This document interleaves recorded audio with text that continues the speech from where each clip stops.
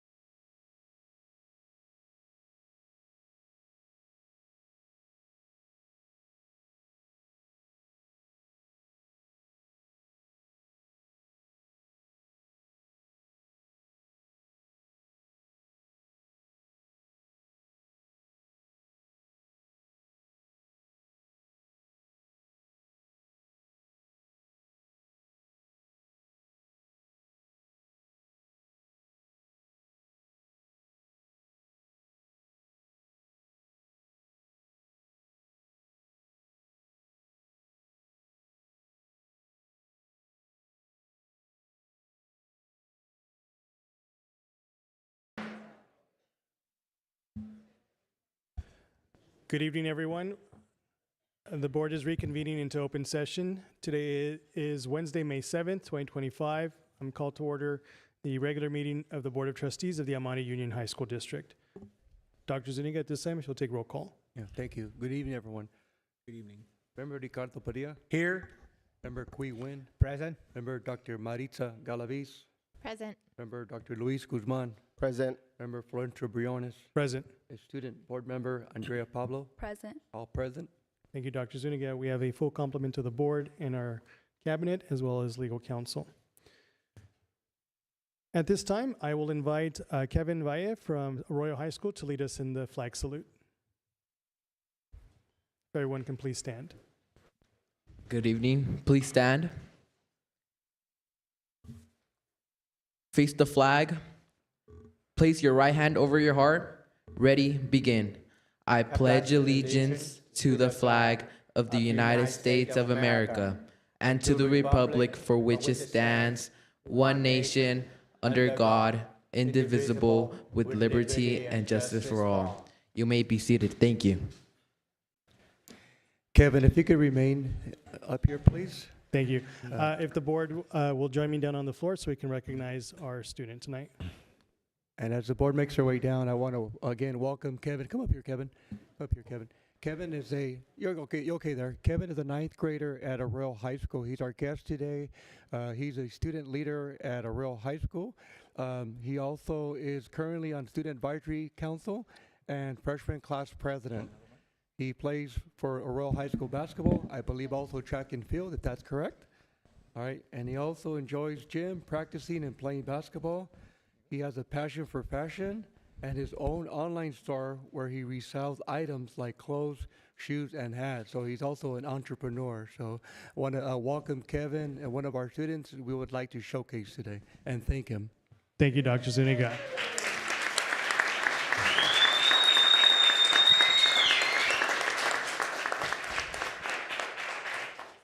I didn't even have to ask for a round of applause. Congratulations. I want to say thank you on behalf of the board. Kevin, we have the certificate here for you. Your contributions to Arroyo High School as a student leader and for leading the flag salute at our board meeting today. Your hard work and perseverance serve as an inspiration to your peers and our entire school community. We celebrate your accomplishments and look forward to your continued success. Congratulations from the Monte Union High School District Board of Trustees. And we have something special here that we give to all of our students and all the individuals that we recognize. We have a lapel pin for you to wear. And I always share with folks, when you wear it with pride, and always remember, you're from El Monte. Do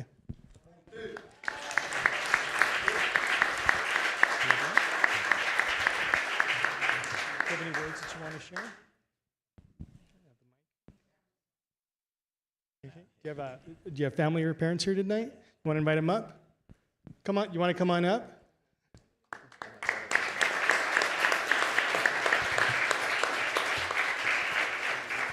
So if you don't have any words to share, we'd like to invite everybody up for a photo. And Maria, if you want to get us ready.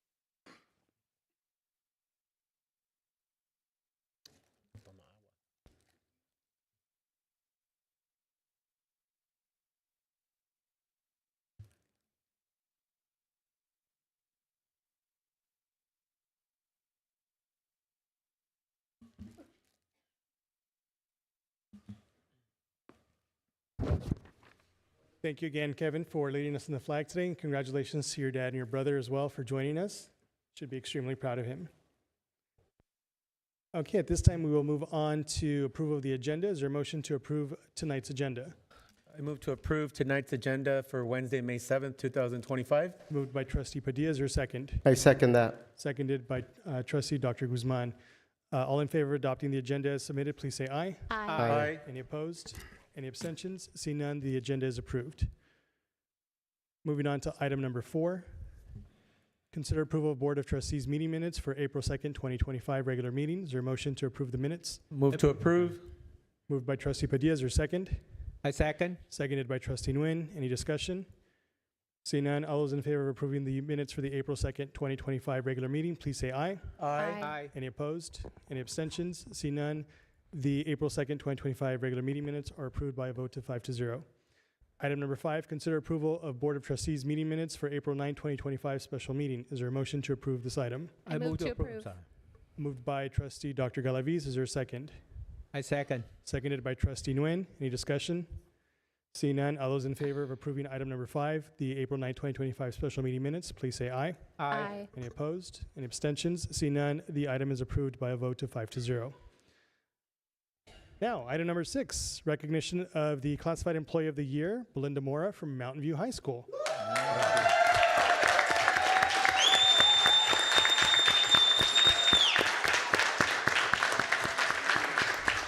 At this time, I will hand it over to Dr. Zuniga.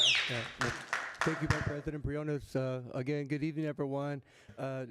We are very, very happy to announce our Classified Employee of the Year for the El Monte Union High School District. As you know, that this is a special time of the year.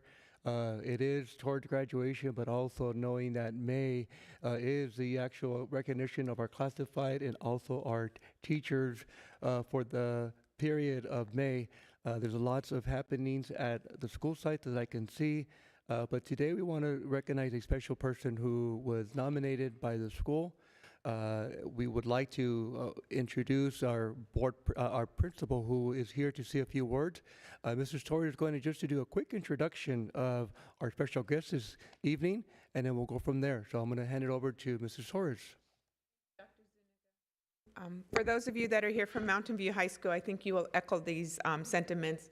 Anytime we need something from Mountain View High School, Belinda is the one to contact, and she takes care of classified certificate students. She takes care of parents. She takes care of everybody, and it's well-deserved recognition on behalf of El Monte Union High School District, especially being voted by your peers and colleagues. And I know that you're not comfortable being here this evening, Belinda, and I know that you're like, I don't want to come. I'm really excited that your school has recognized you. And on behalf of that, Mr. Banyas will come up and he will say some great things about Belinda at Mountain View High School. And then we ask that Belinda also comes up with her family and we'll be able to introduce and speak a little bit and recognize that. So thank you, Mr. Banyas, for being here and your site administration. You're welcome, Dr. Torres. Mrs. Torres. Good evening. My name is Mr. Banyas. I'm a proud and inspired principal at Mountain View High School. Mr. Florencio Briones, Monte Union High School District Board President and members of the Board of Trustees, Dr. Eddie Zuniga, our Superintendent, and members of the Cabinet. To my fellow educators, Monte Union High School District, to our parents who are here, friends, students, families, and those who are watching the live streaming tonight, again, good evening. Tonight, Mountain View High School is honored and proud to recognize the El Monte Union High School District Classified Employee of the Year for 2025. When we received the communication that it was our turn to select a recipient for this meaningful recognition, we invited all our staff to participate in the nomination process. We received an impressive 12 nominations, each one a testament to the incredible dedication of our classified staff at Mountain View High School. From that list, we asked only our classified staff members to cast their final votes, allowing them to boost one of their own. Through this thoughtful and democratic process, one name rose to the top: Miss Belinda Mora, Mountain View High School, Office of Instruction Clerk 3. To begin this conversation or this presentation, let me share some thoughts of Ms. Mora's colleague had to say. I invited my APs to say something about that. Ms. Mora, your colleagues share that you're highly organized, you're consistently supporting our teachers and staff, you're patient, you're calm under pressure, an exceptional problem solver. Honestly, her job would be much harder without your presence in the front office.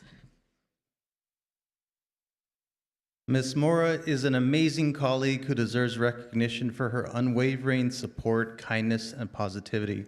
She manages so much behind the scenes and always ensures that teachers and students have what they need. When I have a question, I go to Ms. Mora. When I need help, I go to Ms. Mora. I appreciate her always smiling, her calm demeanor, and her dedication to keep our school running smoothly. I would add that Ms. Mora is the conscience of our school.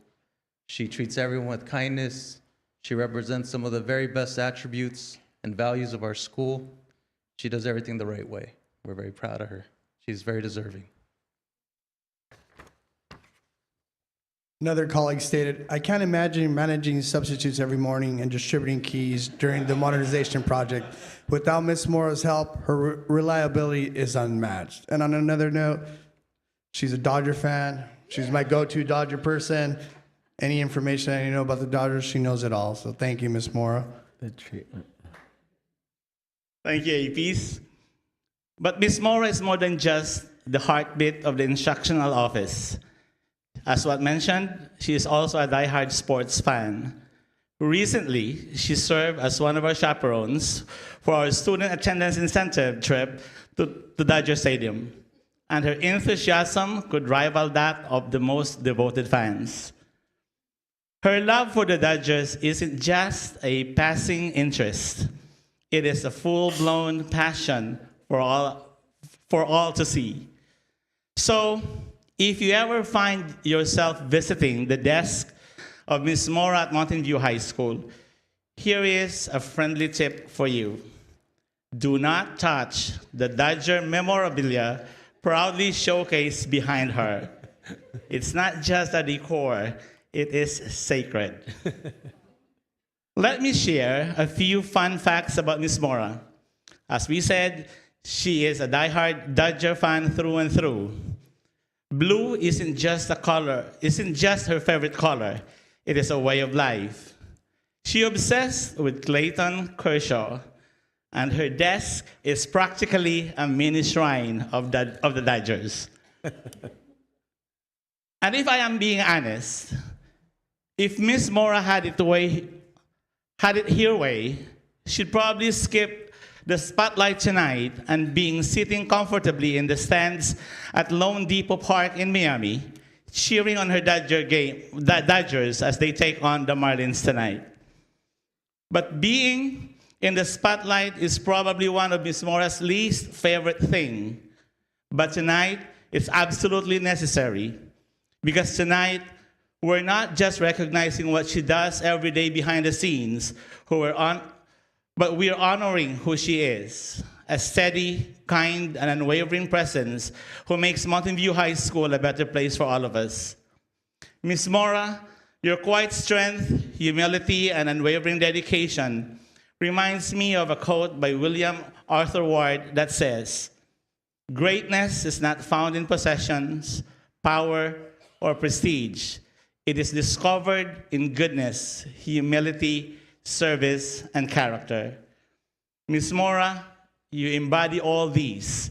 Your work ethic, kindness, and professionalism don't just support our school, they inspire all of us. You make Mountain View High School a better place every day, and we thank you and we celebrate you. Congratulations, Ms. Belinda Mora, our Monte Union High School District 2025 Classified Employee of the Year.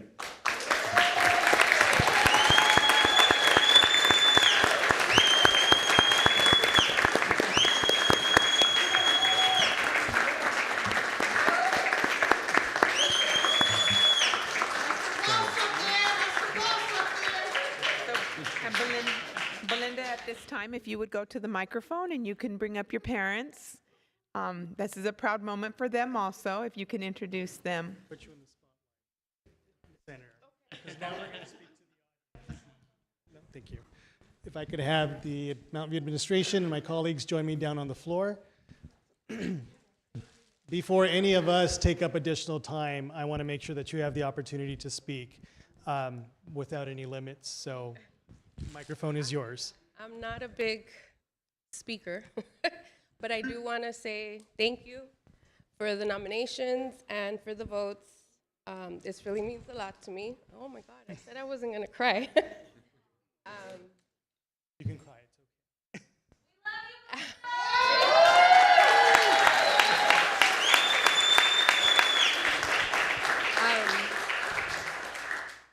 Earlier, Ms. Ligatom said my goal has always been to make sure the teachers and the students have everything they need, and that's what I'm here for. But I wouldn't, this is not mine alone. All the classified staff at Mountain View High School deserve this, and I would like to share it with them from all over, left to right, top to bottom, all classified staff. We all work very hard, and we love what we do at Mountain View. Also, my parents, thank you for instilling the work ethic and for always supporting me and my family, my brothers, my sisters-in-law, and my nephew. Thank you. Thank you very much.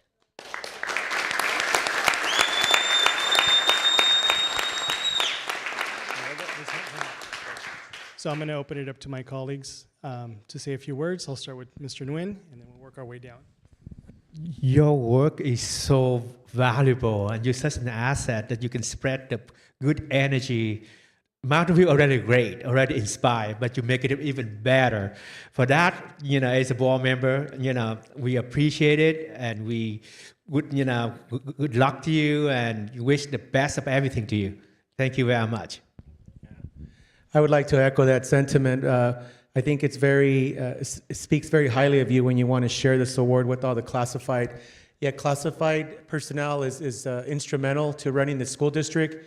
They are the ones that open up the school early in the morning. They put up the flag. They warm up the classrooms. They're the front line in the offices that deal with our students and with our parents. And the treatment that our community gets, office coordinators or clerks deal with the public a lot. And that is the reputation that the community takes out into the rest of the city. And I love hearing how you treat people. And people, there's a Maya Angelou saying of people will always forget what you told them, but they'll never forget how you treated them. And I get it that you treat everybody classified or certificated the same way. And so I applaud you for being an amazing employee. And I know you don't like the spotlight, but it's very well deserved. And thank you also to your family for being here and for acknowledging your parents that, getting work ethic, you need some role models to teach you and instill it in you. And they should feel very proud of your entire family. Congratulations.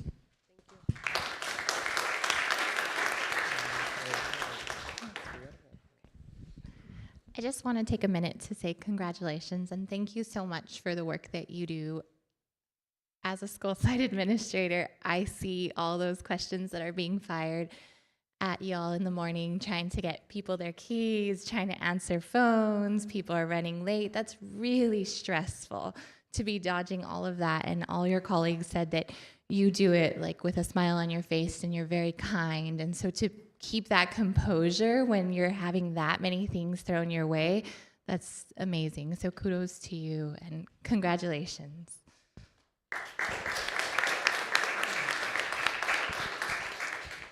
Oh, Belinda, what can I say that hasn't already been said about you? I think for me, just what's coming up is just how you inspire everyone around you to be better. From the students, the staff, but you're also the glue that holds it all together. It sounds like your colleagues, your site administrators recognize how important you are. And it's a testament to the hard work, the dedication, but also your parents, right? very much sounds like you're a reflection of all the work that they did in raising you. And so tonight, I really want this to be 100% about you. And for you too, I know there's a lot of humility in you. You already said you want to share the spotlight with everybody else. But really, this is our way letting you know that we appreciate you. All the work that you do every single day gets noticed, and we see you, and you are a shining example of El Monte Union High School District. When they say El Monte Union High School District inspires, you are a shining example of that. So congratulations on this very well-deserved award.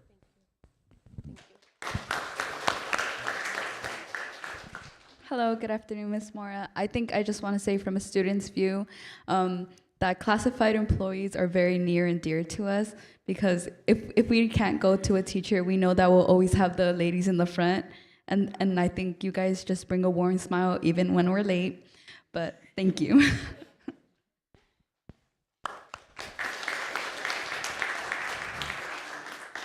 So I'll wrap it up before I hand it over to Dr. Zuniga if you have any remarks. Okay.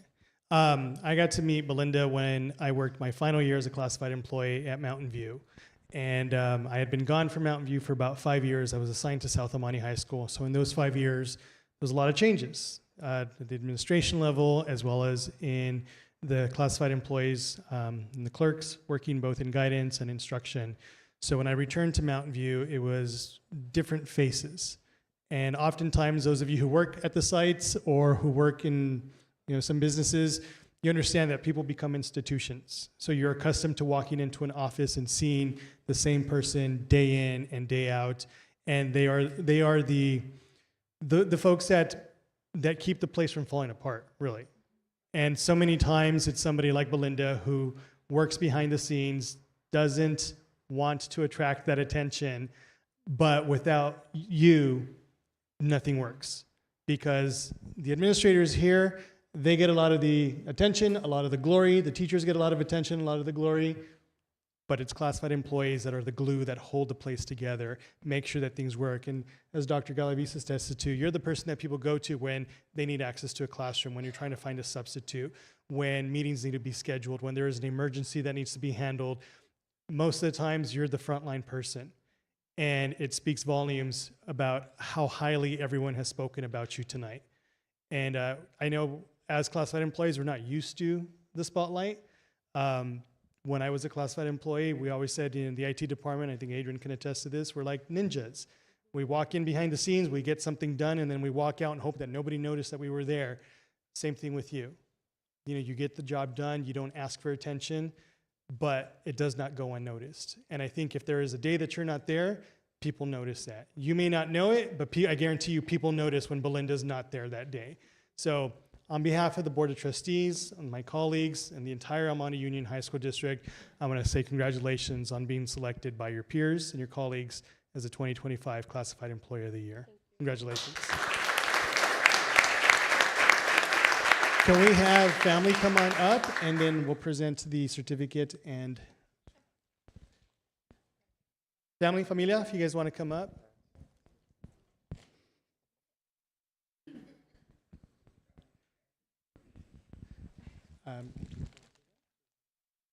Okay.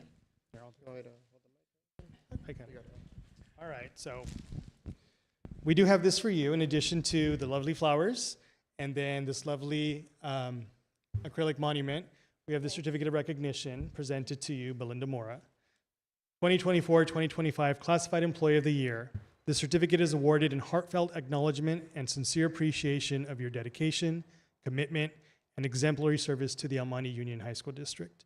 Your unwavering support, tireless efforts, and exceptional contributions have significantly enriched the lives of students, colleagues, and the entire school community. Congratulations from the El Monte Union High School District Board of Trustees. And of course, a lovely lapel pin for you as well. Thank you.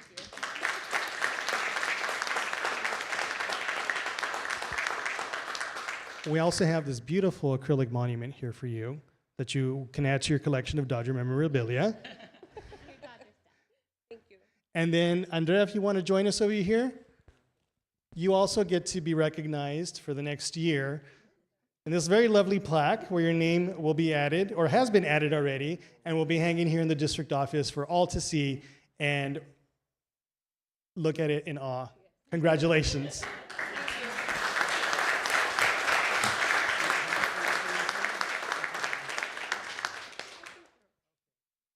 Maria, if you'll join us and then kind of direct us where to go.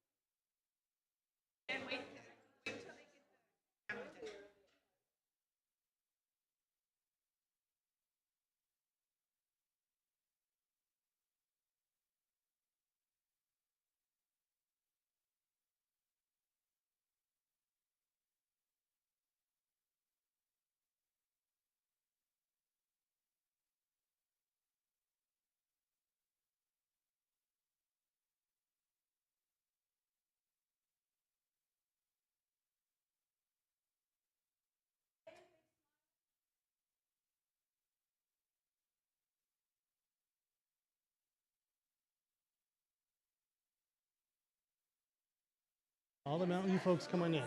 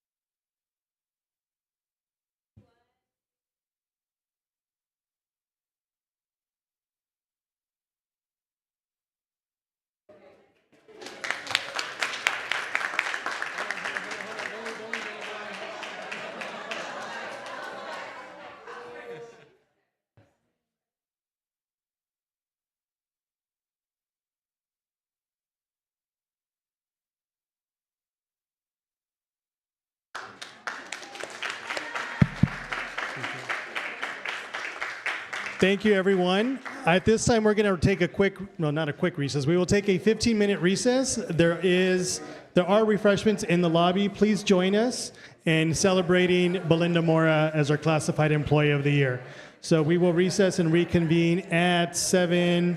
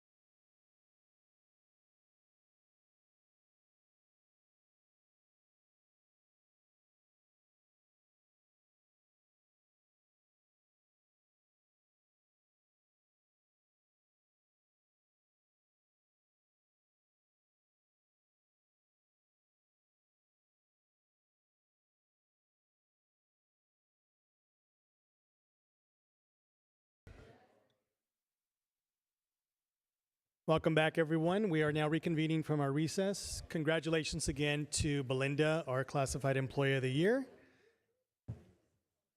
The board will now return to our open session. This time we will move on to public comments. We have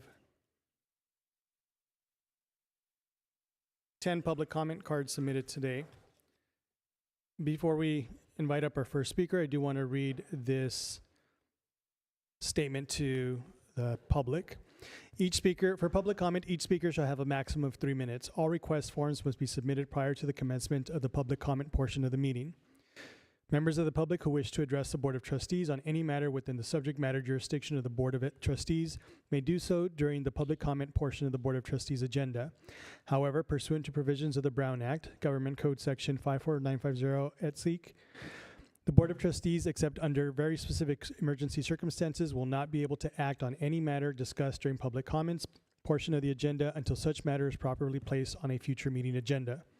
The Board of Trustees may direct district staff to investigate and/or schedule certain matters for consideration at a future board meeting. The Board of Trustees cannot respond to specific questions from the public. At this time, I invite Jeff Bolin.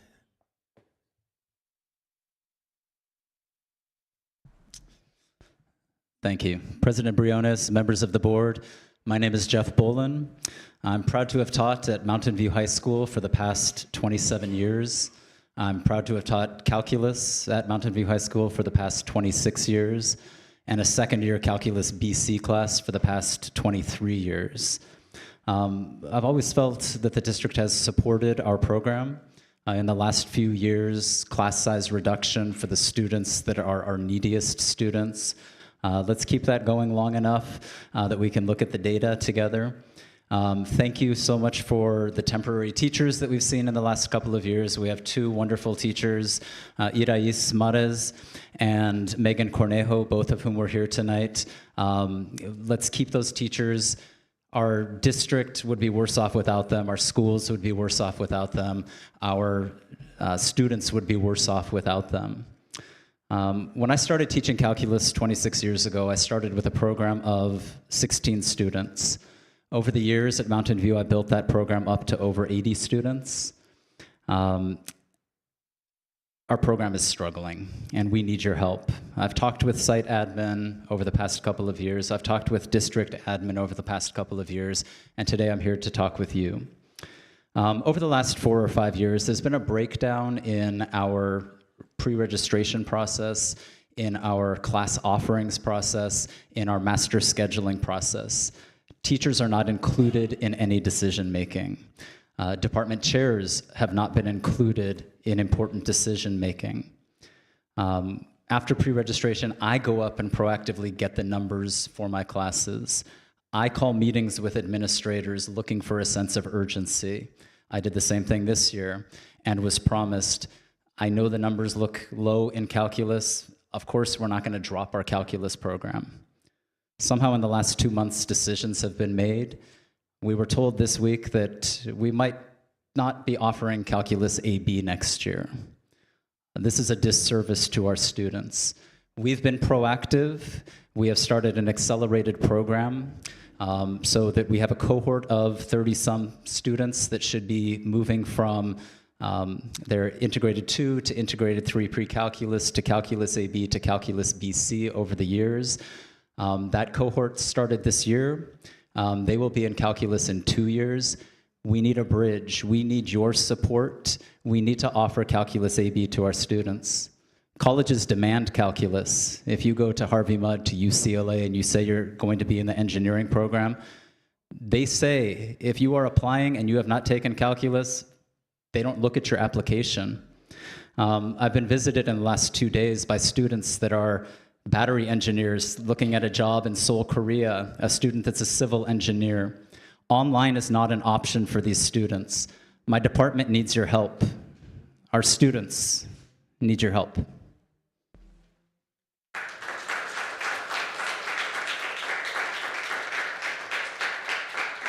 Don Quick.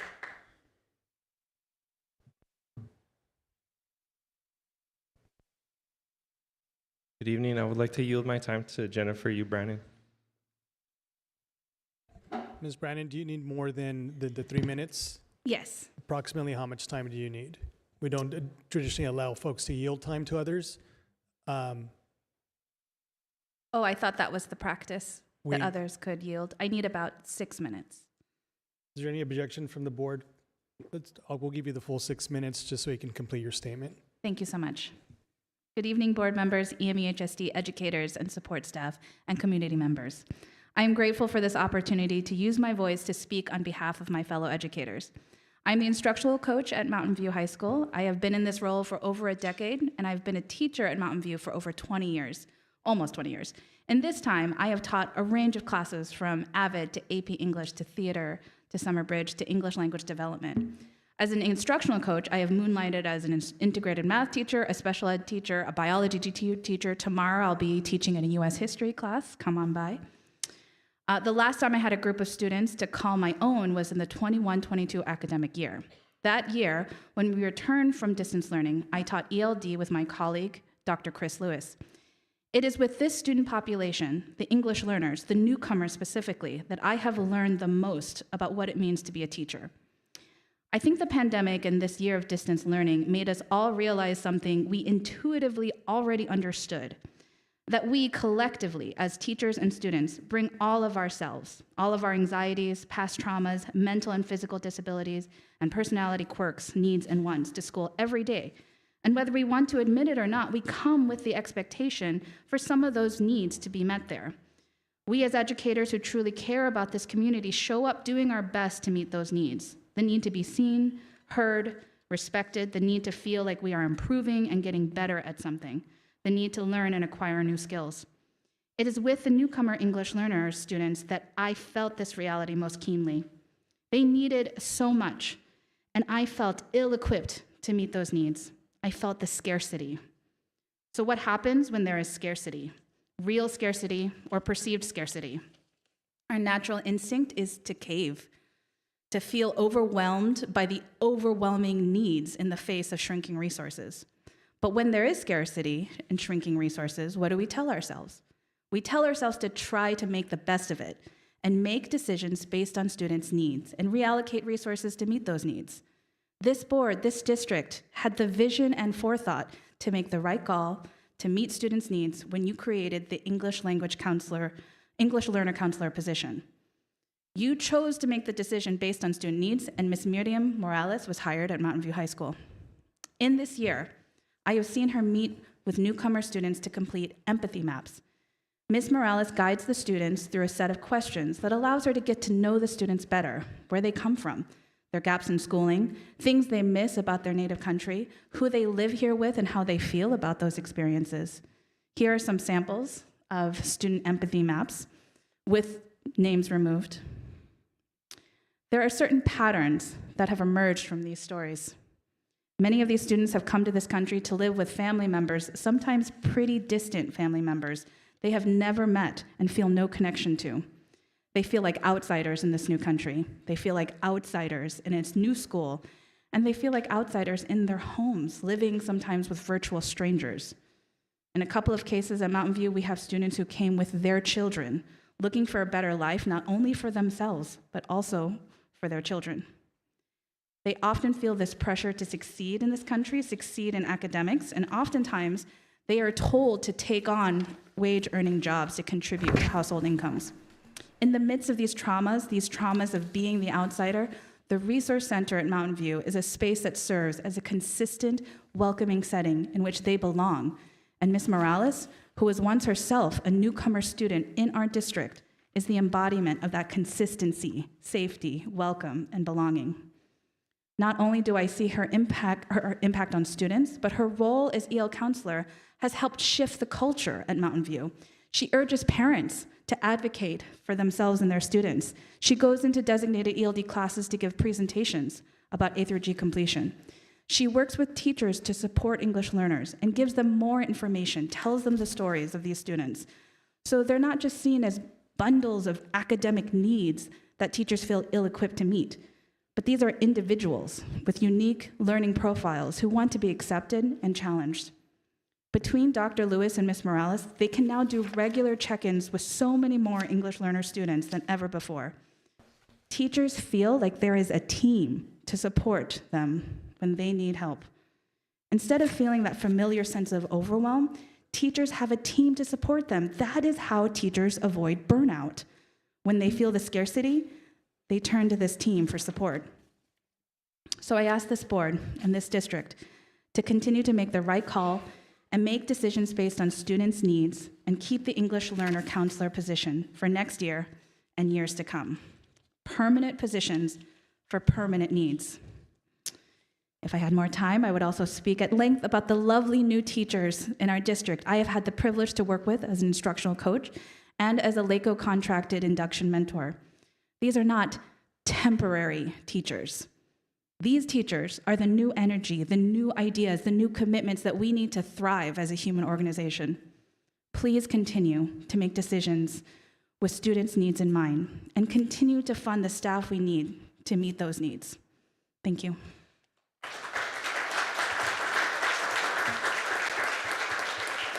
Miriam Morales. Miriam Morales. Okay, thank you. Joseph Vasquez.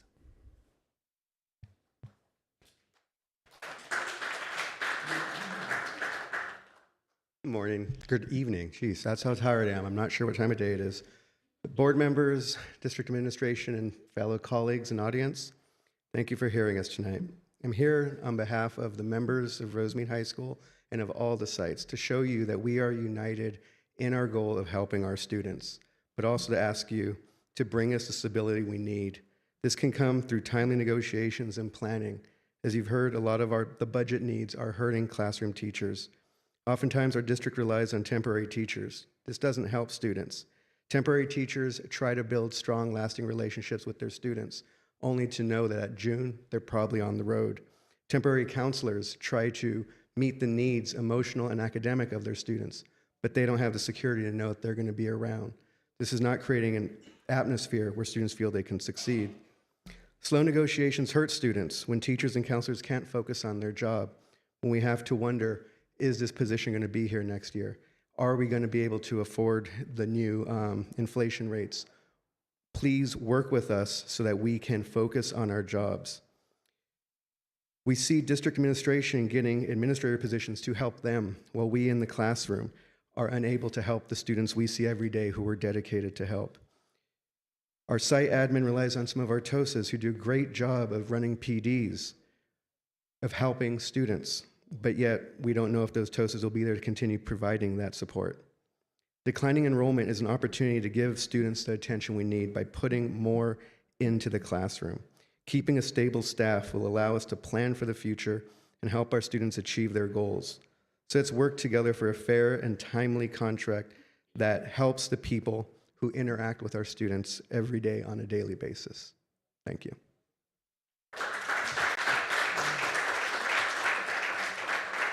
Sara Quesada.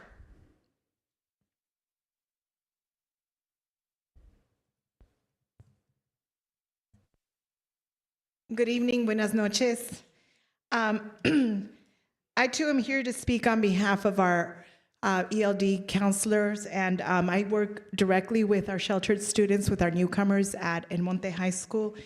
And I wanted to share, for me, who I've been in the classroom for 36 years, day in and day out, not to say that this about all of my students, but the ELD students, the newcomers, are particularly inspirational, and when I look at them, it just reminds me of what my duty is.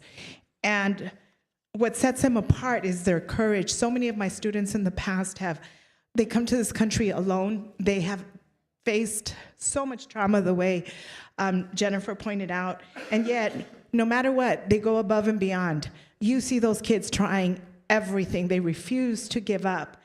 And it is that ganas, that resiliency that they carry, in addition to working full-time jobs. A lot of our kids work full-time jobs under the table. A lot of our kids are parents themselves. And I'm sure a lot of them are embroiled in this national immigration political battle that we're facing on a daily basis. And yet they show up day in and day out. For us at El Monte, Liliana Alarcón has been incredible. Even though we have an amazing staff and they work with Ms. Brenthal and so many of our other counselors, the fact that they have Ms. Liliana to go to that hub, that central place for them, has been monumental for them. A lot of them wanted to come and speak on her behalf, and I advised them not to. We're streaming live, and we know the situation nationwide, so it was probably not a good idea for them to expose themselves to the vulnerabilities that we are facing. Who knows? Maybe if the 14th Amendment is revoked, I don't know if I'll be allowed to stay here. But and I agree with what Jennifer Brennan had mentioned. A year ago, our district made a very wise decision to hire our ELD counselors, and it has made a tremendous impact on our students. Why? Well, they identified the needs of our students, and students know where to go. It's a central location. They feel safe there. And I urge you to extend that position and to vote for that position, not with numbers, but with what we're really here for. We're here for the service of our students, for that cariño, for that home that we build for them. And these positions are vital for those particular students. And I hope that we continue to fund that. It has yielded incredible results on our campus. It's not quantifiable. That cariño that they feel, that love, that sense of belonging is not quantifiable. But what is quantifiable is the progress that our students have made. And we're here ultimately to support all of them. So I urge you to please continue the program. Thank you.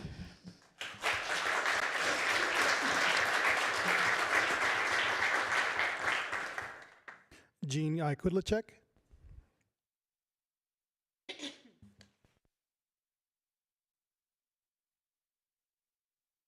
Hello, board members and district officials and members of the audience. My name is Jean Kudlacek, and I teach ELD 1 and ELD 2 as well as AVID at Rosemead High School. And I am here to advocate for a little bit of a different situation, but regarding our ELD students. It is a need that we have in our school, which is very significant.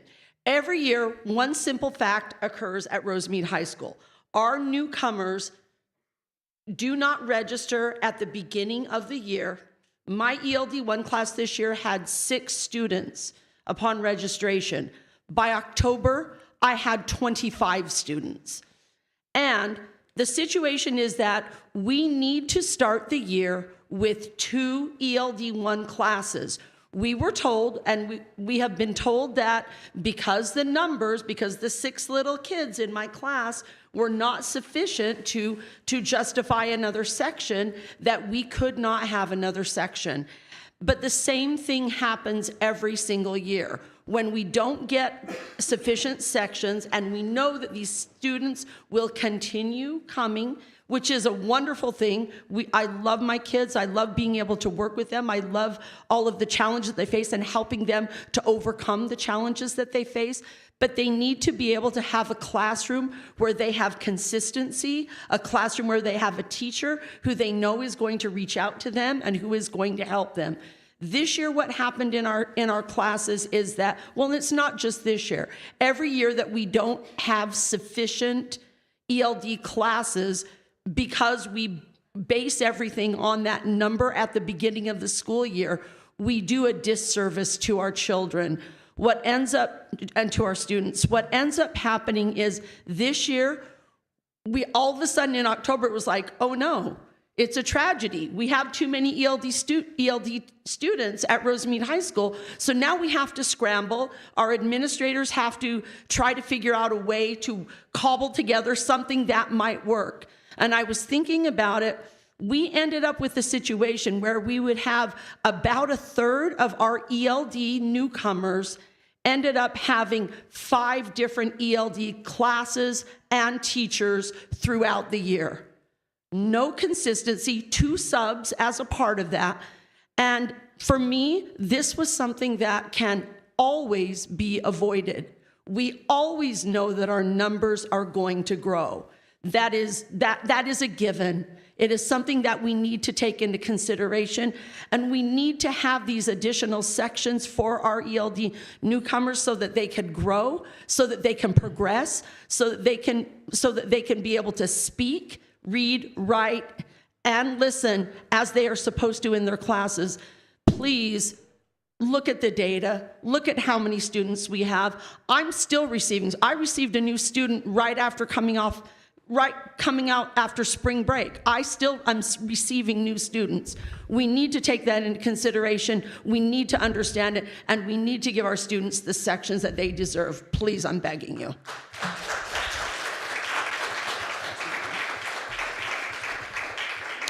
Luis Serrano. Good afternoon. If you allow it, I would like my colleague, Don Quick, to speak during my time. Mr. Quick, do you need additional time beyond the 3 minutes? I'm sorry, I couldn't hear you. Okay, so I'll give Don your time, just 3 minutes flat. Thank you.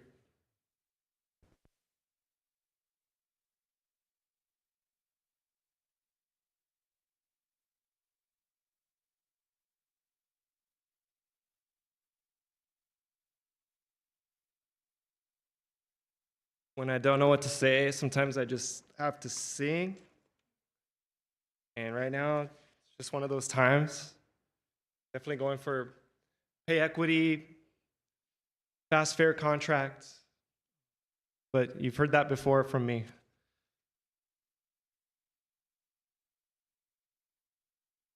And I wanted to ask folks to stand by me.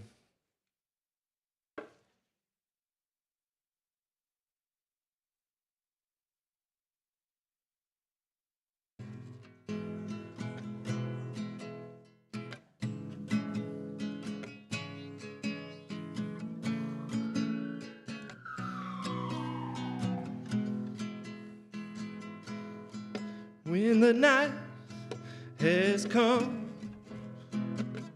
and the land is dark and the moon is the only light we see,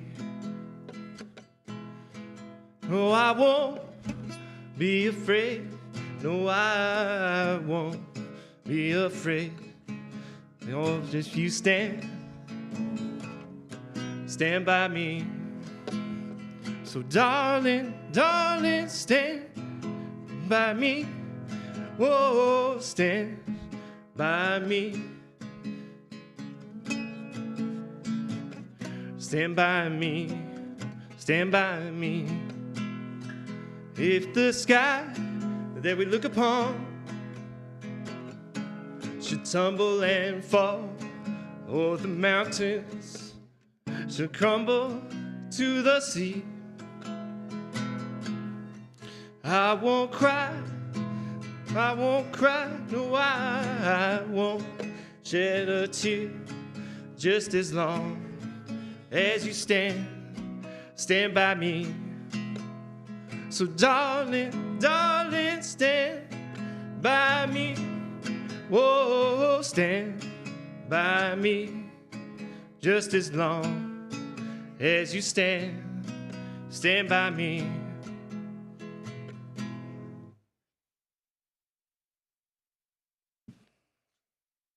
Right now, we're living through some hard times.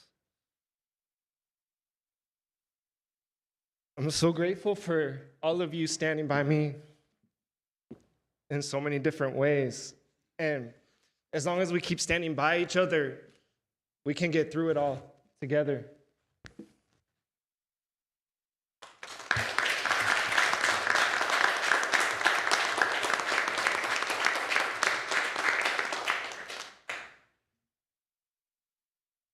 Rodrigo Diaz.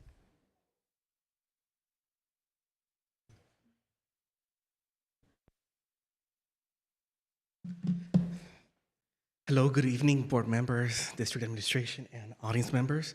I'm here just to echo what many of my colleagues have already shared. And I do want to start by thanking you because you did see a need when it came to our English language learners, and you did create those positions, for the ELD counselors. And like my colleague Sara Quesada said, Liliana Alarcon plays such a critical role at our campus to support our students, to create a safe space for them. We also heard about Ms. Morales at Mountain View, and then of course we have all the other positions as well. And I would like to encourage you to continue supporting that, like somebody said, not just for next year, but also for years to come. You know what? Let's make our students feel loved with, their ELD counselors, their EL TOSAs. Let's keep those shelter classes for them. Like Ms. Quesada said, it is a very vulnerable time for many of them, and it is important for us to unite forces and to find every possible, might within us to provide those kids with a safe space and make them feel nurtured and make them feel loved, make them feel that they belong, and make them understand that they are not alone. They were not alone yesterday. They're not alone today, and I hope so that they won't be left alone tomorrow. Thank you.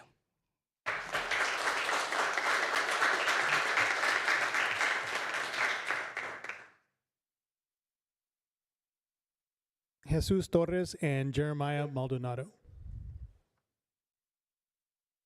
Gentlemen, will you be splitting the 3 minutes, or do you each need 3 minutes? We'll be splitting it, sir. You'll be splitting it? Okay. Good evening, board members. Good evening, board members. Good evening, board members. I am Jeremiah Maldonado. This is Mr. Jesus Torres right here. We are students at Mountain View High School, and we have come to talk to you today about the cutting of student courses. We have lost French 3, the whole of Mandarin, and have constant pressure of ethnic studies.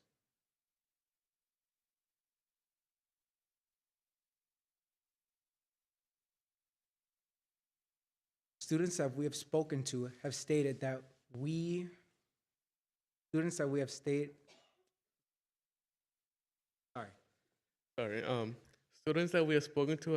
that they wanted the before mentioned classes and don't understand why they are being cut or removed. We would like these classes and request a return and implementation of the classes that have been cut or removed. The pre-registration of French 3 was 15, which should be enough for the classes, but still lingering suspect that French 3 might not be offered, even with the student amount stated. We would also like to request the addition of an ethnic studies course as a year-round course, and perhaps even an AP ethnic studies. Me and Mr. Torres have both taken ethnic studies, and we both agree that Mr. Mendoza's teachings need to be furthered. And us as Chicanos, we need more time and more teaching to understand what happens in our community and has happened in our community. And we request that it become a year-round course. We require help to raise awareness for these courses. Me and Mr. Maldonado are the voices of students past and present. All those students that have not come in, such as the freshman class of 2027, don't have an experience with these classes. We would like to give them the chance of having options, and please consider our word and please consider taking our word into consideration. Before you go, gentlemen, before you go, could I have you come back to the mic? Can you give me the 3 courses that you listed at the very beginning? I heard French 3, but I missed the first. It was French 3, Mandarin, and ethnic studies. Thank you. So this concludes the public comment portion of our meeting. Thank you to all of our speakers tonight. We do appreciate the comments that you've shared with the board. I do ask those folks who are going to be departing right now. If you could please do so quietly as to not disrupt the remainder of the meeting. But of course, you are always welcome to stay and watch the remainder of our proceedings. At this time, we'll move on to communication from union representatives of the El Monte Union Educators Association and California School Employees Association. Is there a EMUA rep today? Ms. Bazile, if you would join us, please.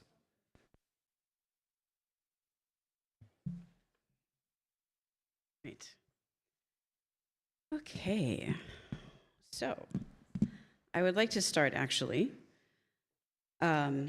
with some comments that one of my members who could not attend would like to share. And then I will continue with my own. Good evening, school board members, EMUHSD faculty and staff, and members of the El Monte community. My name is Dr. Chris Lewis, and I have been the English learner teacher on special assignment for the last 6 years at Mountain View High School. In that time, we have seen tremendous changes with regards to our multilingual learners, including a growing population of newcomers and continued needs of long-term English learners after the pandemic. Our office is responsible for serving 300 students who are currently identified as English learners, and an additional 200 students who have reclassified in the last 4 years. In addition to providing academic support through grade checks, setting goals for graduation, exploring college and career opportunities, one-on-one tutoring, and LPAC testing, we also provide necessary social and emotional learning as students navigate a tumultuous political context. The addition of an English learner counselor, Ms. Miriam Morales, has had such a positive impact on our students, allowing us to interact with more students who need guidance and a safe space. I have been put back in the classroom several times to teach ELD, which prevented me from doing many of the mandatory tasks, but the experience changed what I thought about language, literacy, and social development.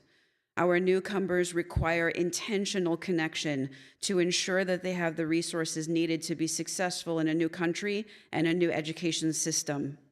Ms. Morales has been instrumental in consistently meeting with newcomers to hear their stories. We also meet regularly with our long-term English learners who have very different needs. Students have continued to lose access to academic support as courses designed to increase language and literacy have been cut completely or have had section offerings reduced. We do not even offer enough sections of classes that are supposed to provide designated ELD for all of the students that need it. With the support of the English Learner Counselor, we are able to meet with students more frequently to review their academic progress. The English Learner Counselor position has flown as temporary, but our need requires a permanent position. Knowing the position will be there allows for us to plan more effectively. This includes what groups of students we meet, especially our incoming 9th graders who we know need to be set up for success early in their high school experience. Please continue to support our multilingual learners by providing them access to courses that accelerate their literacy development, and most importantly, the continued support from our English Learner Counselor.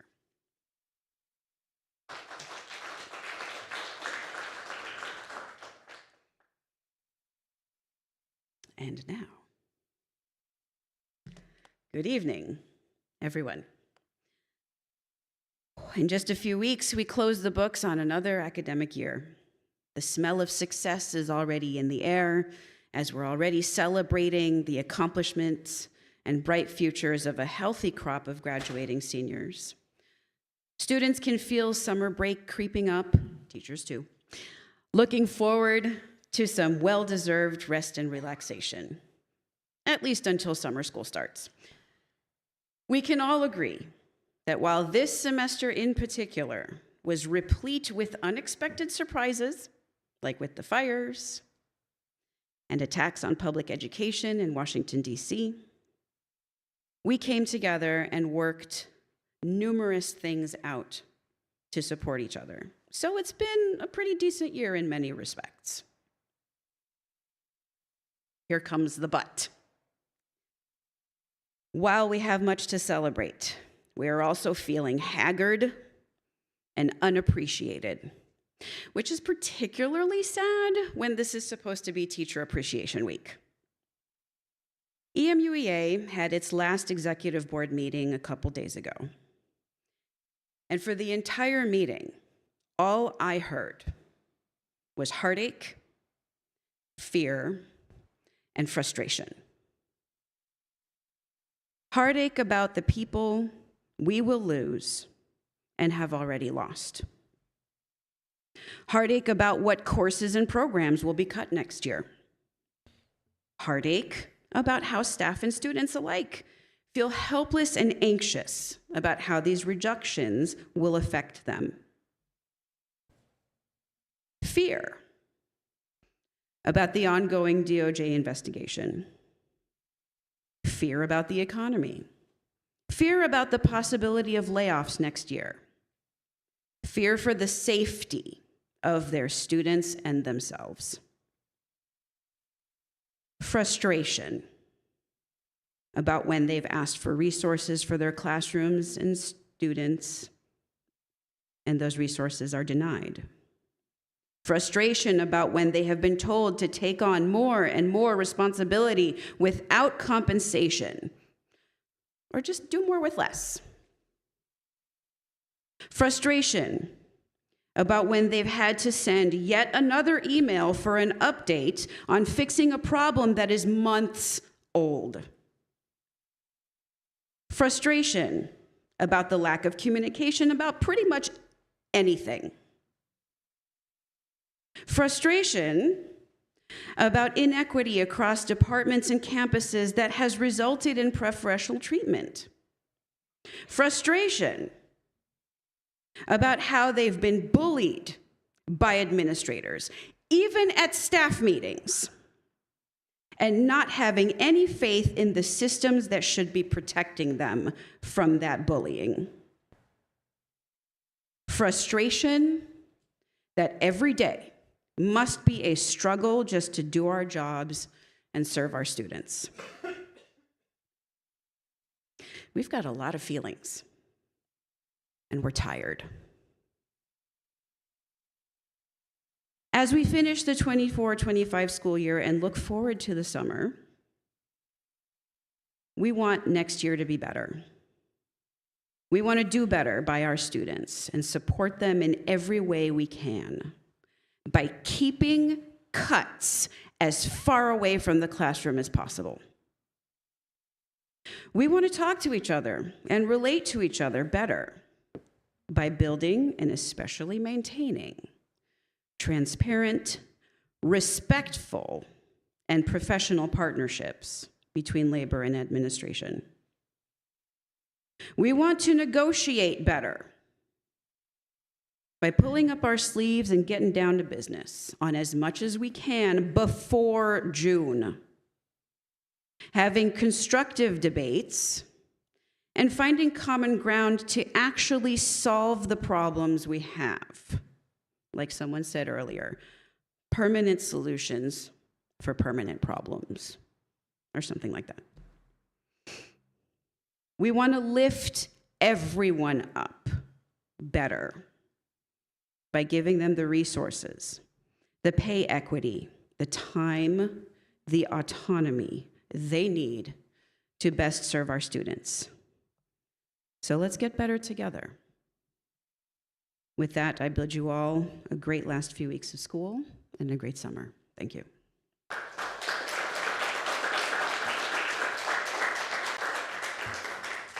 Thank you, Ms. Bazile.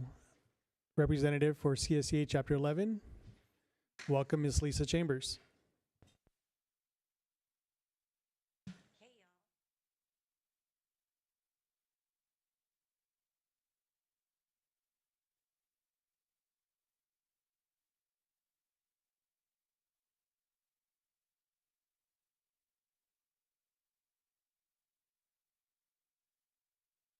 Thank you.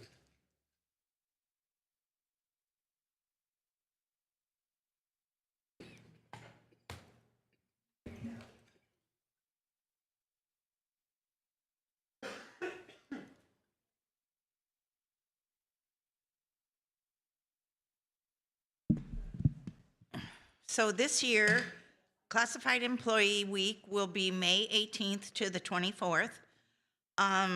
Each May, California salutes the important contributions of classified school employees during Classified School Employee Week.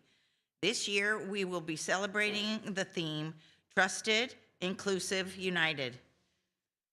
Classified School Employee Week is when our colleagues and community honor our hard work and dedication to our students. We are used to working behind the scenes, but this is our time to be celebrated. Classified employees have earned respect as educators and partners in the education community. More importantly, they have become recognized as the essential frontline workers who keep our schools up and running while making a difference in the lives of the students they serve. I congratulate Belinda as the Classified Employee of the Year, and I want to thank my membership for everything they do, Chapter 11, for El Monte Union High School District, and thank the how we're celebrating at the schools. I know we have a certain time at Rosemead, so, and I'm hoping that the others have that as well. So thank you for that, and celebrate your classified employees because they're kind of awesome. So thank you.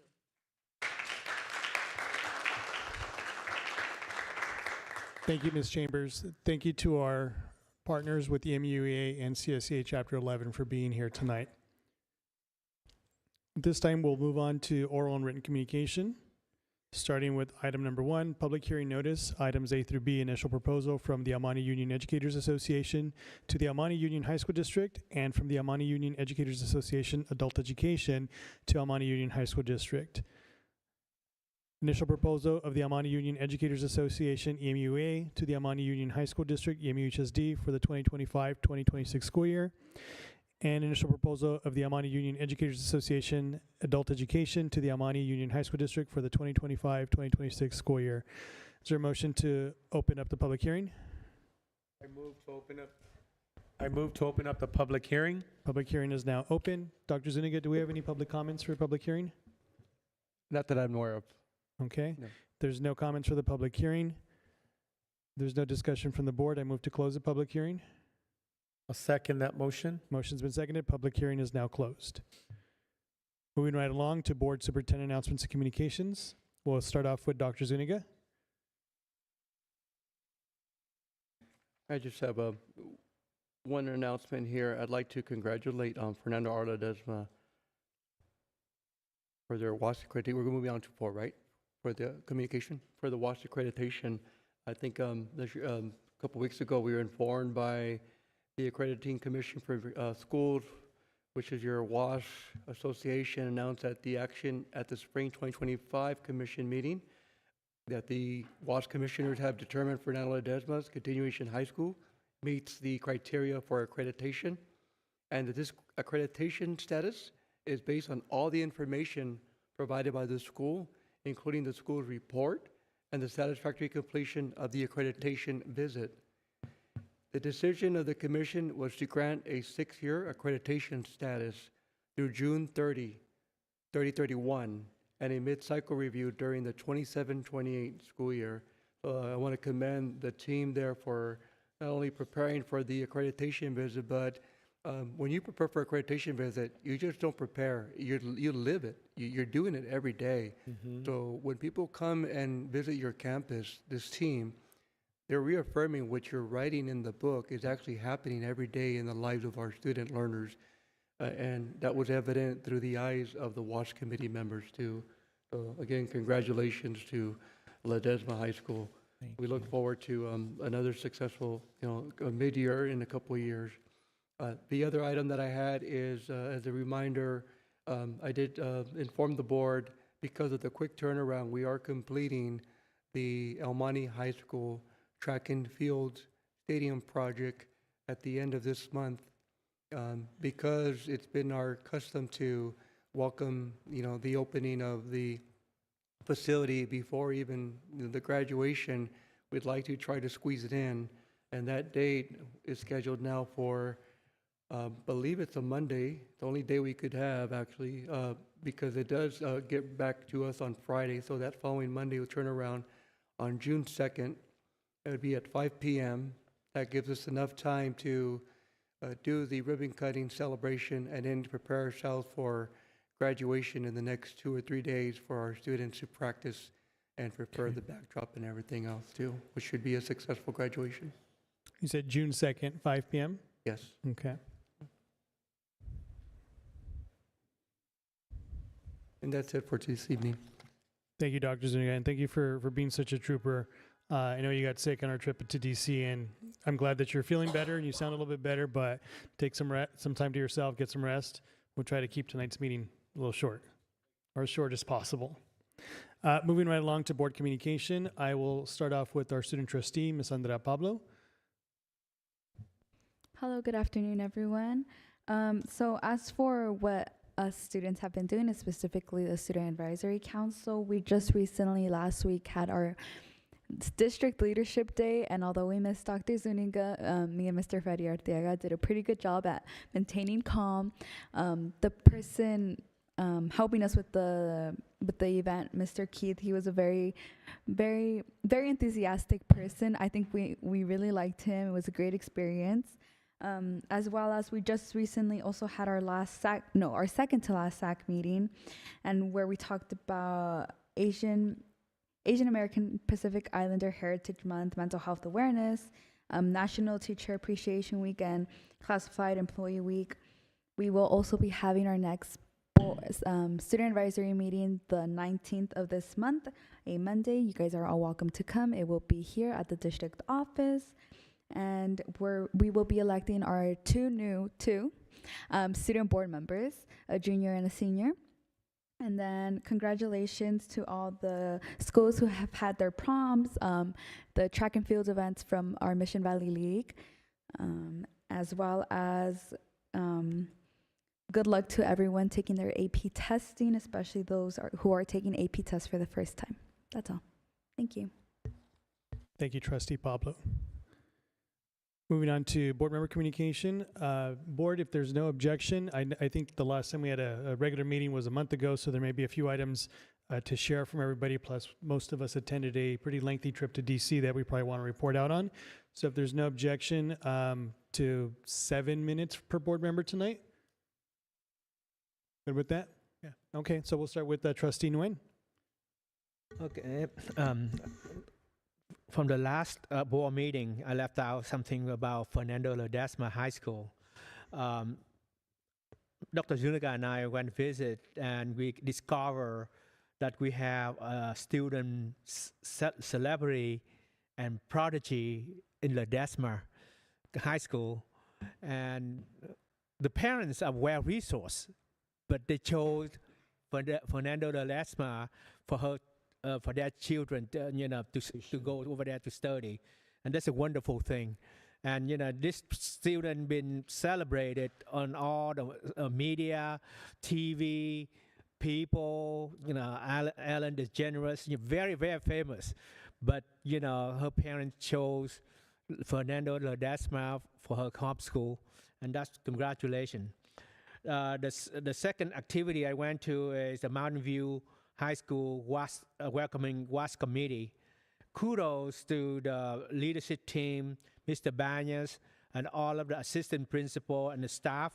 They went all out to welcome a WAS committee, and it's unique. It's, even one of the WAS committee. Brian, he is the principal of Westlake High School, also the math teacher.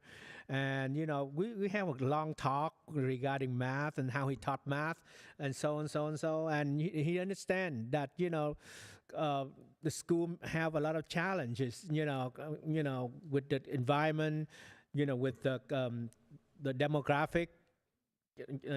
But, like I say, but Mountain View is a special high school. And it can be, it have a new facility. They have the bank. They have the media, and they have almost the theater. And it's an exceptional show that Mr. Banyas and their team, put on and show everybody. And I also attend the exit report out from the class. And all of them, they report very well, because, it's the rich in culture, but the only thing, some area need growth, like, teachers should, update their grade book more because parents want to know, even though they're not contractually required. But, it happened not only at Mountain View School District.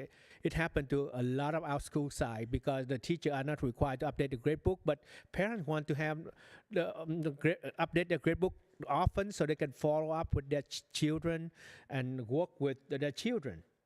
The third part is we, Dr. Zuniga, I, and our board member, Dr. Marissa Galavis, and Mr. Brianas, and Mr. Ricardo, we went on coast to coast for federal advocacy trip. And it's very, very helpful because our school district are represented by 3 different Congress women. One of Judy Chu, the other one is not woman, and the other one from Mr. Gil Cisneros and Lisa Calderon, I believe.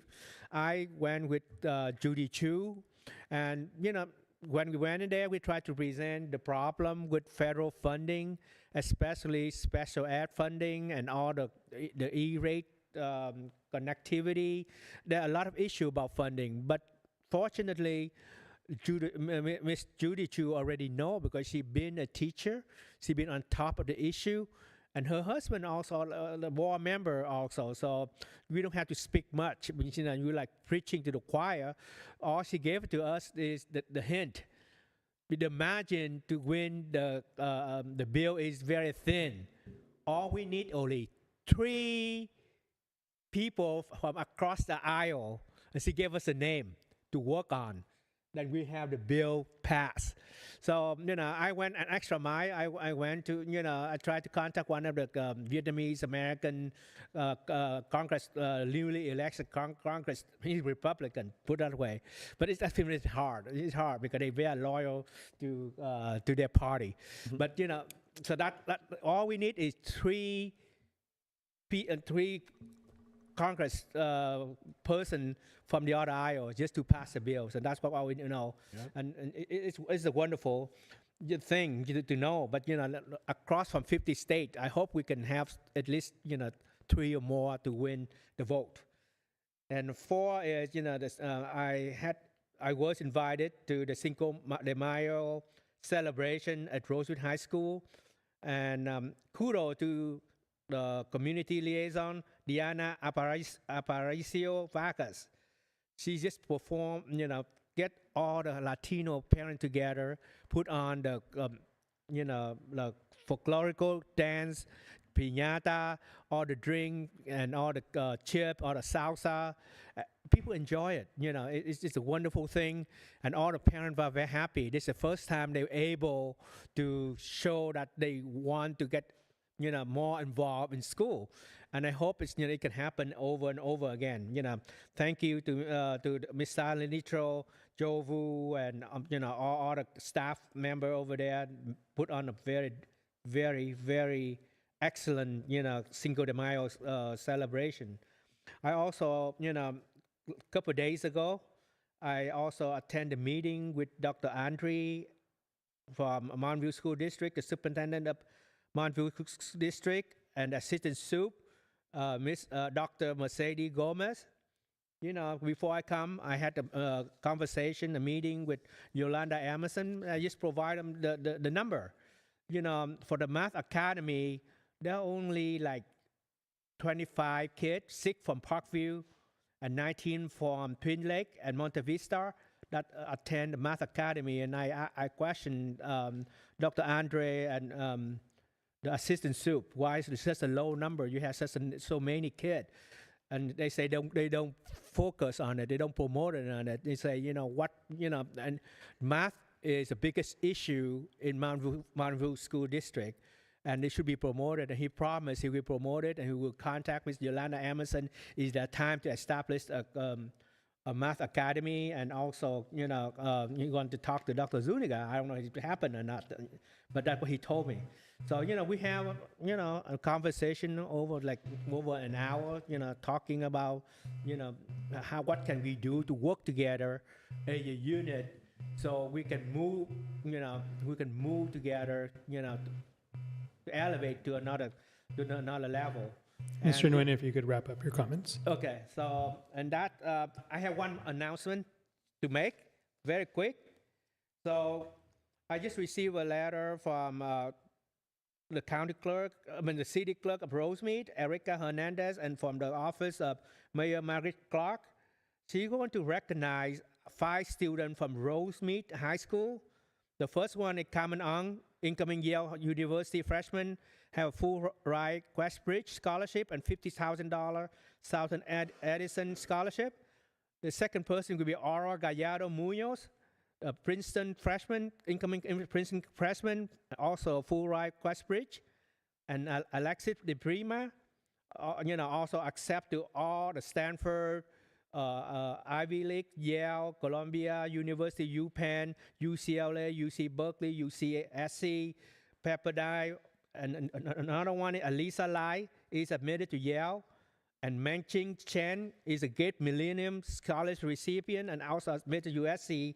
And she said, you know, anybody come to the recognition is on the council meeting on May 13 at 7 o'clock. So anybody want to come, please let Alma know so they can recognize at the meeting at Rosemead School Council, well, not School Council, but City Council at 7 o'clock, and that's it. Thank you, Mr. Nguyen. Mr. Padilla? Yes, thank you. Good evening. First, I'd like to congratulate Fernando R. Ledesma High School for their 6th-year accreditation by WASC. That is just so deserved, and just Dr. Zuniga said it best. You know, when you write that, the report that you send in, and then the people come, or the auditors or the team that comes to see it, they actually got to see what truly happens at Fernando Ledesma day in and day out for a number of years. So congratulations to the leadership of Mr. Freddie Arteaga, together with all of the teachers that work there and the entire staff. They're truly the epitome of the definition of team. You know, together everyone achieves more. And when I think of that, I always think of Fernando R. Ledesma High School. So kudos to Fernando R. Ledesma High School. They make me extremely proud. It all starts and ends with leadership. I did attend the Coast to Coast Washington, D.C. federal advocacy trip. And, you know, we can meet with our legislators here regarding state issues, but a lot of our funding comes from the federal government programs such as Title I that focuses a lot on our English language learners, as well as special education. Originally, the promise was for special ed to be funded at 40%. The reality is that we don't get 40% from the federal government. We only get about 7 or 8%. And that is just unacceptable. And that's why our legislators there needed to hear from their constituents here in California. And I was glad to go there. This board, you guys know, if you watch these meetings, we don't always agree on everything, but we do agree on defending English language learners, foster youth and homeless, and our special education students. And so, like my colleague Kui Wen said, we are preaching to the choir. Judy Chu gets it. So does Mr. Gil Cisneros. And so when I was there, I did go and I spoke to another member, and there too I was kind of speaking to the choir. And I did visit Linda Sanchez, Congresswoman Linda Sanchez's office. And you might ask why. It's because a lot of times when we go there, we're preaching to the choir. Our people on our side of the aisle, they get it. And when I say our side of the aisle that are supportive to education, talking about the Democrats. And yes, the magic number is 3. I did find out that we need 3 people on the other side of the aisle to come on over and support IDEA, or the Individuals with Disability Education Act, in order to increase the funding for that population. That was probably the most worrisome for me, in that if the IDEA, if there are any cuts more than we've already received, will definitely affect our general fund. Just this year in the El Monte Union High School District, we have a total of 24 students that are special education students, not the ones that are that are enrolled with us, but 24 students that we have to pay for an NPS, which are non-public schools because we do not have the services to meet their needs based on their IEP or in their individualized education plan. Right now, together with those 7 or 8% that we receive from the federal government, it totals $2.3 million just for those 24 students. But we do it. Why? Because that is our legal obligation, and we use some IDEA or special ed funds as well as general ed fund in order to meet this need. So for me, that was one of the biggest worries. We also advocated for E-rate. What is E-rate? This has to do with all of our infrastructure for technology. 90% of the funding that we have for our infrastructure in our schools with all of the technology comes from E-rate. If there were to be any cuts in that arena, it would be detrimental to us and our students being able to do the things that we do daily. Also, we were there to advocate for the free and reduced lunch program. You know, I'm hoping that they don't continue to cut it. It's something that is very close and dear to my heart. This is a working class community that depends on that breakfast and on that lunch so that the family just has to worry about paying for dinner. And so I hope that they don't make major cuts in that. So our legislators need to hear that. Even if they're far away, they need to be reminded who they work for and that we have, you know, shared constituents. And so I was glad to see President Briones, Dr. Maritza Galaviz, Mr. Qui Win. Again, we are not always united in everything or agree on everything, but on that, we were extremely united and we were staunch advocates, and we made sure that they heard it from the California delegation. And then just the last thing is mental health. There is a lot of fear. There is a lot of anxiety. This is my 32nd year as an educator, and yes, I see the little faces. But if it's little faces at the elementary or the little faces at the middle school or the little faces at the high school, it's still our same children, and we do need to protect them. You know, I believe, you know, that I'm one of the staunchest advocates when it comes to English language learners because I'm an immigrant. I was an English language learner. I still don't think I have been reclassified because I haven't mastered the English language, but I support that population in any way that I can. I will continue to do that for as long as I'm elected on this board.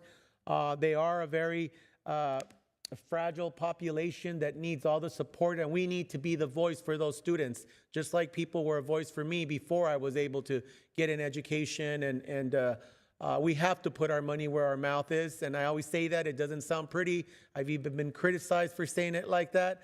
I don't care if it sounds mean. We need to put our money where our mouth is and respect them. Follow the money, follow the budget, and you can tell where a district stands and their values. That's the word I'm looking for. Follow the budget, follow the money, and you will know a school board's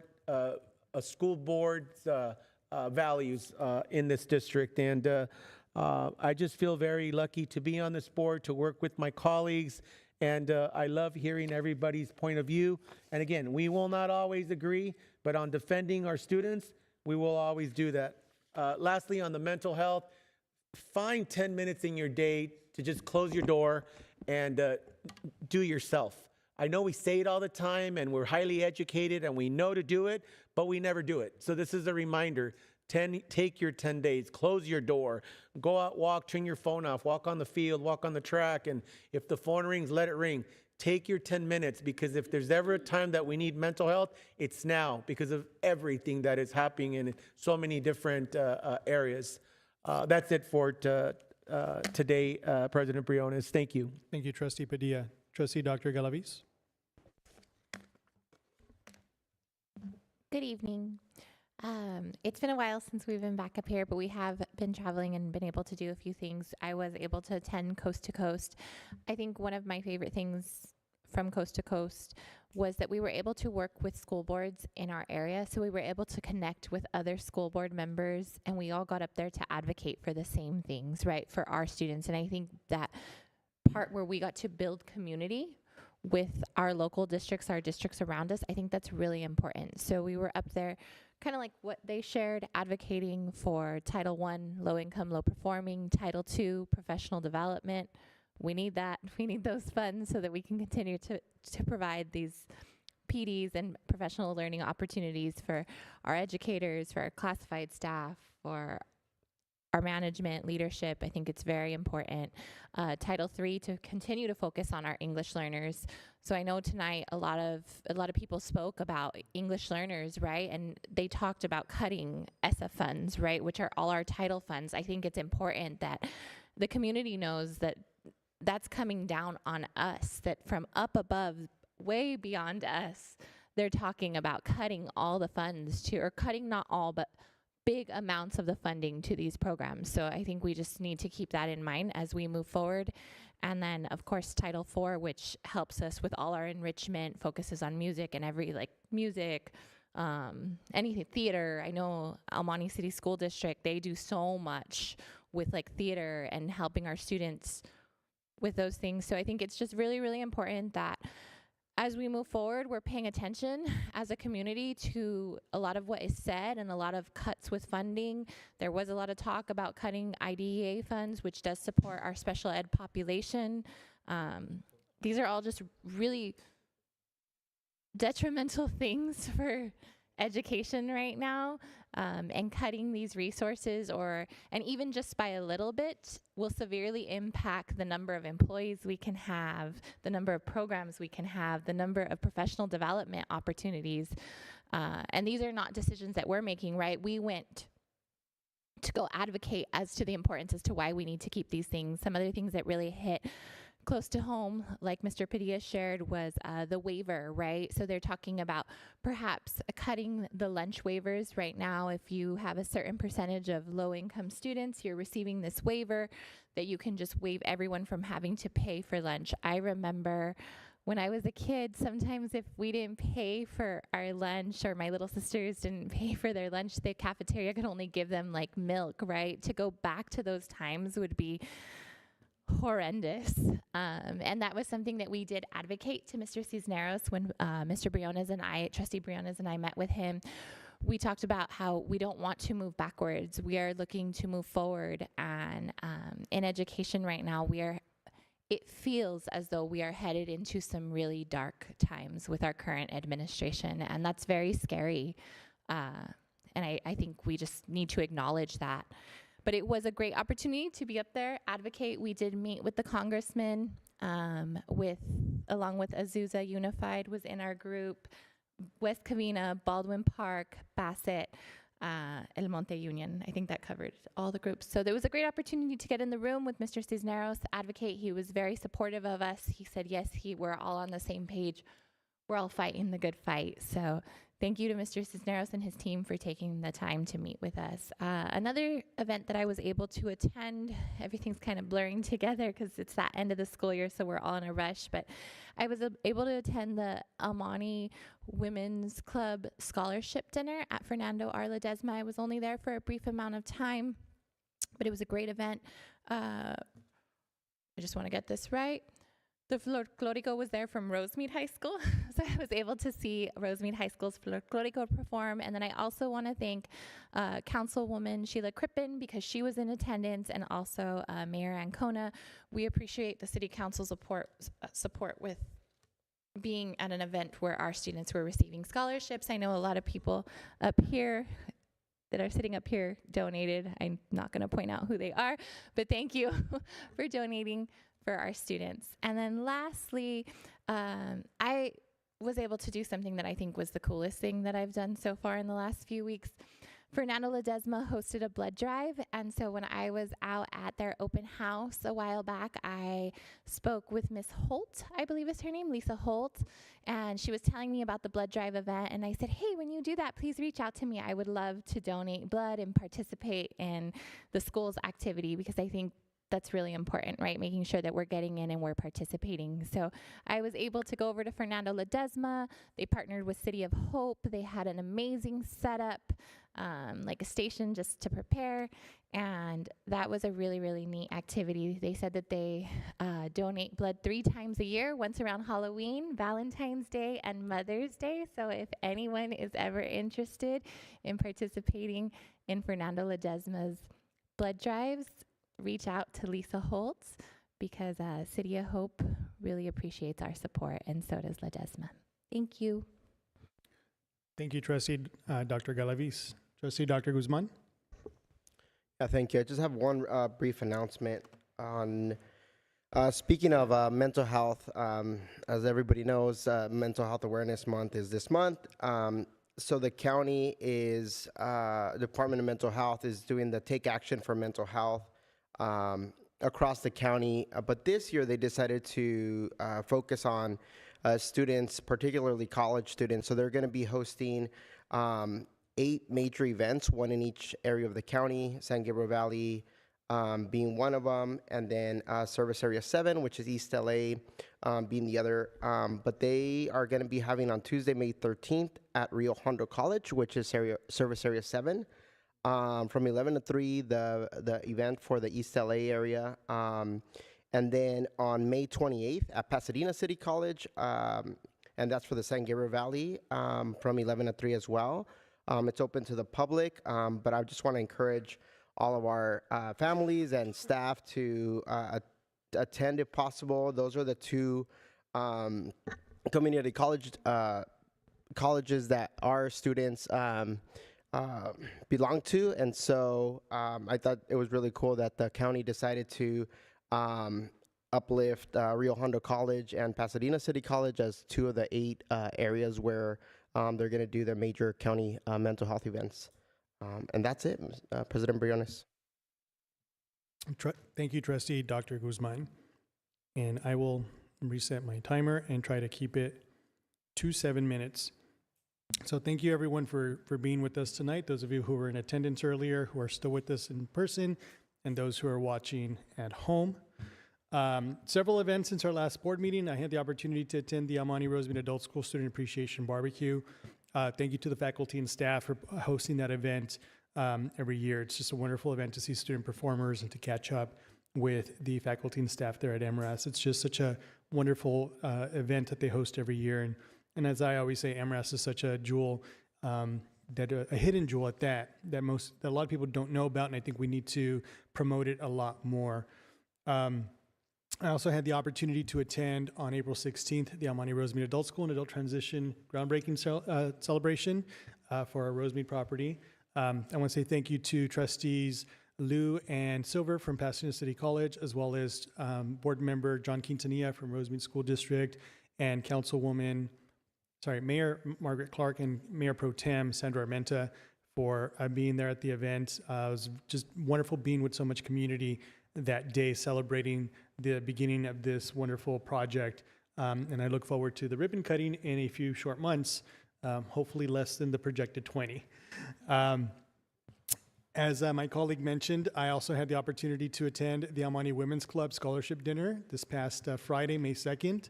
I'm happy to announce that thank you to our very generous sponsors, the Women's Club were able to raise $20,000 for student scholarships. All of that money will go directly to Amani Union High School students who are graduating this year and into the future as well. A special thank you to Principal Freddie Arteaga, as well as Tony Barrera and the remaining Amani Union staff and sponsors for all of their help. Fernando Ledesma was a very gracious host. They had everything set up. I think a lot of help came from having the leadership day the day prior, so a lot of the things were already there. Thank you to the City of Almani who donated the centerpieces for the tables. It was just a wonderful event. We had about 80 attendees. And so I really want to say thank you to the South Almani High School Jazz Band. They performed about a 15 to 20 minute set for us, as well as Dr. Galaviz mentioned, the Rosemead High School Folklorico Group. It was just an amazing event. Thank you to everyone. Some of you who are on the dais received your gifts. I think I see some of you have already gone into the gifts and are making use of them now. So that's just a small token of appreciation from us at the Women's Club for your support. It goes a long way. And I know it's a small item, but there's a lot of heartfelt thanks behind it. And then my colleagues have all mentioned those who attended the CSBA AXA Coast to Coast Federal Advocacy trip. I also had the privilege of attending that trip in Washington, D.C. I also came back and got sick, so, but it was well worth it. We had, as Dr. Galaviz mentioned, we were able to meet with trustees and administrators from the San Gabriel Valley and really build relationships with them, but also meet a lot of trustees and administrators from across the state. And it's important that we emphasize that, because when we're there, we're not just advocating for our students here in El Monte Union. We're advocating for students throughout the state of California, for students from San Diego and Imperial County, all the way as far north as, say, Calaveras or Humboldt, and everywhere in between. Los Angeles County, Kern County, San Francisco County.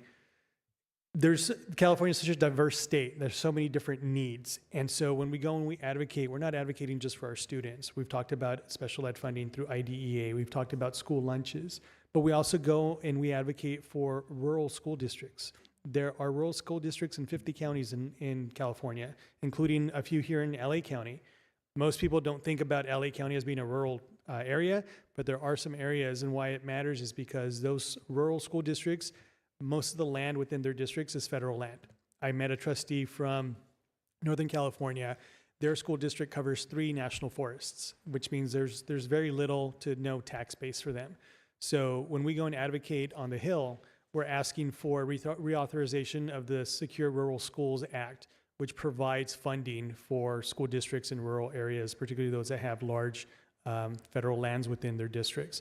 One school district shared that last year, before the bill expired or the act expired, they received $300,000 in federal dollars. They said they're a 400 student school district, very small, and $300,000 will pay for 2 teachers, their salary and benefits. Without that money, they would have to lay off that 1 teacher. And that's about a tenth of their, or 2 teachers, sorry, that's about a tenth of their staff. It's a lot. So we're there representing not just El Monte Union, but every single student, the almost 6 million students in public schools throughout California. We heard from Congressmember Kevin Kiley from the 3rd Congressional District in Northern California, Congressmember Ted Lieu here from the South Bay, our now Senator Adam Schiff. We also received presentations with a lot of data, a lot of polling data from throughout the state that shows that a lot of what we see on television, what we hear in the media, what I would call, the quote unquote culture wars or some of the crises that are mentioned, it's really manufactured. It's not supported by this polling data. When you hear about the push to provide vouchers to privatize public education, that isn't supported by polling data throughout the country by any means.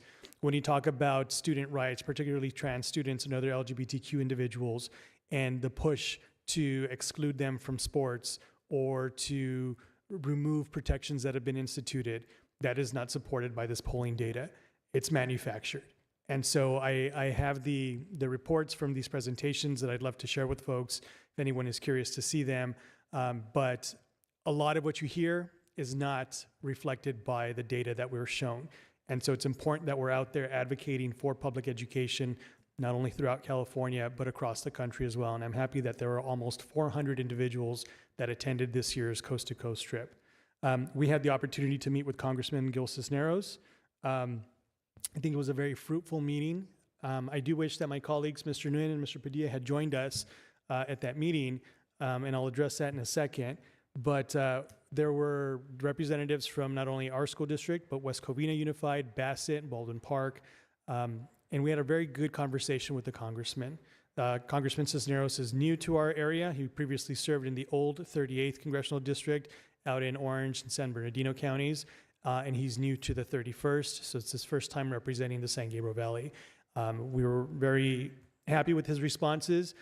Even though on one of the bills that we were talking about, the Rural Schools Act, he was not a co-sponsor yet. Not yet, he said. We did highlight that Congresswoman Maxine Waters was the first California Congressmember to sign on as a co-sponsor from a very urban area in Los Angeles. So he indicated that he would sign on to support the bill.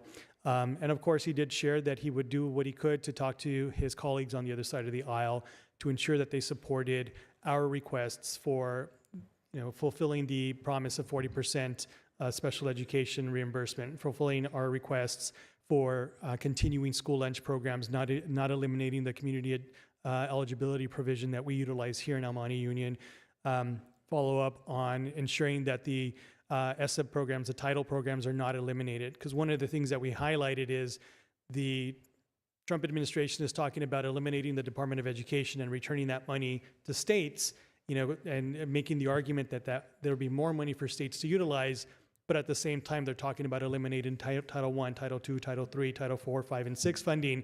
You're robbing Peter to pay Paul. It doesn't make any sense. So when I hear from our teachers and their concerns about positions being eliminated and long-term planning, I will always speak to the work that we're doing advocating for the federal programs that are in place now, not only to keep them as is, but to expand them, to provide additional funding and to provide us additional flexibility in how we spend those dollars.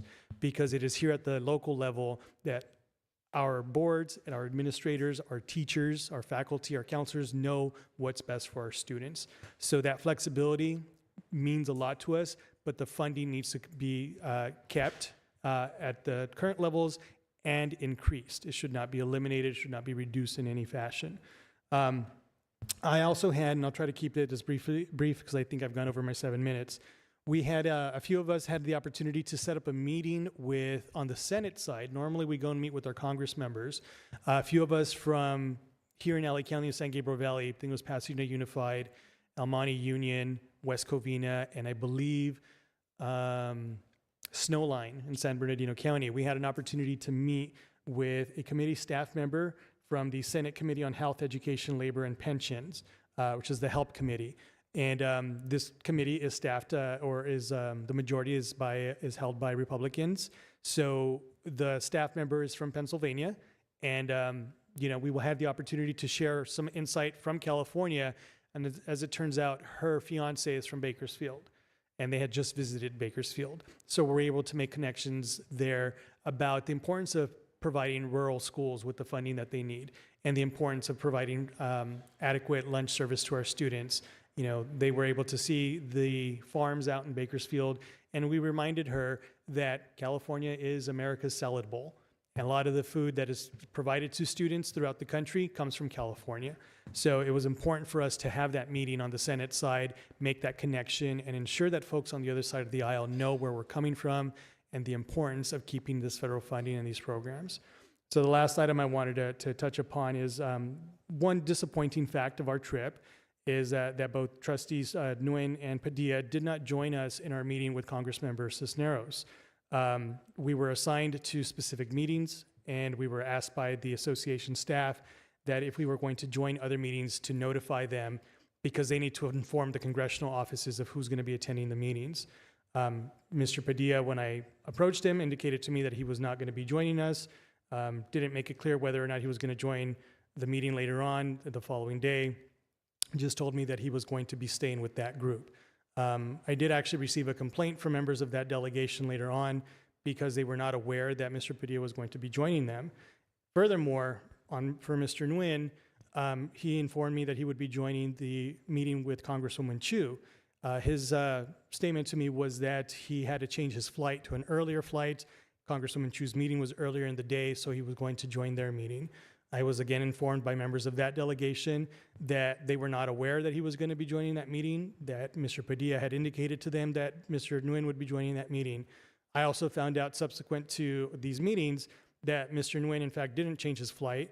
He was on the same flight as other members that would have given him plenty of time to attend the 2 o'clock meeting with Congressman Cisneros. Same thing for Mr. Padilla. The meeting with Congresswoman Sanchez was at 11:15 in the morning. Plenty of time to join us in the 2 o'clock meeting with Congressman Cisneros.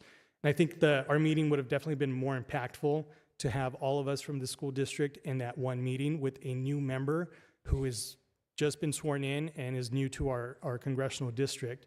So when we're talking about the definitions of teams and being extremely united, I think it would make more sense if the members travel 2,800 miles across the country to visit our Congress members, that they actually be part of our team and are extremely united with all of us in advocating for our students with our Congress members.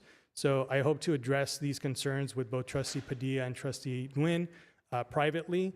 However, if necessary, we will need to address this publicly because I feel that their actions, particularly making statements about changing flights that were not factual, need to be addressed, or their lack of professionalism needs to be addressed. That concludes my report tonight. Thank you everyone who's still with us today.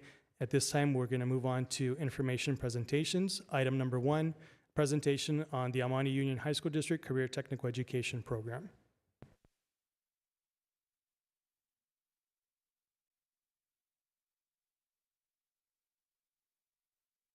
I want to welcome our Director of Instruction and Curriculum, Dr. McGinnis, who has prepared the presentation for this evening.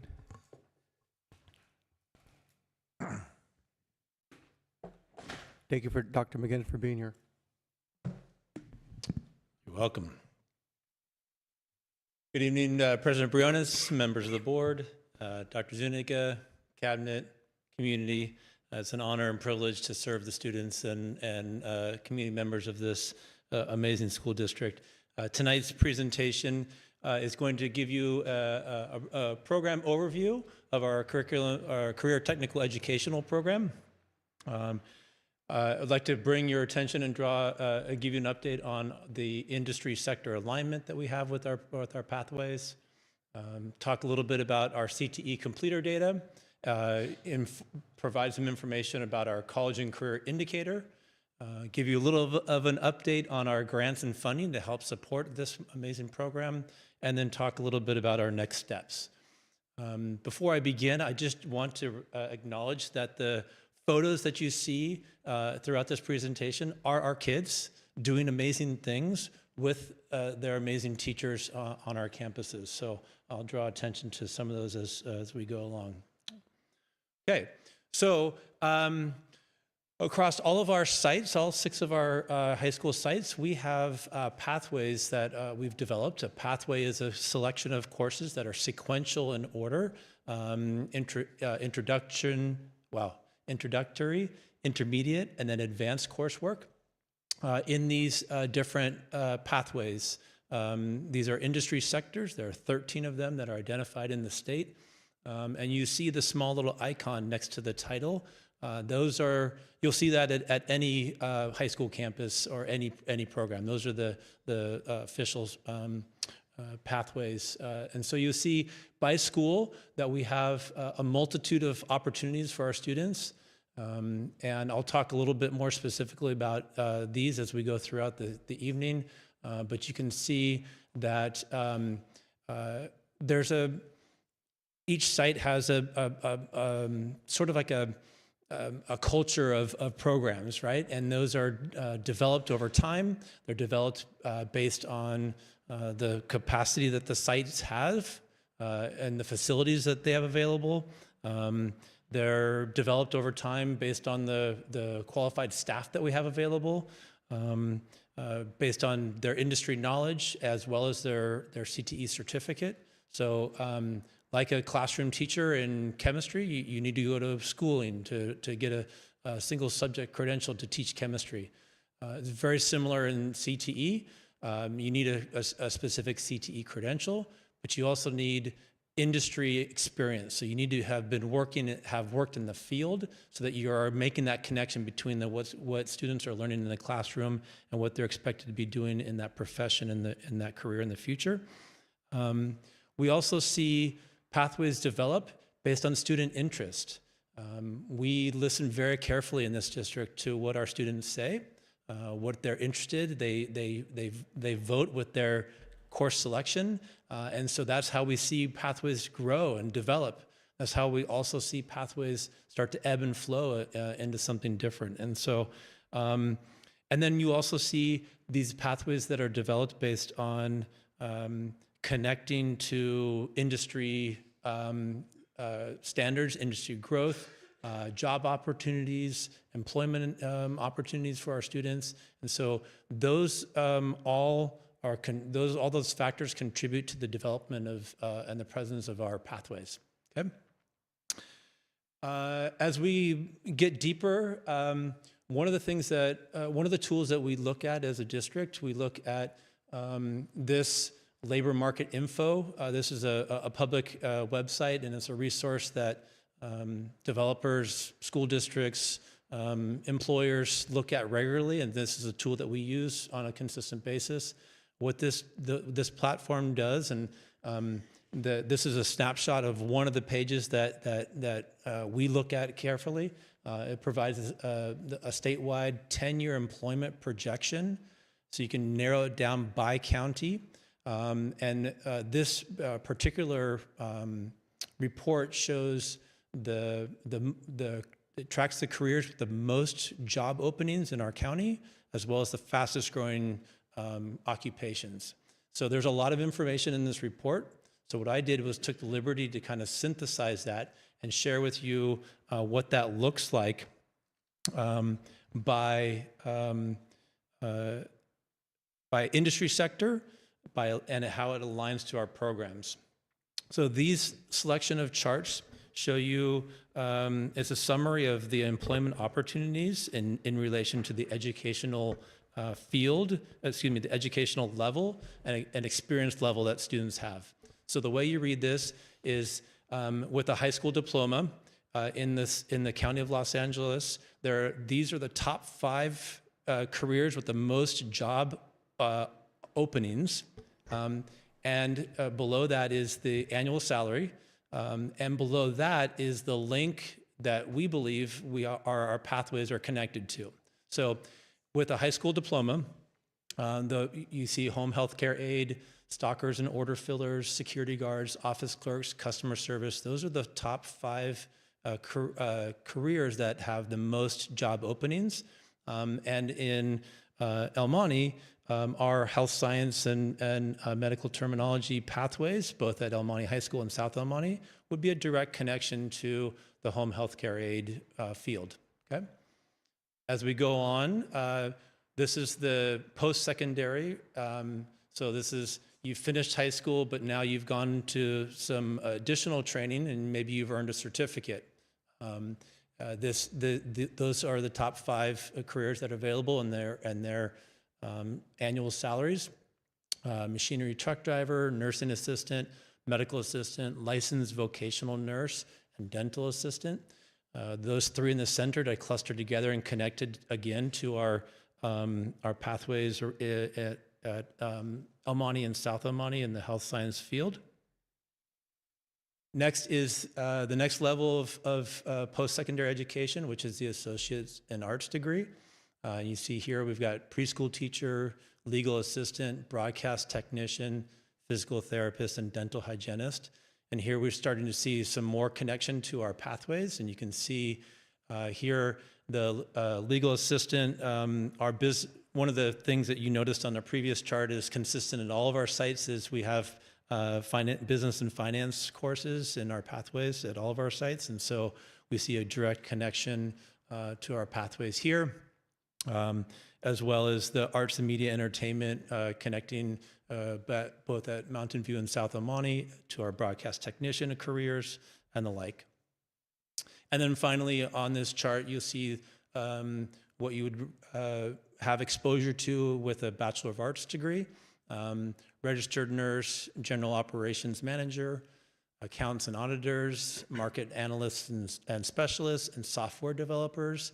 Here again, we see our business and finance pathway illustrated with connections here, as well as the health science and medical terminology, and then our info and communications. So I highlighted those because I see the direct connection, but I also just want to make note that just because those have this similar pathway names and career orientation, that does not mean that the students in our courses, in all of our CTE pathways, and the students in all of our classrooms outside of our CTE are not being prepared for careers after high school. There's a lot of really essential skills that our students are learning through the course of their 4 years with us that are not specific to the careers, but are essential. critical thinking, collaboration, open communication, processing information and analyzing that information. So those are those professional skills that we see consistent in everything that we do. But I wanted to share this information. This helps us make some decisions about our pathway health. How do we grow? When do we need to make adjustments? And this is important information for our students to be aware of. Dr. McGinnis, I have a question. Yes. What's the living wage in LA County? Off the top of my head, I do not know. But I'm when you look at the opportunities for students in each of these areas, you start to recognize that these are the more opportunities they have to step into a career, the better off they're going to be. So I'll answer that for you. It's close to 58,000 for one person to meet their basic health care or basic needs. And I asked that question because I think it's important for the district to know what that is as we're looking at which CT programs we're offering. There could be a career pathway here that has the most amount of jobs, but if that person can't afford their basic necessities, I have a hard time supporting us as a district, pushing them in that direction as a CT pathway. And so it makes people have to get two jobs, makes people go without basic necessities. And so 58,000 is very expensive. It's a lot. And so just looking at the career, the jobs here that you're highlighting, I think that's something for us to consider or keep in the front of our mind because housing insecurity, food insecurity is growing. And I just want to make sure that what we're preparing and supporting and having our students go into is something that's going to ensure that they are able to meet their basic necessities. Understood and agreed. Follow-up question. Thank you for that, for Dr. Guzman. Dr. McGinnis, how early in the student's career with us do we share this information to highlight the potential pay that they would receive based on their education levels in these fields? This type of conversation and exposure to job opportunities starts in the very beginning when we first start talking to students. I'm expecting it when we connect with our students in middle school, when we're talking about the opportunities and having them sharing information that we're talking about. Hey, when you step into this pathway, these are the types of careers that you can be part of. And so it's part and parcel of the work that we do. This type of analysis is relatively new for us as a group. And so the specific connection to this type of these numbers with our students is not yet realized. But we know as we talk with kids and as we are talking about, hey, step into this pathway, we are exposing them to the career opportunities that are connected to that. And then one, I guess, suggestion would be, as part of our CALS meetings with our feeder districts, an opportunity to have their staff start priming students at the 7th and 8th grade levels. I mean, obviously, someone at that age isn't going to decide right then and there what they want their career to be into adulthood. But to Dr. Guzman's point, we need to highlight this to students. If you do nothing more than receive a high school diploma, this is in these particular fields, this is the pay that you're looking at. And to your point, Dr. Guzman, that's not a living wage, with the exception of, actually, at a high school diploma, none of them. You need to continue, you need to further your education in order to start making a living wage in these fields. And that's where we step in as the high school district. Yes. And I just recently have been partnering with my counterpart in El Monte City, and they're looking to build opportunities for their students in the middle schools to, he's calling it CTE Light, but have exposure to pathways that feed into us. So we've been in partnership so I've been sharing what we have available here so that when they're building enrichment opportunities for their students, it's in alignment. Thank you. Happy to hear that. Yeah, absolutely. Okay, here we go. Let's go to talk a little bit about what is a pathway and what are some pathway options. The California Department of Education, their definition of a pathway is a student who completes a minimum of 300 hours in a state-approved pathway with successful completion of the capstone course with a C- or better. So that is equivalent to 2 years of a course of study. And then similar to meeting A through G requirements, there's a grade level requirement. So they need to take the concentrator and then the capstone, or in our language, the intermediate and the advanced level courses, and finish the advanced level course with a C- or better to be a completer. Okay? Just a quick comment. Yes. In the El Monte Union High School District, in our district, our definition of a pathway is 2 classes. In some districts, I have seen that they do the 3-class pathway where they have the introductory course, they have the concentrator, and then they have a completer. In our district, the definition that we work with to meet that criteria is a 2-classroom pathway. Is that correct or not correct? Well, our definition is the state's definition, and that's a pathway completer is a minimum of 300 hours, which is the equivalent of 2 years of a coursework. And you're actually one step ahead of me. It's a good segue. Here in our district, we have a 3-course model and we have a 2-course model. So about 50% of our classes are 3-course models, and about 50% of our pathways are 2-course models. And just as you said, Mr. Padilla, a 3-course model consists of 3 courses, introductory, intermediate, and an advanced course, whereas the 2-course model is just the intermediate and advanced. Both have advantages and both have challenges. The advantages of the 3-course model is that it allows for greater depth and exposure. You know, these are multiple reps at the same course for these students, right? So they're able to build capacity in each of those 3. The challenge is that the fitting in 3 courses in a pathway gets complicated with student schedules, right?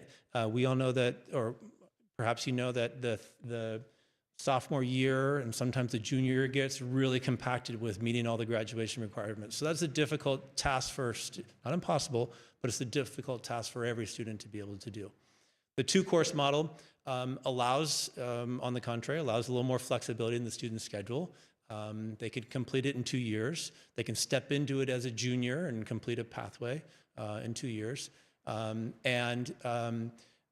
Not every course can make those adjustments and take the 3 years of learning and fit it into 2 years, but most of them can. And we see teachers looking at the essential elements that would have been covered in the introductory course and spreading those out throughout the other 2 years. So that's our platform. That's the reality of what we have here in our district. Can I make a comment on that? Yes. One of the reasons why I asked for this is because I definitely want to advocate for just 2-class models. I think that that's the direction that we should shift into, because it would give our students the opportunity to possibly complete more pathways. Yep. And I think it's best that if our students have the opportunity to have access to different career options here where it's for free versus going to college and exploring their career options there where they're paying for their education, why not get more of it out of the way here? You can also, in a 2-class pathway, take your intermediate and your advanced concurrently, and you can do that your senior year. So say you're a senior, you're all caught up, you're good to go, you have space in your schedule, you can be a pathway completer during your senior year with a 2-class pathway. So you're allowed to do concurrent classes and be a completer, but you're not allowed to take them out of order. Correct. Yeah, and we've actually been working with, and you should know that our site leadership teams and teachers see that knowledge and understand that, and stepping into a 2-course model is the conversation, right? We're going through it carefully. I don't want to be the one that's directing everybody to make that change, because they're going to go through it begrudgingly. So we're looking at options, looking at what that looks like. And many of our teachers are already making those steps, so we're on that path. And you're right, we do know that we can, with some double blocking and creative scheduling, we can have a senior step in who has never had an exposure to a CTE pathway and be a completer in 1 year. So we're excited about that. I wanted to just draw your attention to, I'm hoping you're soaking up the goodness of our kids doing all this wonderful work. On the far right, that's Jimmy Fung, and he is a Rosemead student, and he's been part of the CCAP, that's one of the career technical student organizations that our foods team is part of.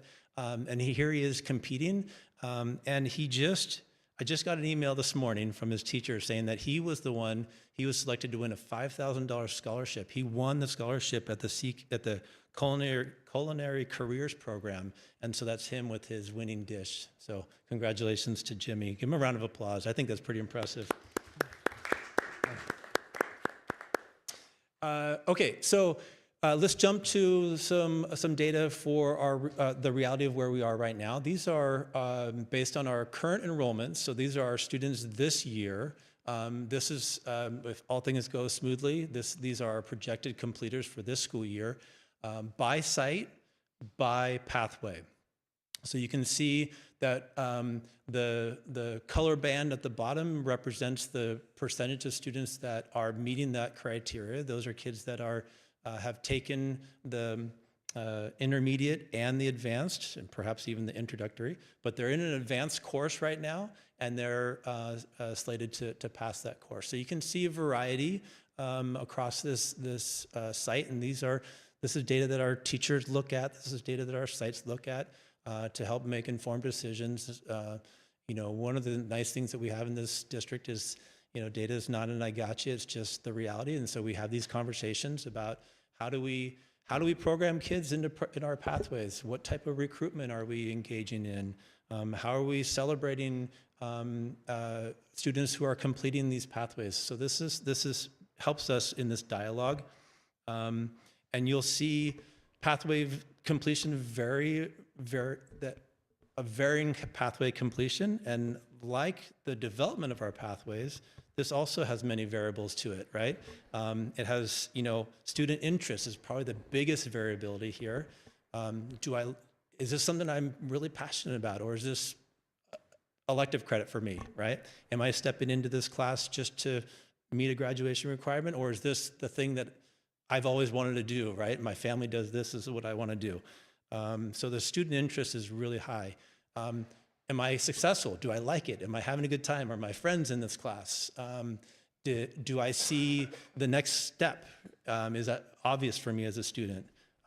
That helps me persevere through this, right? So student interest is a high variable. Also, as we mentioned, schedule impact, right? Do I have space in my schedule to be able to do this? Dr. McGinnis, I have a question. Yes. Look at the graphic you presenting right there. I say Rosemead only had 3 columns. The interest, is that the interest at Rosemead for CTF pathway is less than other school site? Or, can you explain those things for me, Yeah, so let me back up to answer that question, because in the beginning of the school year, we had our state auditors come, and this was a really helpful visit for us to give us some feedback about our pathway health, right? And you'll start to see, like, actually, some of our schools that have a lot of pathways are needing to make some decisions about how they're, like, we can't sustain that many pathways at a school, right? So some of our schools you're going to start to see some maybe combine some pathways, and you won't see as many opportunities, and you will start to see more students complete. And actually, the feedback that we got from the auditor was that for the size, like 3 to 4 pathways is kind of a good marker for our schools. So the next time I present this information, and next time I look at it, it might be looking a little bit different, because we already have some sites that are kind of taking a look at, I don't know that we can offer all these pathways, we might need to combine them. So that's going to potentially change. There is room and capacity to build and grow at Rosemead, And so that's one of the things that we are continuing to look at, working with the counseling team, working with their site administrators, looking at their site facilities, interest level, things like that. So it could change. To piggyback off board Sorry, member. Mr. Padilla, 1 second. Just a reminder to the board, before you speak, please ask to be recognized so that we're not talking over one another. So, Mr. Padilla, go ahead, and then Dr. Guzman, you had indicated you had a question. Yep. So, when I look at the number of CTE programs that we have of each site, one of the things I've always known that has been a limitation is that at the beginning you said that the teacher must have the credential and then also should have experience in that industry. One of the limitations to growing your master schedule and, the board, we can want CTE as much as we want, but you can only grow it as much as the staff on site has those credentials. So when I was looking at Rosemead, I myself wasn't looking at it like board member Cui was. I was looking at it as, well, maybe there aren't teachers that could hit on or have credentials or experience in any of the other, 15 sectors for CTE. And that is one of the big frustrations when creating a master schedule is that, yes, we can use AI and all that, and I'm sure it'll help us, but we still need the human, and you have the, the singletons, and then, there's certain things that you have to do first in order for your master schedule to work. So is part of Rosemead's issue that they don't have personnel that has the right credential, or not just Rosemead, but throughout the district? Yeah, thank you for speaking to it that way, because that is part of the reality. It is incumbent upon the people that we have, number one, and then also availability, like, do we have an opening to create something, right? So we're looking at our staffing. Yeah. And so those are, and then also your understanding of the master schedule is spot on. Yeah. It is complicated to kind of put these things into place with the players that I have. If I'm speaking as a high school principal, the players that I have on my staff, I might not be able to just create a pathway out of thin air because I don't have the staff for it. Right, and I see that, and I think that's an area, we just came back from Washington, D.C. for advocacy. I think at the local level, we need to get our legislators involved to tell them, hey, we need to talk to the CTC, the California Commission on Teacher Credentialing. If I'm a teacher and I've been teaching for 20 years or whatever, and then, in order to teach a CTE class, my principal tells me, oh, well, we need you to go back to school and get a credential and do this. And by the way, you have to pay for it. That's like not an incentive for me to want to do CTE. Like, what, you want me to put more time in and also pay it while I'm at it? Like, no, you're crazy. No teacher is going to want to do that. So that's kind of a limitation. So I'm actually like, we offer quite a bit, but I mean, we only have so much money, especially in these times where we are going to have to. I know in some districts, they'll like say these schools will specialize in these sectors and these schools will specialize in these sectors so that we're not like, double dipping or whatever. And then when we open it up for intra-district permits, if there's something that really speaks to you, then you apply for that school and you say, this is why, because my school doesn't offer this. And I mean, when I hear of all these budget issues, that might be the way that we have to go. Yeah, perhaps. Dr. Guzman? That's it, Mr. Briones. Thank you. Dr. McGinnis, backtracking a little bit, you talked about student interest and you gave a litany of potential reasons on why they complete or don't complete. Is that just your observations, or are we actually collecting that data from the students themselves on why they're not essentially completing it? Because I see like, just as I heard you, but I'm also seeing here, like at Arroyo High School, engineering design, 80% completers, right? And then we go to Monte High School, 14%. So for me, it's, well, is it, the difficulty? Is it the lack of interest? I'm just wondering, but is that, I guess my question is that something data that we're actually collecting directly from the students after the fact, once they don't go to the second course or third course? Or is that just observations that you or others are gathering from the Yeah, no, it's a good question. It's both. It is anecdotal, observational data, not just from me, but from us as a group, right? And it's also data from our course selection. So when students opt into courses and they sit with their counselor and they make their 4-year plan, that is data that they're saying, I don't want to do that. I want to do this instead. So that's student selection data that we have available that we look at. And you know, the other thing I didn't say earlier that I wanted to acknowledge is that the pathway success is not just dependent on student interest. That's a big piece of it, but there's a lot of other pieces to it. So it's, you know, as the teacher, as the leader of that pathway, how do I speak about it? How do I advocate for it? What sort of like flyers do I have at the ready? What opportunities do I present to, like, you know, am I the Pied Piper that kids are going to want to follow? That's also how our other teachers, how our administrators, and how our counselors speak about the pathway too, because they're the ones that are sitting face to face with kids. Is how do we advertise it to our middle schools? How do we advertise it at open houses and back to school nights with our families and 8th grade showcase days? So there's a lot involved in that, but I think you're on the right path in terms of looking at data. We do have an exit survey for pathway completers, but we don't have necessarily a survey to say, oh gosh, you started it, but you didn't complete it. So that's something that we can grow into. Yeah.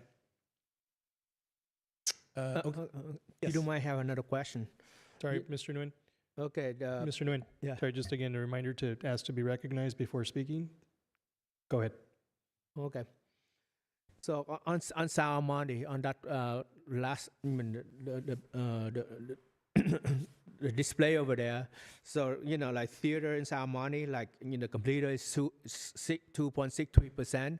So talk about efficiency, you know, we still keep that city pathway, only like 2.63% that completed the thing, or, you know, that, you know, sound and, you know, to keep that, you know, even though only 2.63% completed the pathway, because evidently the interest is not there. Yeah. And that's something that our site leadership teams, there are committees that are working to build the master schedule, take into account.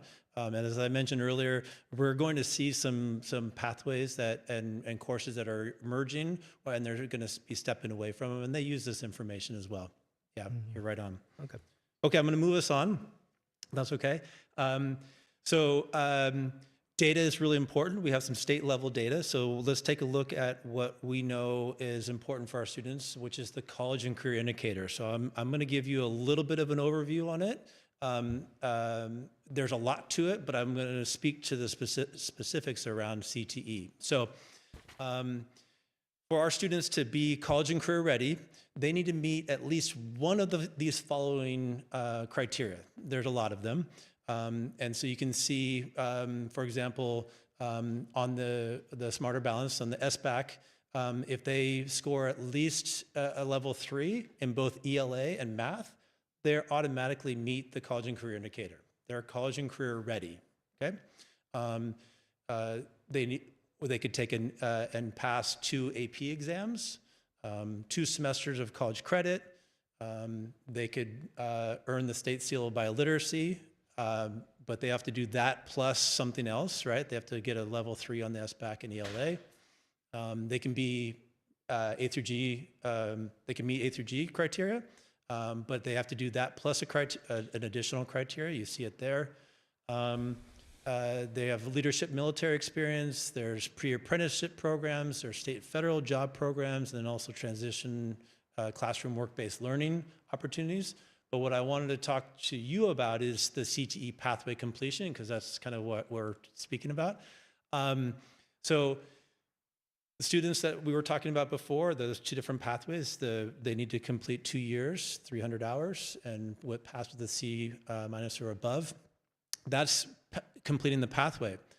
But in order to be college and career ready, they also need to have an additional criteria. So they need to also perform on the SBAC. So they need to either have SBAC at level ELA Math level 3 and a level 2 in the other. So they have to have a 3 and a 2, basically, and be a pathway completer to be recognized as a completer in our data in CalPads. Okay, so you say, what does that mean for us? Well, let's take a look at last year's data. This is class of 2024. You see that we had 2,050 students in that cohort that was collected up into CalPads of our graduates. And of those 250, 40% of those students met the college and career indicator. So they were prepared on the college and career indicator. They met one of these criteria, okay? So what does that mean? Let's take a little bit of a deeper dive. I also want to just pause for a moment. The numbers here, these ones, you don't read those, don't add those up horizontally to get that number, right?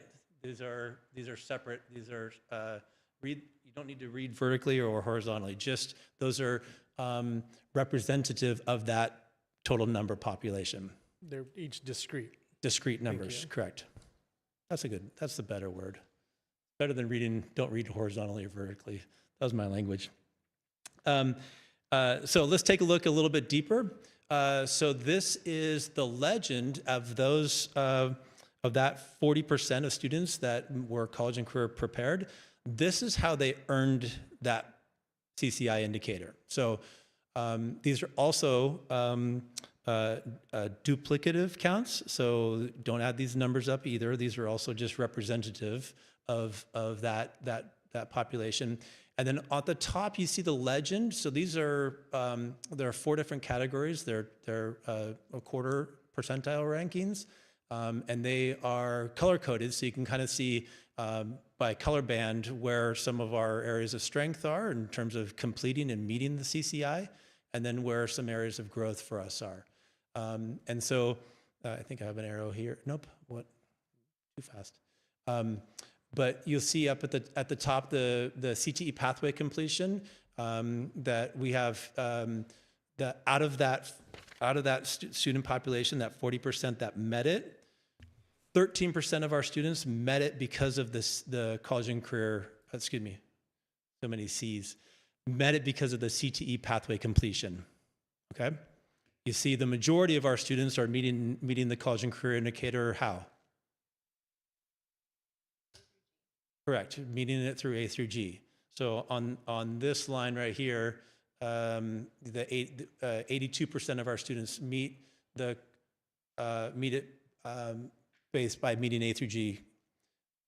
They could be meeting it as well as with a pathway completer. They could also take an AP course, so they might be in multiple buckets, okay? So just, a quick glance, because I've got the CTE hat on this evening. We certainly want to continue to support our students in being CTE pathway completers. That's one more opportunity for them to step in to meet college and career indicator, okay? All right, moving on.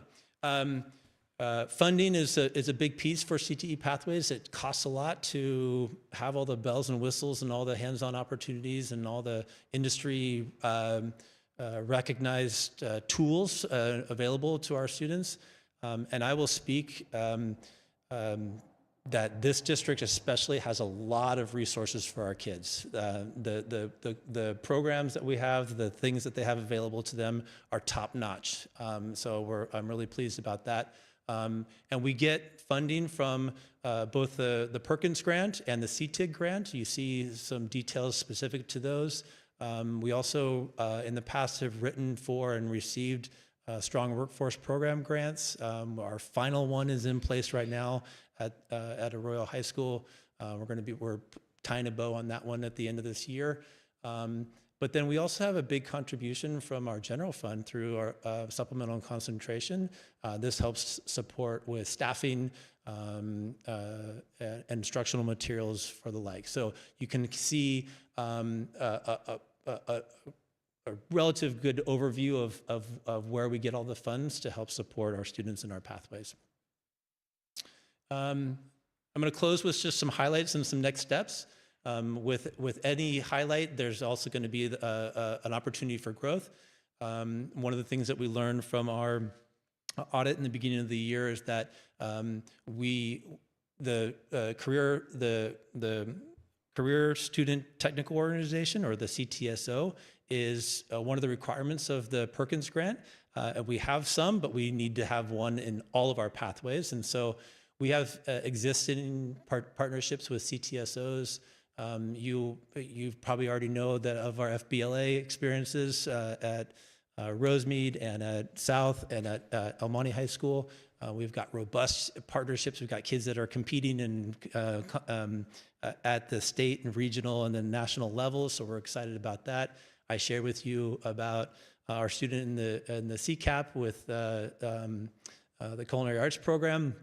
But our growth target for next year, we need to have a CTSO memberships at all of our sites and all of our pathways. And our teachers have already stepped into that. They've done a bunch of research this year. They've they've begun to build systems and capacity to help support their student organizations and membership. And so we're ready to meet that goal this next year. So I'm excited about that. You'll start to see some more competitions and students out competing and being exposed to the industry experts.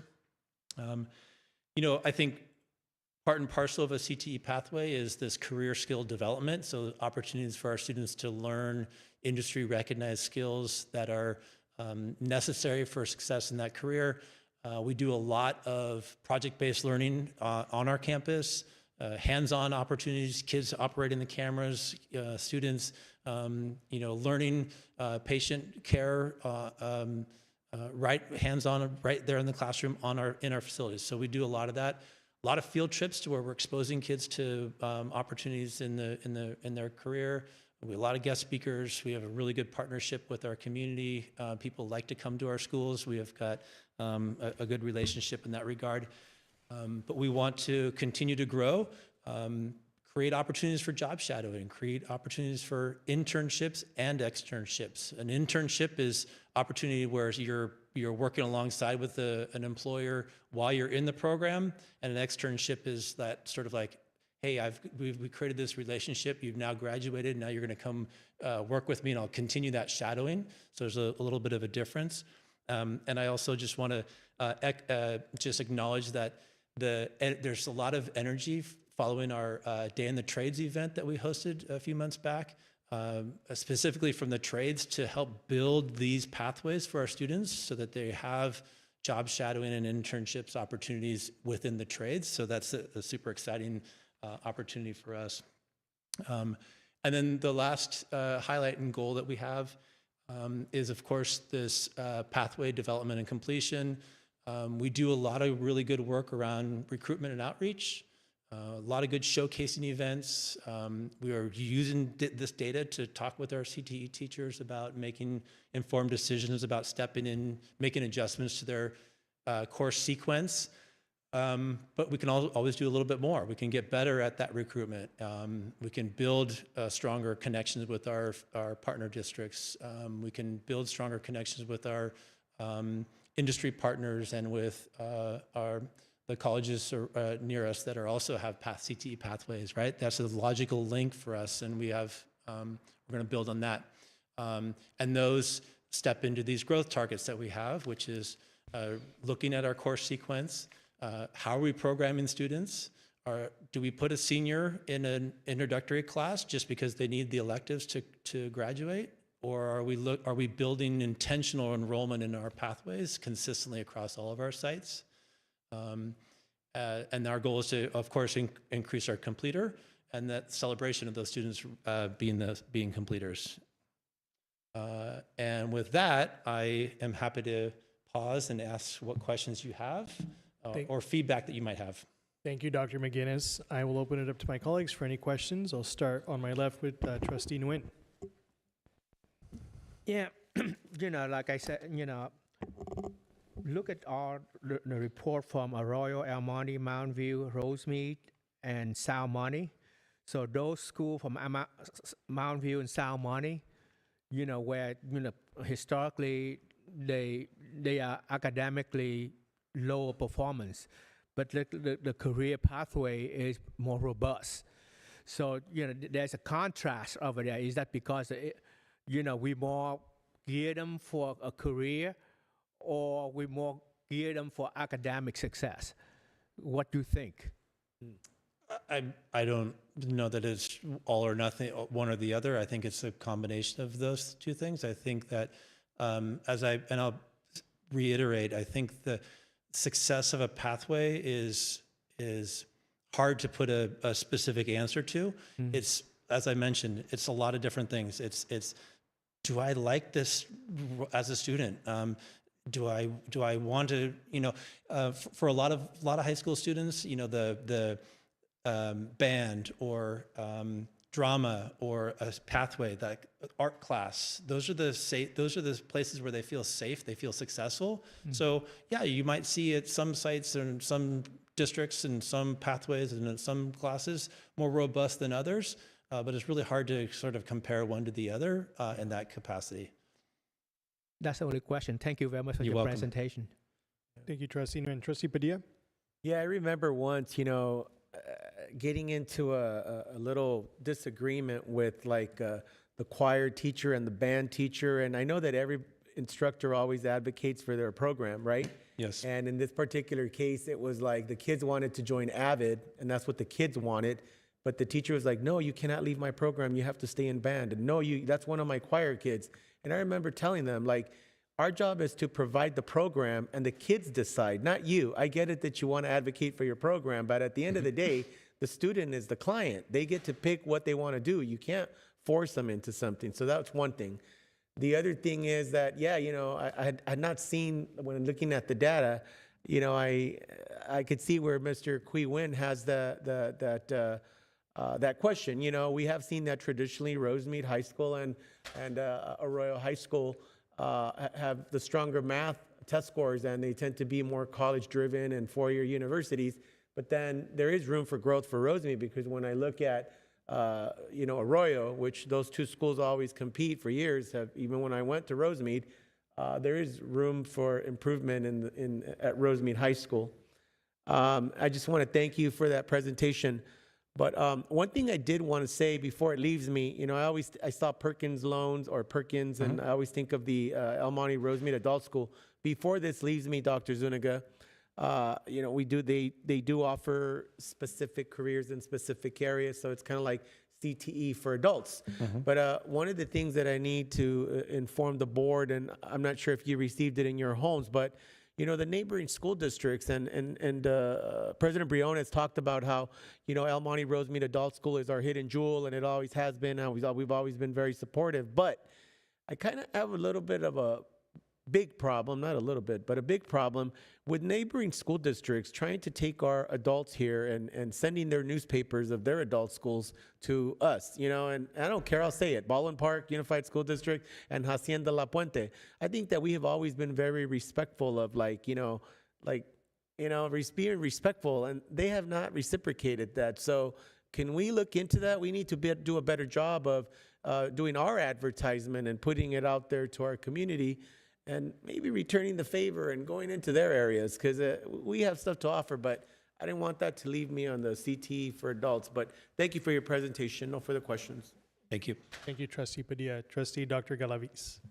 Thank you for this presentation. I asked for this because CTEs are near and dear to me. I think we're moving into a time in society where things are changing a little bit, and I know the short time that I've been on the board, I often share how certain careers are on the rise, right? And students are showing more interest in those careers, and they have a lot to do with like carpentry, construction. Yep.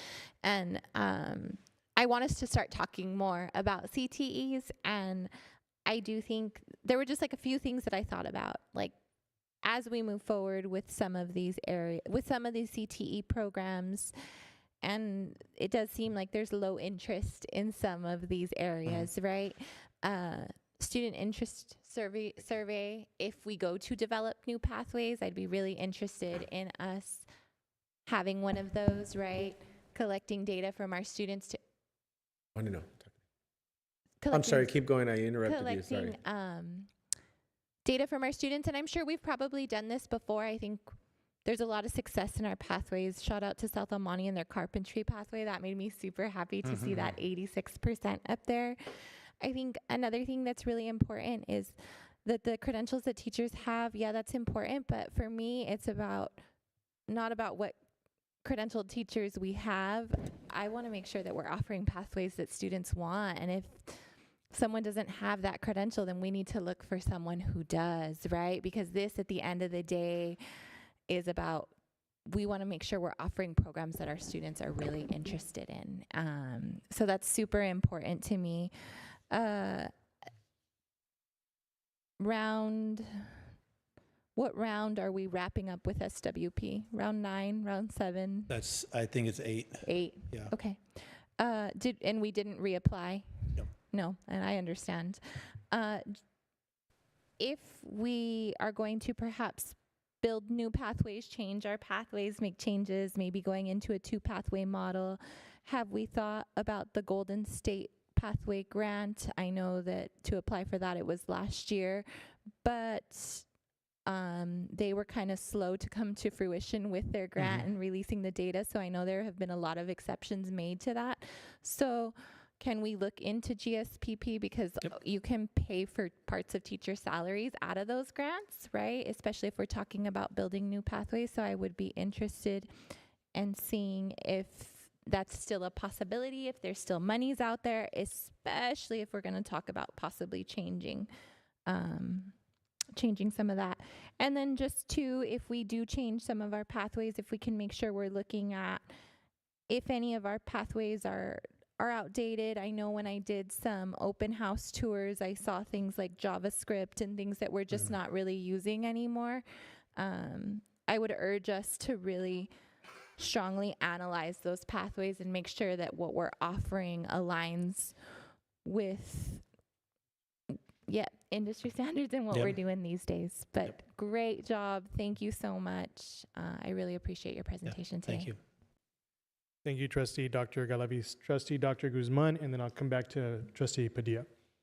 Yeah, again, thank you for this. This is, I echo Dr. Galaviz that I've also been very interested to see what we have, because I think to her point of being nimble and continue to refresh our offerings. And I think that's, I don't have a question. I think just a comment of, I know there's a lot of work that goes behind the scenes, and it takes a while to, develop the pathways and strengthen them. But I also want to encourage us, when possible, to reassess a little more frequently. The world is changing so fast. 2 years ago, the projection for jobs in acting, theater, actors in Hollywood, all that good stuff was projected to be about 8% growth in the next 10 years. Just last year, they lost the industry, a reduction in 22% of hiring for actors and just for theater production and all that. I mean, and then with the new tariffs, everything's just changing so quickly. AI is coming, and I think encouraging us to be frequently look at, and if we have to fine tune it, maybe not move away from pathway, but how do we fine tune it to, like Dr. Galaviz said, stay up with industry standards, but also stay up with where society is going. It moves so fast, and so I think that's just my biggest point that I want to drive home today is how do we ensure that we're continuously looking, and if we have to do it more frequently and fine-tuning. I think just a quick example of one, like within graphic design, I know Arroyo and quite a few of the other, Arroyo High School, I think offers it. Actually, it might be the only one.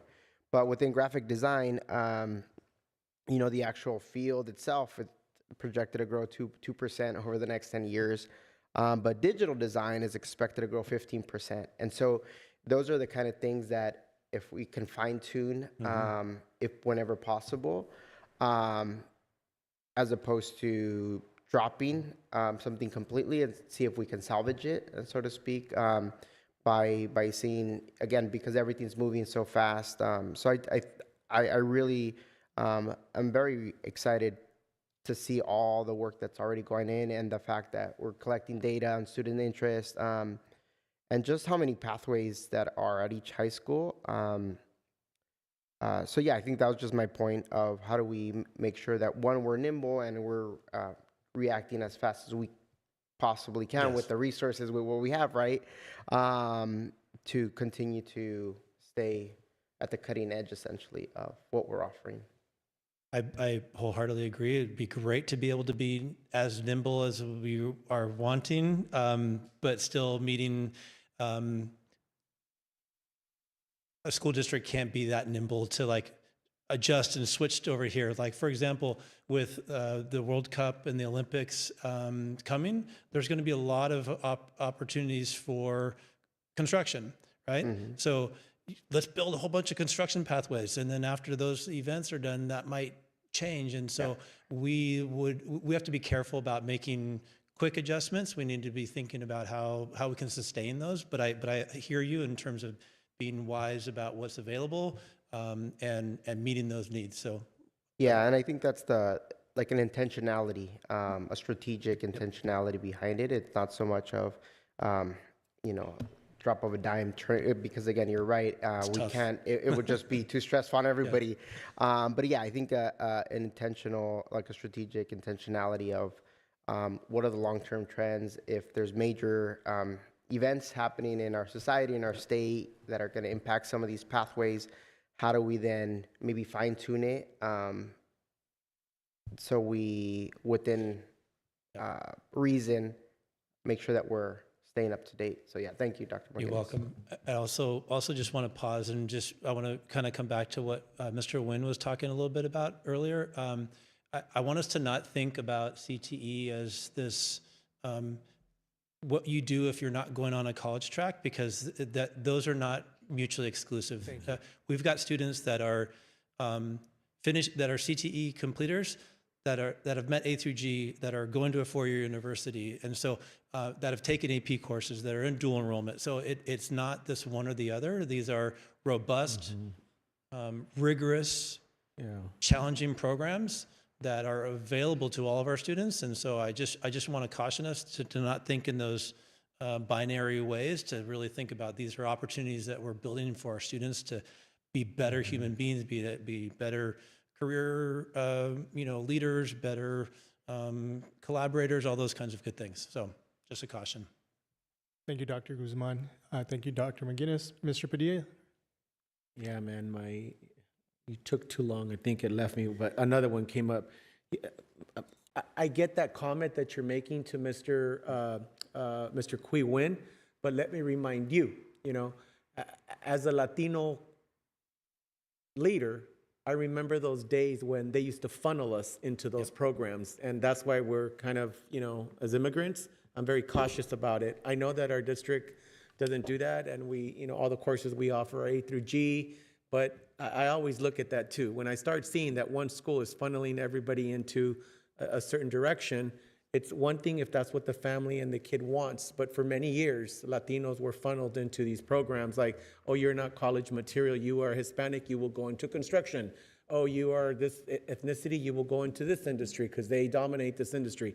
So that's like a little caution that I have. And again, I appreciate that perspective that Mr. Qui Nguyen brings to that. The other thing is, I still, like, if you have an answer to, if I were to ask you, how do you solve this credentialing problem at some of the schools that, like Rosemead, that needs further development, how would you solve that? That's a good question. I would certainly work with my partner in human resources, work with the site to look at, because there are oftentimes teachers that have multiple credentials. At one site? for the same sector. No, I'm sorry. A teacher might have multiple credentials. So they Right. might be teaching English, but they might also have this other credential that they're Right. kind of leaving on the shelf. So we need to continue to look at that, and we Yeah. do that on a regular basis when we do our staffing meetings with our sites. And so so that's part of it. Yeah. We can also look at using our allocation funding to help support teachers and exploring some of those. There are some guidelines that we have to be careful about. We can't just pay for them to go to their schooling, but if they're continuing their education, we can look to help support Right, and that. there's no flexibility, which again comes to the credential. The California Commission on Teacher Credentialing is like so strict. There's no Yeah. wiggle room. You know what I mean? Yeah. And that is, to me, the biggest barrier to this. It's not impossible, but it is a major barrier that we have. It's- Not just our district, like all districts. Agreed. Yeah. And it's also availability of people with those credentials, right? You know, there are examples of times where we've had a pathway that we can't find the person to come lead it, right? So it's not an easy answer, but it's one that we kind of look at from lots of But different do you lenses. feel that this is a discussion that we need to get the legislature involved to, like, hey, work with us here? Like, this is not realistic to try to get somebody to get credentialed and then still pay for it, or what would that work at all? Or they're gonna be strict all the time? I mean, I will never say not to advocate for us, but you know, I think that's a long-term solution. I think in the short term, I think we need to continue to look at who do we have available, how are we advertising, who are we recruiting. And I say that because finally the state started, before we would talk about CT, and I was like, yeah, whatever. We're not getting any funding to that. If you don't get any funding to that, you don't pay attention to it. But now, you know, the legislature did provide some funding for CT, so somebody, you know, thinks it's a good idea. So anyways, I don't know how to solve it. So. That's it. Thank you. Thank you, Trustee Padilla. I'll wrap up comments. Thank you, Dr. McGinnis, for your presentation. I really appreciated it. And I think one of the two takeaways for me, one is something you just kind of reiterated, the students who are on a CT pathway and to completion and those who are on a college prep pathway as well, they're not mutually exclusive. And one of the things that really stood out to me is when you said, you know, it's about building intentional enrollment and, you know, not just placing students in a class because they need an elective. And I think why that's really important is because the way I see it is when students are with us for those 4 years, we're prepping them for higher ed, not just for going into a career or into a job for that matter, but intentionally for higher ed. And so this is prepping them for when they reach the either community college or 4-year level. Particularly at the community college level, you can take a sequence of courses and receive a certificate while you're completing your general ed courses. That's what I went through early on in my adult career. When I started at Pasadena City College, I took a series of courses and I received a certificate in computer information systems, which allowed me to, you know, prepare for the job that I was working in at the time and advance some, you know, my career a bit while I was completing my GE requirements as well. At the same time, you look at students who want to become doctors and lawyers. When you get to college, you have to be prepared for, you know, when you're going to apply to law school or medical school, you have to be prepped. You're pre-law, you're pre-med. Same thing here. If a student has an idea by the time they're with us about what field they want to go into or what interests that they have, CT pathway completion is basically prepping them not only for that particular field, but also for what's going to come when you get to the collegiate level. You're going to be going through the same things. It's just this is on a little bit of smaller scale, and it's not as, I guess, profound.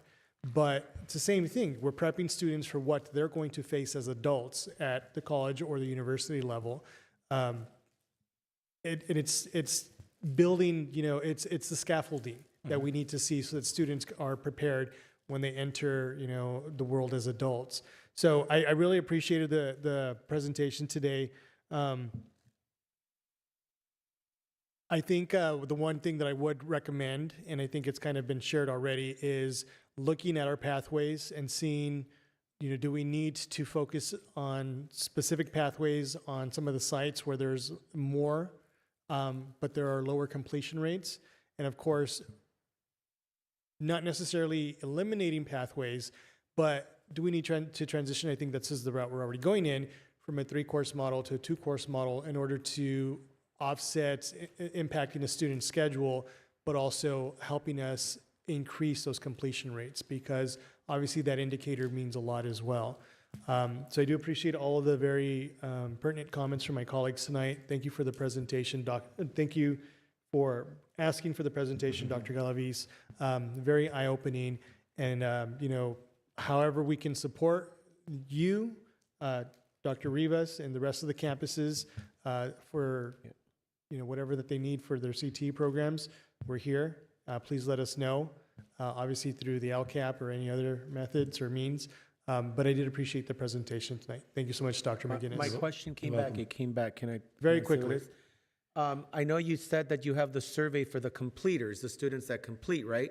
But I think we really need to collect the survey of the non-completers so that we can learn lessons from them of why they didn't complete it. Was it the math got too hard? Was it this? Because that, to me, is just as important. I think I would want to know, why did you drop it? Especially if they were only in the two class pathway, or I'm curious to know, why did you leave it? Yeah. That's it. And I'll just speak real quickly to that. I think we probably have a good amount of understanding just based on the communication between kids and when they're selecting courses. The teachers know that, I'm sure, and the counselors, I know that. So survey or not, we can gather that type of information and find out, to help us adjust and shift. So do you know?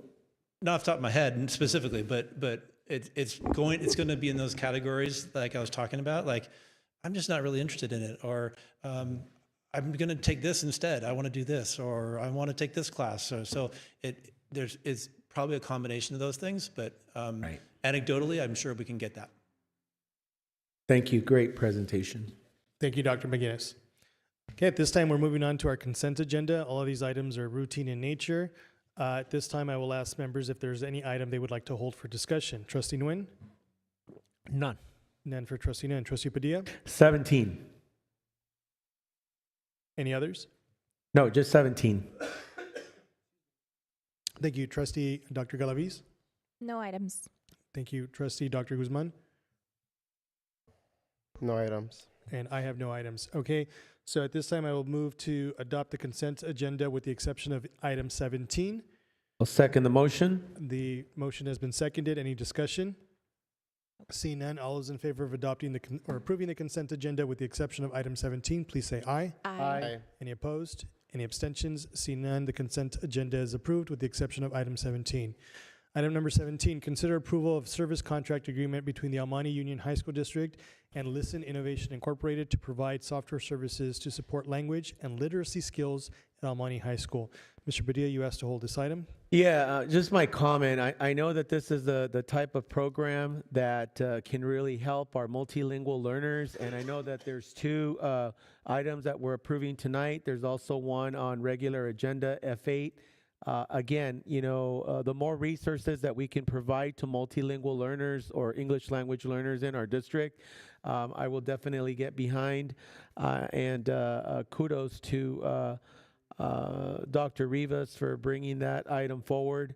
Again, supporting language and literacy skills at El Monte High School, or actually Mr. Cuevas. It always makes me happy to see the more support we can give them, the better it will be for that specific population. No further comments. I move to approve item 17. Thank you, Trustee Padilla. Is there a second? I second. Seconded by Trustee Dr. Galaviz. Any discussion? Seeing none, all those in favor of approving item number 17, please say aye. Aye. Any opposed? Any abstentions? Seeing none, item number 17 is approved. Thank you, colleagues. We will now move on to our regular agenda. Item number 1 is consideration of public employee discipline matter. At this time, I'd like to invite Crystal Cabrera and Leanne Morelli up to the lectern.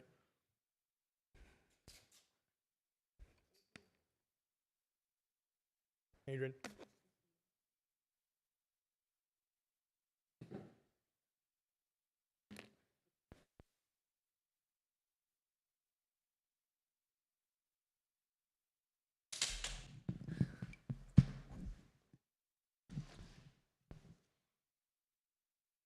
Ms. Cabrera, will you be speaking on behalf of your client? Yes, I will. Okay, so the board had agreed on a 5-minute time limit. Is that enough for you, or do you need additional time? I think I may need additional time. About how much time? Will be a little difficult to say, but if the board can spare me at least 20 minutes, I may be done shorter, within less time than 20 minutes, but I think I will need for sure more than 5, but likely less than 20, if that's okay. Colleagues, any objection, or do we want to set a limit and then adjust as necessary? I would recommend that the board adopt a 10-minute, and then we can go from there. So is there any objection to that? No objection. So what we'll do is we'll set a limit, timer for 10 minutes. At 9 minutes, I will indicate that you have 1 minute left. And if you need additional time, we will then pull the board at that time to cede additional time to you. Understood. Oop, I'm just going to hold this. Adrian, can you help with the microphone?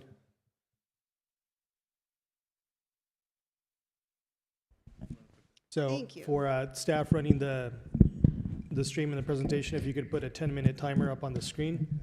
Yes, it's too close. Yeah, there we go. I can do it like this. Okay, perfect. Okay. Good evening, board. I am here on behalf of Ms. Leanne Morelli, the Director of Risk Management and Safety, and specifically to respond to the final notice of discipline and respond specifically to the new allegation that has been lodged in this final notice.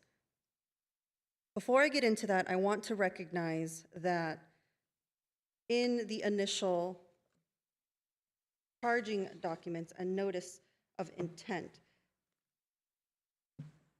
after our written response was submitted regarding item number 12, specific to the allegation about Ms. Morelli leaving her items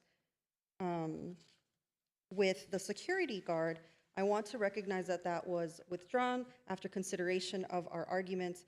So I want to thank the district for that. However, I do want to emphasize that the allegations in the notice and intent to dismiss are still not enough to support a for-cause termination.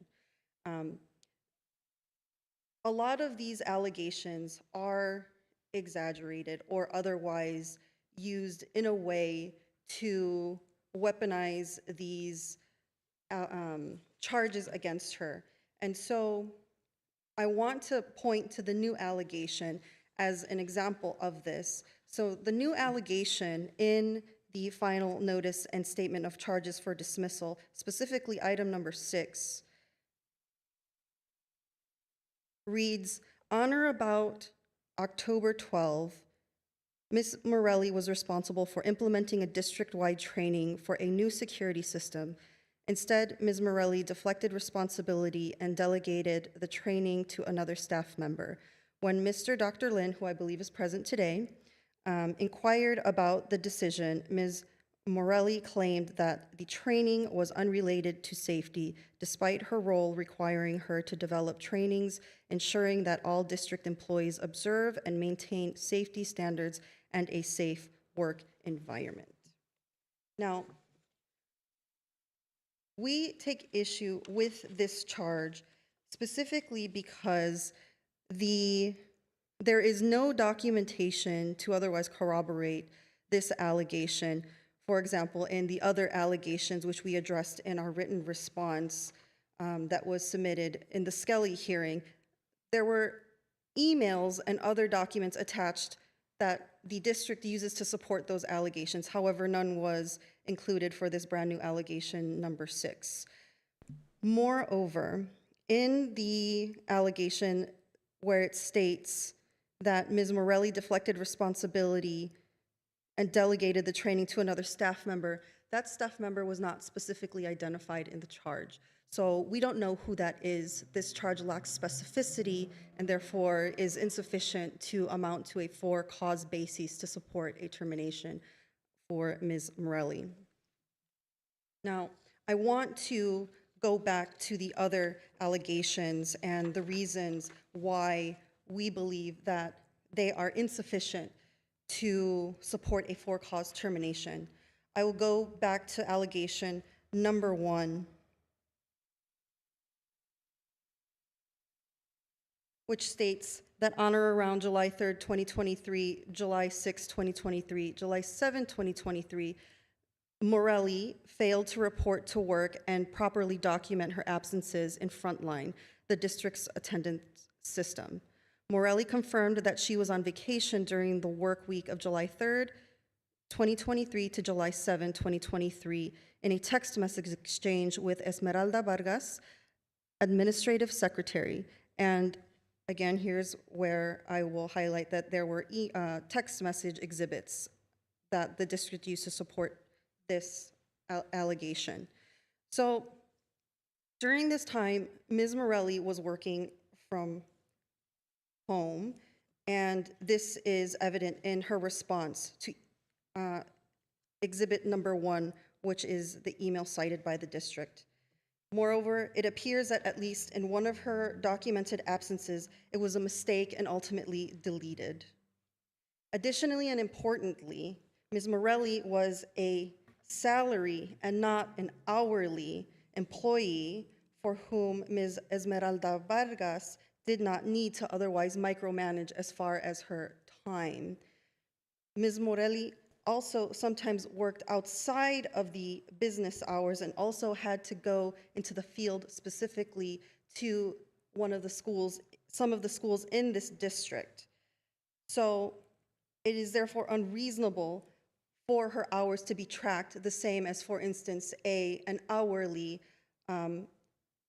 non-exempt employee in the way that this allegation is being weaponized against Ms. Morelli as an exempt and salary employee.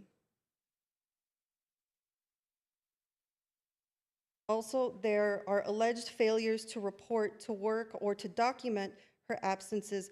They were never noted in Ms. Morelli's performance reviews, which we attached to our response. Because there was no contemporaneous discipline for these 2023 allegations, it raises suspicions that in 2025 they are being used as a basis for her termination. Regarding allegation number 2, that Ms. Morelli failed to report to work and properly document her absences in Frontline on July 30th of 2024, July 31st of 2024, and August 1st of 2024. In the charge, it indicates that on August 1st, 2024, Dr. Lin, Assistant Superintendent of Business Services, emailed Ms. Morelli instructing her to enter her vacation time for any early departures. Between 2022 and 2025, Vargas had to remind Morelli multiple times to enter absences in Frontline and to use vacation time for any early departures. The allegation goes on to indicate that Morelli also neglected to enter the dates for several conferences she attended in Frontline as school business, which is essential for accurately maintaining attendance and payroll records. So this charge fails to support a for-cause termination for the similar reasons as charge number 1. Again, because Ms. Morelli is not a non-exempt, she is an exempt employee. Therefore, her pay or otherwise hours are not, let me take that back. Her hours require her to work outside of what otherwise would be contemplated as a workday, and she is not always necessarily on-site in this particular office during her working hours, as she has to go to the schools within this district. Regarding allegation number 3, which reads, on or about September 4, 2024, Morelli failed to take ownership of the annual contract renewal process for the district's school resource deputies, SRDs, which is a key responsibility of the Director of Risk Management and Safety. Despite being in the role for more than 2 years, Morelli claimed she was unfamiliar with the process. Even when Dr. Lin offered guidance, she failed to demonstrate any initiative to learn the process.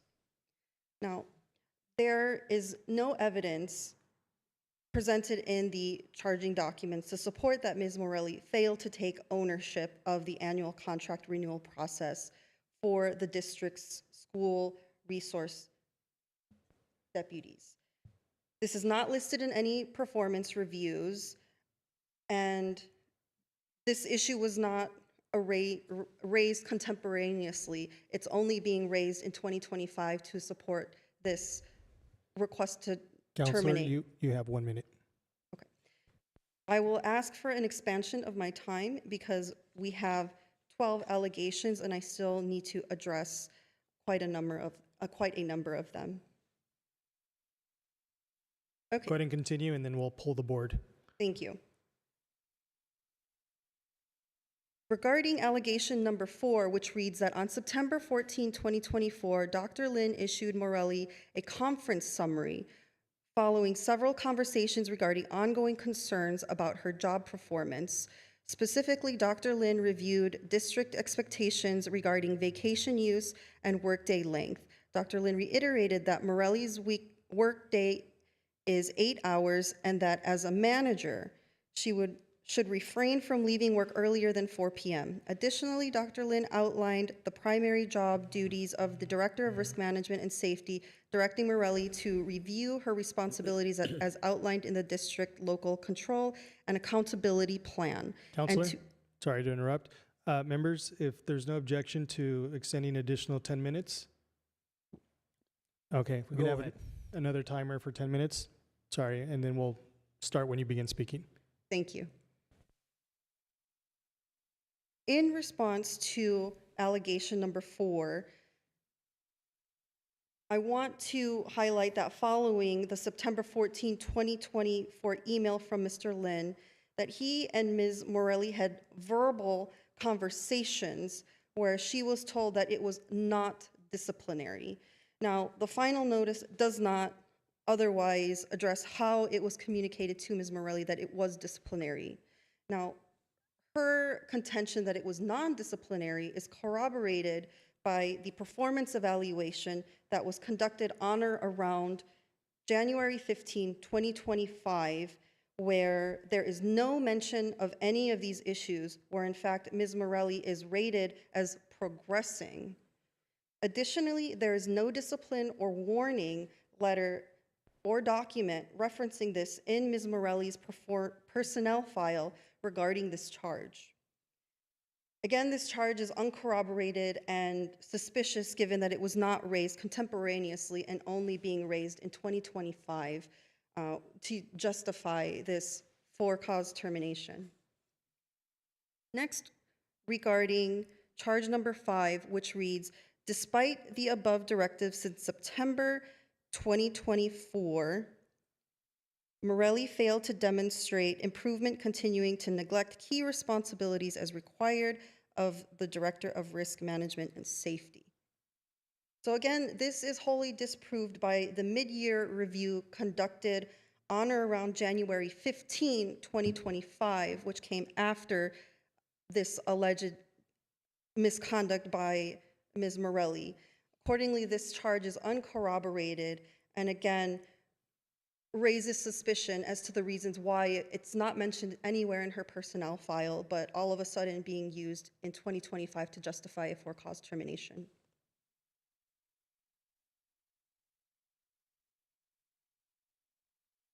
Now, I already addressed charge number 6 because that is the new charge that was presented for the first time in this final notice and which is not corroborated with the specificity necessary for a for-cause termination or to understand who is this other individual involved in the communications as alleged. So I'm going to go on to number 7, which was originally number 6 in the initial document, the initial charging document served to Ms. Morelli. So regarding charge number 7, it states, since assuming her position more than 2 years ago, Morelli has failed to establish and oversee the district's safety committee which is a requirement outlined in both the agreement between the district and the El Monte Union Education Association, July 1, 2023 to June 30, 2024, EMUEA agreement, and the 2022 to 2025 agreement between the district and the California School Employees Association, Chapter 11. Now, this allegation goes on to say that around October of 2024, when Dr. Lin inquired about the status of the safety committee, Morelli claimed that she was unaware of this responsibility, indicating that she had failed to familiarize herself with the EMUEA and CSEA agreements, an essential function of her required of her role. The charge goes on to say that Morelli additionally lacked the ability to competently draft position control documents or utilize board docs to complete the above project, a skill expected of all directors. When Dr. Lin attempted to guide Morelli through the PCD drafting process, she resisted assuming responsibility, instead questioning why she was tasked with this project. The charge then states, due to Morelli's blatant disregard of her duties, Dr. Lin executed the majority of the project himself. According to Ms. Morelli, this charge is wholly disproved by her mid-year review, again conducted on January 15, 2025, which came after this alleged misconduct, where she is rated as progressing in all categories. Furthermore, that performance review does not indicate anything about any deficiency or failure by Ms. Morelli relating to these district safety committee. In fact, the email is about approving hours for teachers and to attend the district safety committee meetings. So this charge, again, is wholly unfounded and, again, being used as a basis to create something that does not exist, which is a for-cause basis for termination. Next, regarding allegation number 8 in the final notice, it states, on December 11, 2024, Morelli referred an incident report to Dr. Lin for direction, revealing significant knowledge gaps and an inability to assess potential claims independently. Now, Mr. Lin, as I understand, was Ms. Morelli's superior and her boss, and she went to him to seek guidance, as subordinates would typically do. The email that the charge cites appears to be a request for such guidance and direction. This is supported by Mr. Lin's response to that same email, providing a recommendation. Furthermore, this email was immediately prior to Ms. Morelli's performance review, again, that happened in January 15 of 2025, which is after the incident alleged. And in that performance review, there's no mention of this type of misconduct or this incident amounting to any type of misconduct, or any indication that Ms. Morelli lacked significant knowledge or any inability to assess potential claims. So again, this charge is unfounded and lacks sufficient information or evidence to support a for-cause termination. Next, I will go to charge number 9, which reads in the final notice that Morelli also neglected to perform research related to risk management in a competent and timely manner as required for her role. It cites, for example, on January 10, 2025, Dr. Lin directed Morelli to research the other districts' comprehensive school safety plans and engage with other directors of risk management regarding school closures, and in quotes, if not already done, end quotes, indicating that Morelli was expected to have proactively completed this task. Morelli responded, stating that she had not yet conducted the research. Now, the request from Mr. Lin for Ms. Morelli to do this research was sent on January 10, 2025. And coincidentally, the timestamp was left off of this email. During the weekend when Ms. Morelli should have been off. Ms. Morelli responded to Mr. Lin on Sunday, January 12, 2025, and again on Monday, January 13, 2025 at 8:30 a.m. Given the responsiveness of Ms. Morelli and the messages on Monday, January 13, 2025 at 8:03 a.m., that she would work on that day, and it shows that Ms. Morelli was prioritizing this task.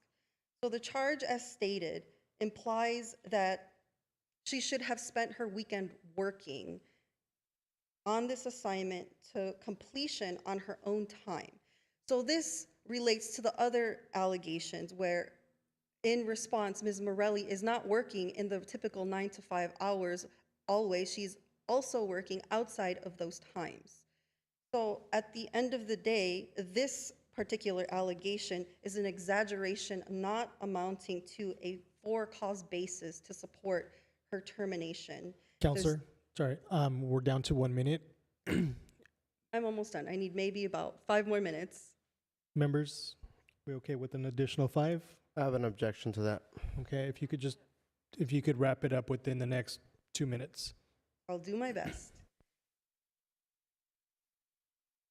Okay, so as this allegation is also unsubstantiated by the evidence presented by the district, it shouldn't be a basis to support a for-cause termination. Allegation number 10 in the final charge states that Morelli was unable to proficiently draft board agenda items for items within her scope, including but not limited to expenditure approvals, vendor contracts, and school site comprehensive school safety plans, even after significant investment and direction. Specifically, on February 3rd, 2025, Dr. Lin identified several errors in Morelli's proposed CSSPs and accompanying board agenda items, highlighting, as the charge states, her lack of attention to detail.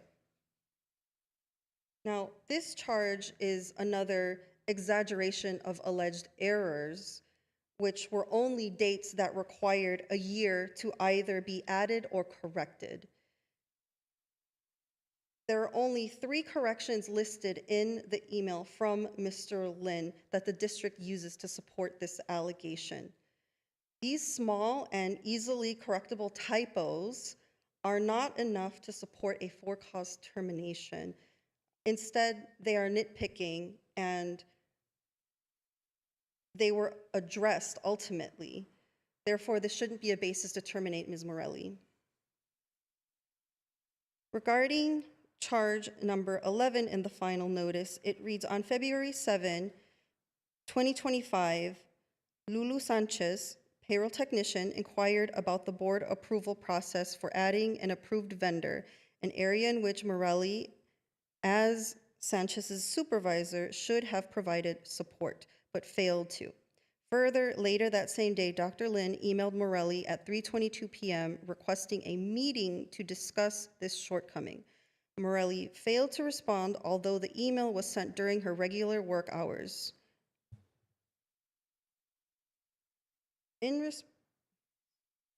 Regarding the email from Ms. Sanchez, it had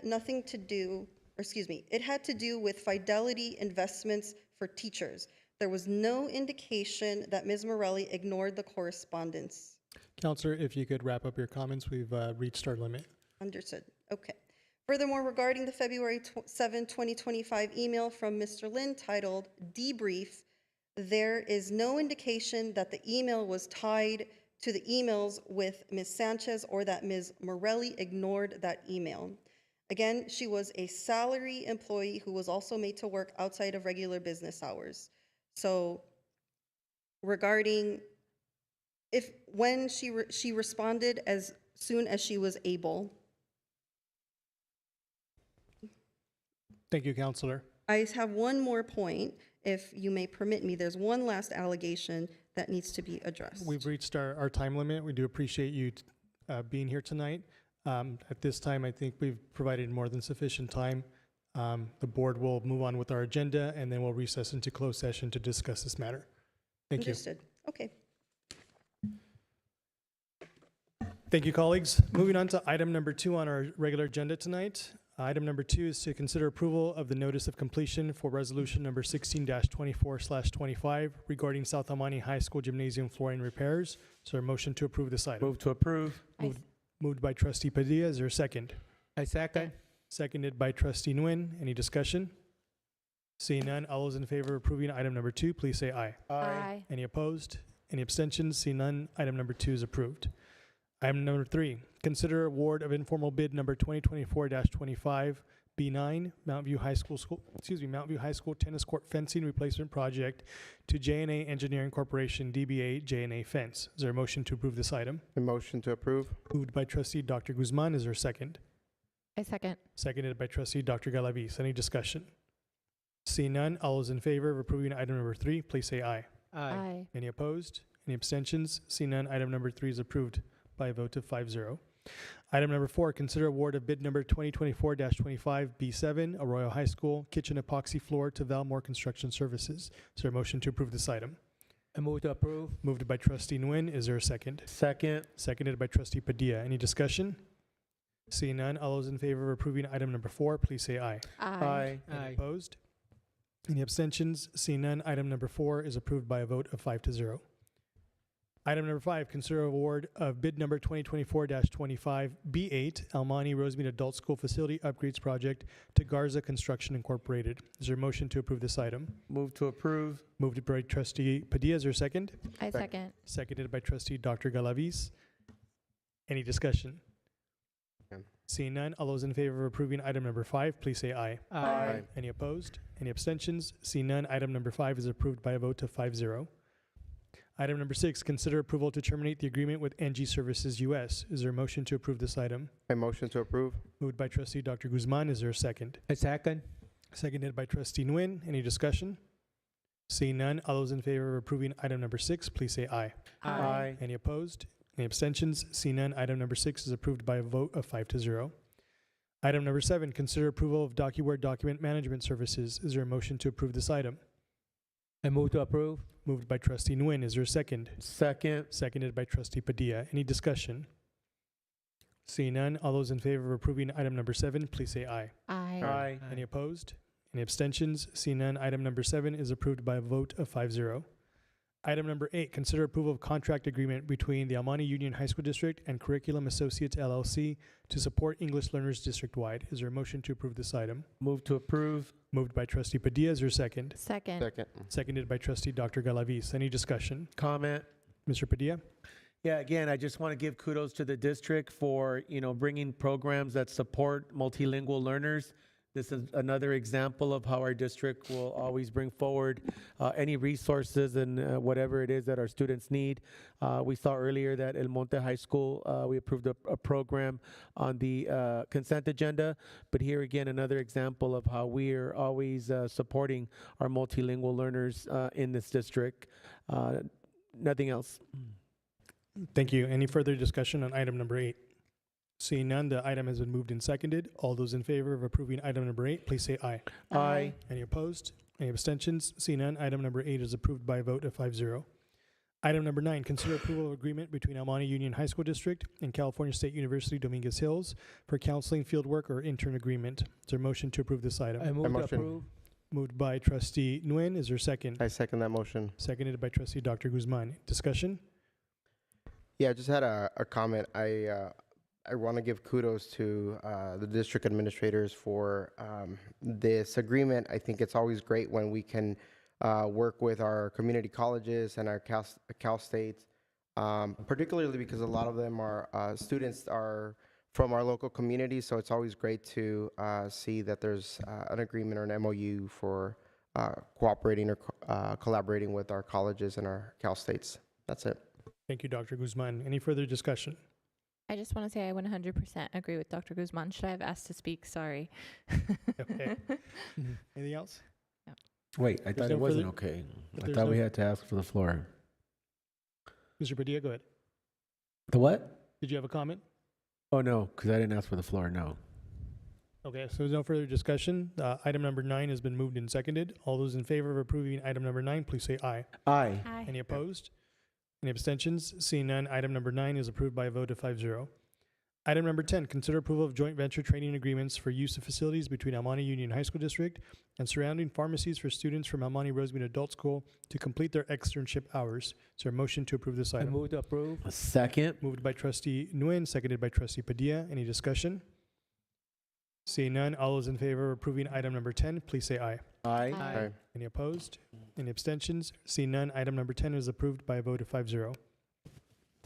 Item number 11, consider approval of resolution number 36-24/25 in support of Mental Health Awareness Month. Is there a motion to approve this item? Move to approve. Moved by trustee Dr. Guzman. Is there a second? I second. Seconded by trustee Dr. Galavis. Any discussion? Just a comment. I really appreciate the additional paragraph on the resolution requesting that not only each school, but elected officials, business, government agencies, healthcare providers, organizations, and citizens alike, basically all our community members and stakeholders support mental health and understanding and awareness. And I really commend the district for asking the community, the entire community of stakeholders to step up for mental health. So kudos to Dr. Zuniga and Dr. Rivas for putting this resolution together. Thank you. Thank you, Dr. Guzman. Any further discussion? Just a comment. I think it would be very awesome if a board member was available, both for Pasadena City College and Rio Hondo College, to lend extra support that we stand with our students, college students, high school students, mental health. It would be nice if we could send a representative there if anybody's available, like retired Quewin. And this is sorry, I missed for what is specifically? Well, one of the things that Dr. Guzman stated is that the Department of Mental Health decided to go to the different spas. The events, gotcha. Yeah. Okay. Mm-hmm. Yeah, and representing the San Gabriel Valley would be PCC, and the ELAC, they highlighted Pasadena City College, two community colleges that we work very closely with. And so I think lending our support there and physically being there to join forces with them will just show our commitment to mental health awareness. Thank you, trustee Padilla. Any further discussion? Seeing none, the item has been moved and seconded. All those in favor of approving item number 11? Aye. Sorry, all those in favor of approving item 11, say aye. Aye. Any opposed? Any abstentions? Seeing none, item number 11 is approved by a vote of 5-0. Item number 12, consider approval of resolution number 37-24/25 for National Teacher Appreciation Week and California Day of the Teacher. Is there a motion to approve this item? Motion to approve. Moved by trustee Dr. Guzman. Is there a second? Second. Seconded by trustee Dr. Galavis. Any discussion? Seeing none, all those in favor of approving item number 12, please say aye. Aye. Aye. Any opposed? Any abstentions? Seeing none, item number 12 is approved by a vote of 5-0. Item number 13, consider approval of resolution number 38-24/25 for Classified School Employee Week. I would like to move this item. Is there a second? I'll second. Seconded by trustee Padilla. Any discussion? Just thank you to Lisa for bringing us the buttons, and again, congratulations to our Miss, went blank on her name. Belinda Mora. Belinda, for the recognition. And again, when I talk about classified employees, these are usually more of the people that live within our community. And yes, we do need to celebrate them, because it is them that, again, I will say it again, they open up our schools, they put the flag up, they feed our students, they make sure that the air conditioning or the heaters are working. They are the front lines. Those are the reputations, those people that are on the front line, like the office coordinators or the receptionists, whoever's there.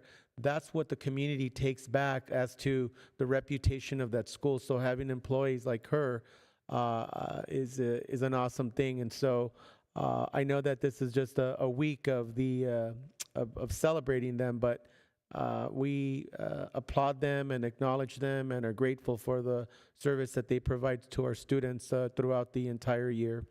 No further comments. Thank you, trustee Padilla. Any further discussion? No. I would just like to share that as a former classified employee myself, I appreciate this resolution. It is important that we recognize the work that our classified employees do. And one thing that, to touch upon a comment Mr. Padilla just made, sometimes the first interaction a family has on a school campus is with the classified employee.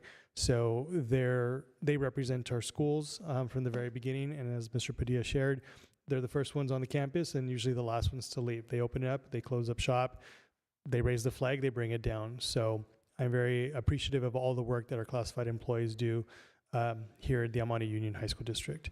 There's no further discussion. Item number 13 has been moved and seconded. All those in favor of approving item 13, please say aye. Aye. Any opposed? Any abstentions? Seeing none, item number 13 is approved by a vote of 5-0.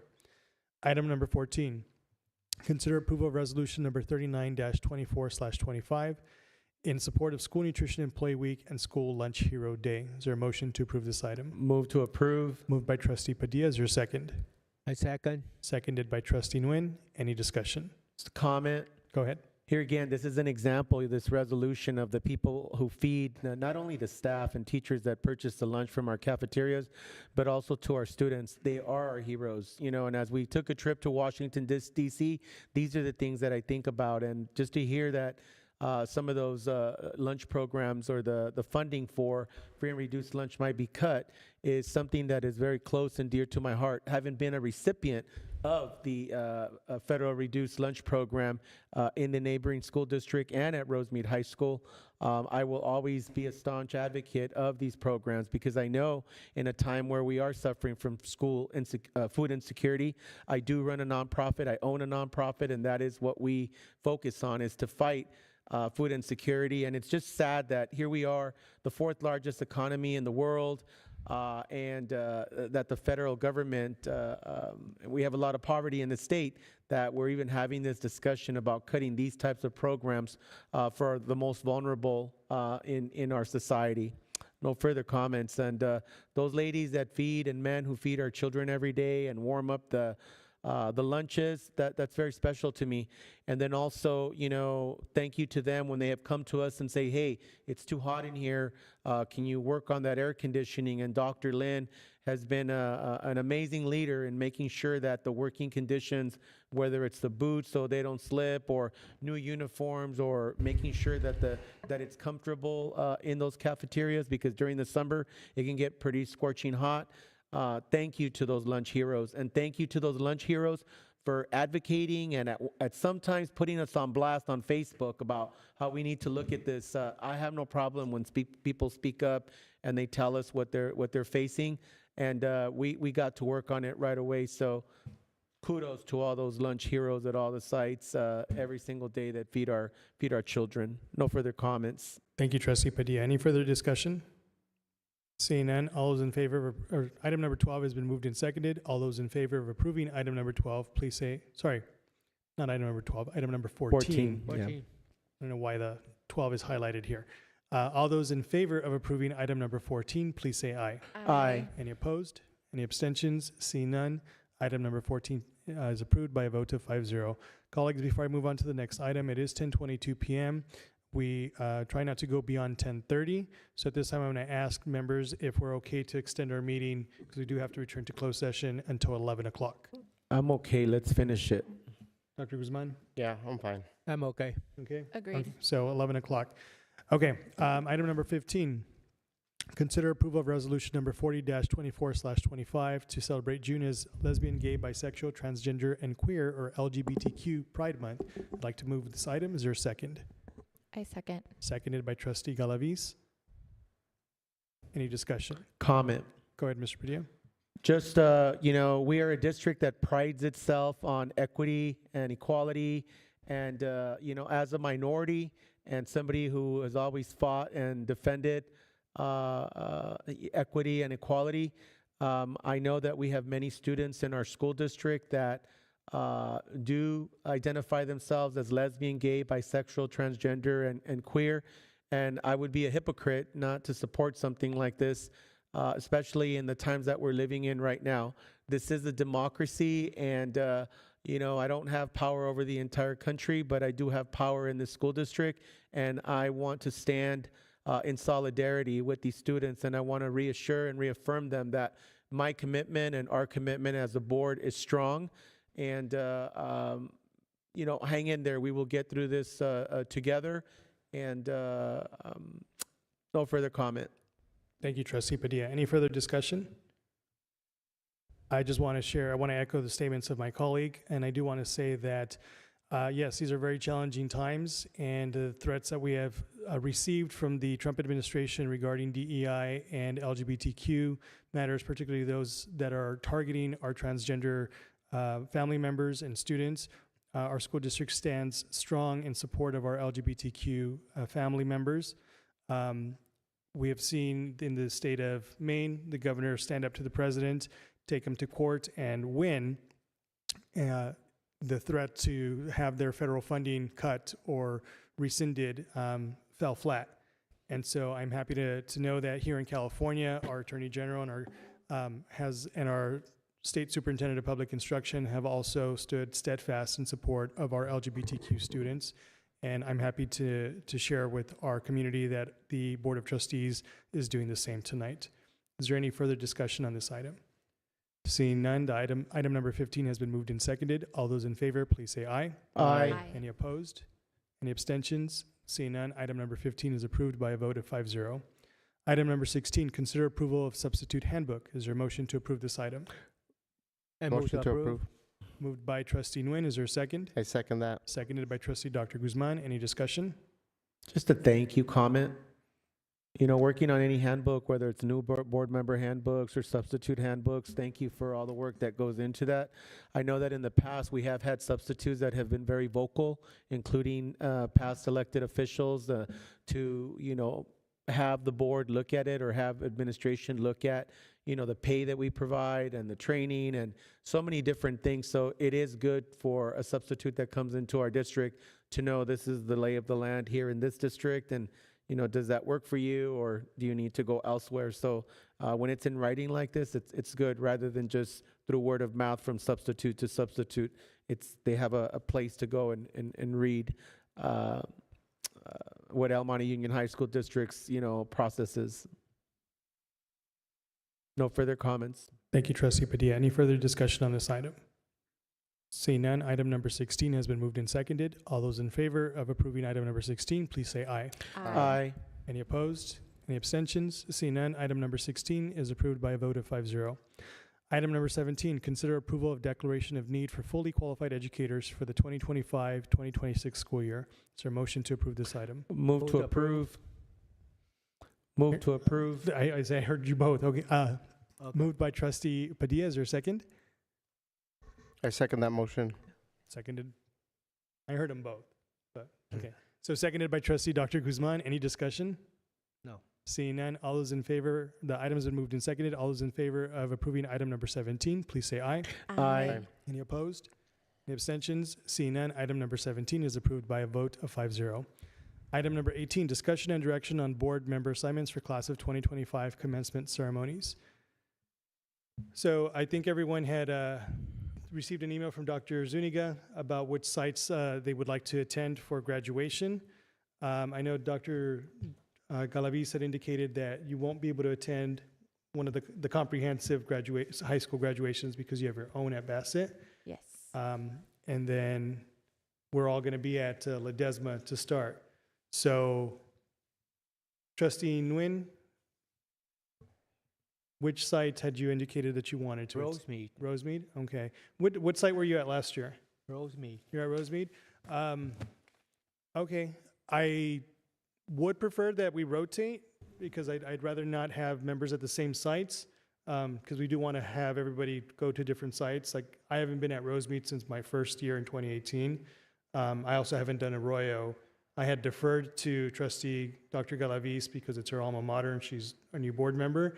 But since she indicated that she wouldn't be able to attend, she let me know that she had no concern about me going to Arroyo since that's the last site that I haven't done. You won't be there. I would like to do Arroyo. Dr. Guzman? I'd mentioned El Monte for the same reason as Dr. Galaviz's consideration of Arroyo High School. Okay. And Trustee Padilla? Yeah, let's be clear. Mr. Padilla always talks about the elephant in the room.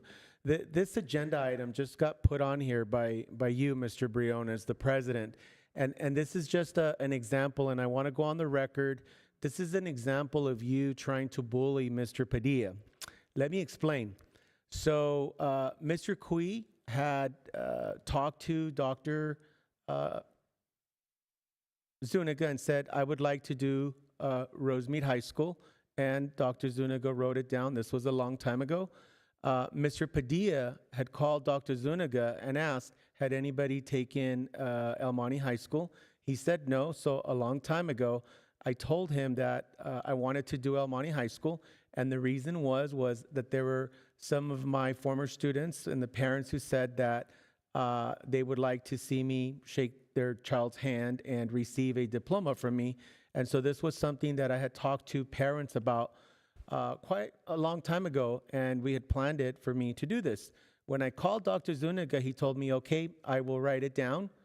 All of a sudden, I get a call from Dr. Zuniga and said, and I put Dr. Zuniga in an awkward position, and I feel bad because he's not feeling very, very good tonight. But I did not appreciate it that now I was kind of being told or being bullied, like, no, you're, Dr. Guzman wants to do El Monte High School. Now, the way I look at it is Mr. Briones put this item on here because we have never put this item on here for the assignments. Just like when we were going to have like who was going to become president of the board, I got bullied at that time from Mr. Briones and other board members, and this is another example of how you're trying to bully me. And there's a saying: "Fool me once, shame on you. Fool me twice, shame on me." I never let my guard down with you, Mr. Briones, because I know how sneaky and conniving you can be. And this is a great example of that. If I already told Dr. Zuniga that I wanted to do El Monte High School and he wrote it down and nobody else had requested it, now what you're trying to do is you're trying to come in because, your colleague or your friend here wants to do it. The way I look at it is, the reason that you're giving is that is his alma mater. Okay, it's not going to be, it's always going to be his alma mater. He's going to be here for a number of years. So the way I look at it is, what's more important? Dr. Guzman wanting to do and certify the class at El Monte High School because it's his alma mater, or students and parents who would like to see me shake their hand and offer them their diploma and certify the class. What's more important? Excuse me? No. What's more important? Dr. Guzman, telling the board president, put it on the agenda so we could put it on for a vote so that, Dr. Galaviz, Mr. Briones, and Dr. Guzman can bully me and say, we have the power of 3 and we're not going to let you do certify El Monte High School. We're going to let our friend, Mr. Guzman, because that's what he wants. To me, students are more important. And if students and parents have come to me and they talk to me, and I already told Dr. Zuniga, I don't appreciate you trying to, undo it, when in the past it's always been, very friendly, professional. We call him, he puts it down. If somebody had already taken El Monte High School, he would have told me, Mr. Padilla, somebody else had already taken it. What you're doing is kind of like Mr. Cui called Dr. Zuniga and said, I would like to do Rosemead. I wouldn't go and say, well, you know what, Mr. Cui, Rosemead is my alma mater, and I'm alumni from there. I want to do that high school. That's pretty rude of me when they've already made that agreement. And again, you make it sound all pretty, like you ask all the questions, Dr. or Mr. Briones, like you always do. But I know what your intent here is, and I want to go on record to show that any chance you get at any little thing to nitpick or bully me, like you talked about, the trip that we took to Washington, D.C., and you're attacking board member Qui Win, and you're attacking me, and you talk about how you want to be collaborative and work with us. Every time that you attack us like that, just lowers your credibility and our trust towards you as our leader, because that's exactly what you're trying to do here with the bullying. You know, same thing when the presidency was going to take place of who was going to become president with our last board. And why do I bring up the last board? Because you engage in bullying, not just with this board, but you engage with bullying in the last board. And I'll be blunt and I'll say it to your face. When you, board member Qui Win and Professor Stella Torres de Segres went to the fairgrounds to do the dinner that they always do, that the teachers always have, you know, you harass board member Professor Stella Torres de Segres, and you went up to her and you said, Professor Stella Torres de Segres, would you support me being president? And this was after you had already served as president 2 times, because Mr. Carlos Salcido told you, oh, you're doing such a wonderful job for during COVID. Yes, let's go ahead and allow you the opportunity to do a second round of being president. Cool, I just stood there, listened, you know, I was in the minority. But then when Professor Stella Torres de Segres told me what you did, I thought, he is so dirty and conniving. You went up to Professor Stella Torres de Segres and you said, Professor Stella Torres de Segres, would you support me being president? And Professor Stella Torres de Segres told you to your face, no, no. What happened to Mr. Padilla? You have not allowed Mr. Padilla to be the president. No, I cannot do that. There used to be a rotation where everybody had the opportunity to become president. And one year while I was gone, when I lost the election, you guys just took that off, and Mr. Padilla has not been president. Everybody should have the opportunity to be president, and the community elected him, and they want to see him be president too. But you were conniving, and you went and you harassed her and asked her that question, and she told you where to stick it. Then, not only did you go tell Professor Stella Torres de Segres, and I'll put Mr. Qui Win on the hot seat too. He can tell me if I'm being a liar. Then you went to Mr. Qui Win and you're like, Mr. Qui Win, would you support me being president again? And he nicely told you where to stick it too and said, no, you asked him, would you like to be president? And it was like anything but Mr. Padilla. And Mr. Qui told you, no, Mr. Briones, because I'm new. I am the newbie. I am the rookie here. So I need a little more time. So he told you no. So you knew you didn't have enough votes. You didn't have Professor Stella Torres de Segres. You didn't have Qui Win. And you knew you definitely didn't have me, right? And so when the vote went down, even on the night that we voted, Qui had COVID. Qui was on the big screen, from his house because he couldn't be here. Even on that night, with my entire family being here, the room filled with people that had elected me, and when the vote went down, even on that day, you doubled down. You and Carlos Salcido voted no against me, and you still lost because I got a 3-2 vote and I became president, but only that way. But again, that previous board, along with you, bullied me for all that time. You guys made David Diaz president, and then it was Carlos Salcido, and then it was Maria Morgan, and then it was you, and then it was you again. That was the 5-year term where we switched from odd number election years to even years. And even then, you also bullied me where you sent me and we had an election that we didn't need to have, and you wasted all that money just because you guys didn't want Professor Stella Torres de Segres and myself to get an extra year.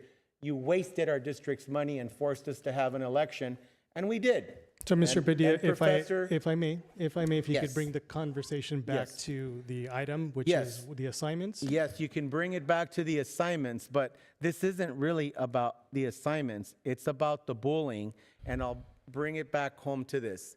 What is more important, and I want the people out there watching this meeting to know, is it because Dr. Guzman has dug in his heels and he wants to be the board member that does El Monte High School?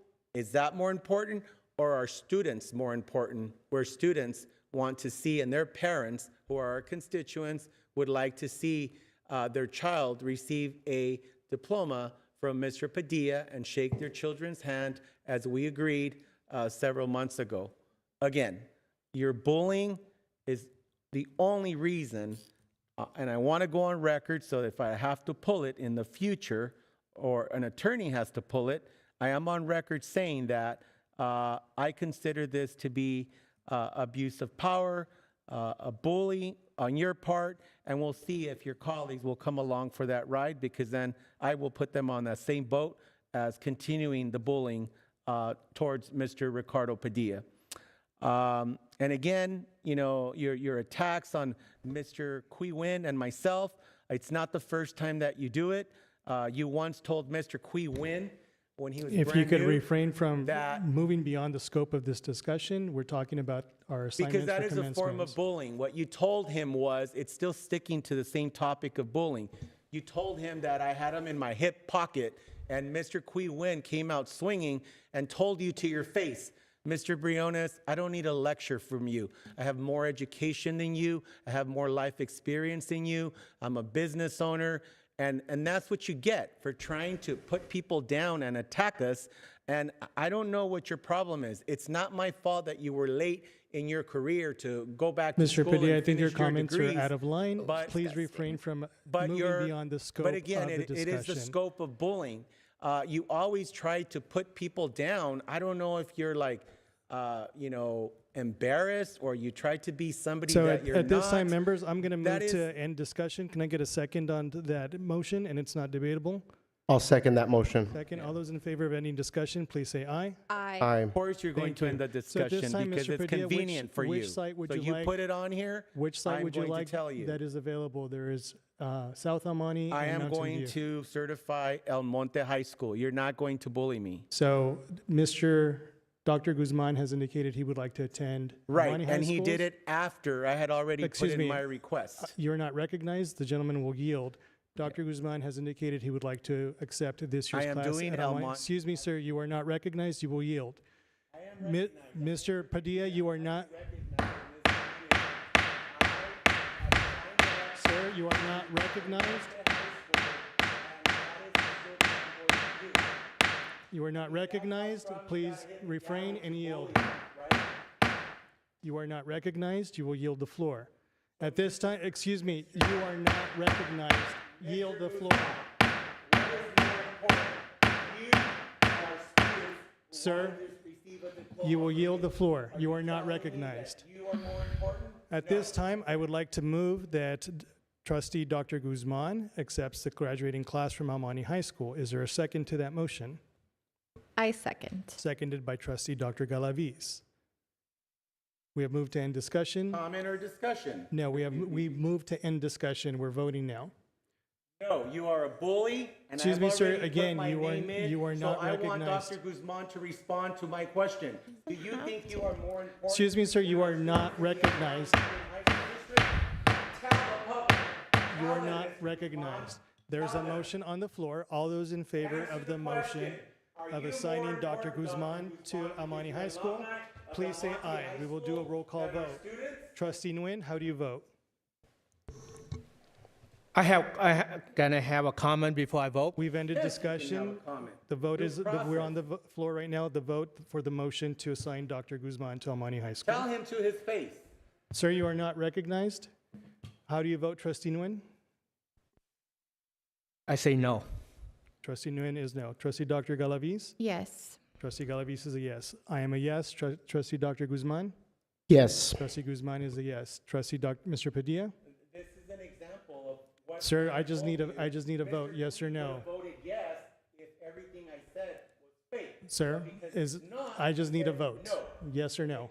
I am doing El Monte High School. Sir, yes or no. I am doing El Monte High School. Even if we bring the SRO and you want a spectacle, we'll call the Sir, newspaper. I just need your I will vote. put Dr.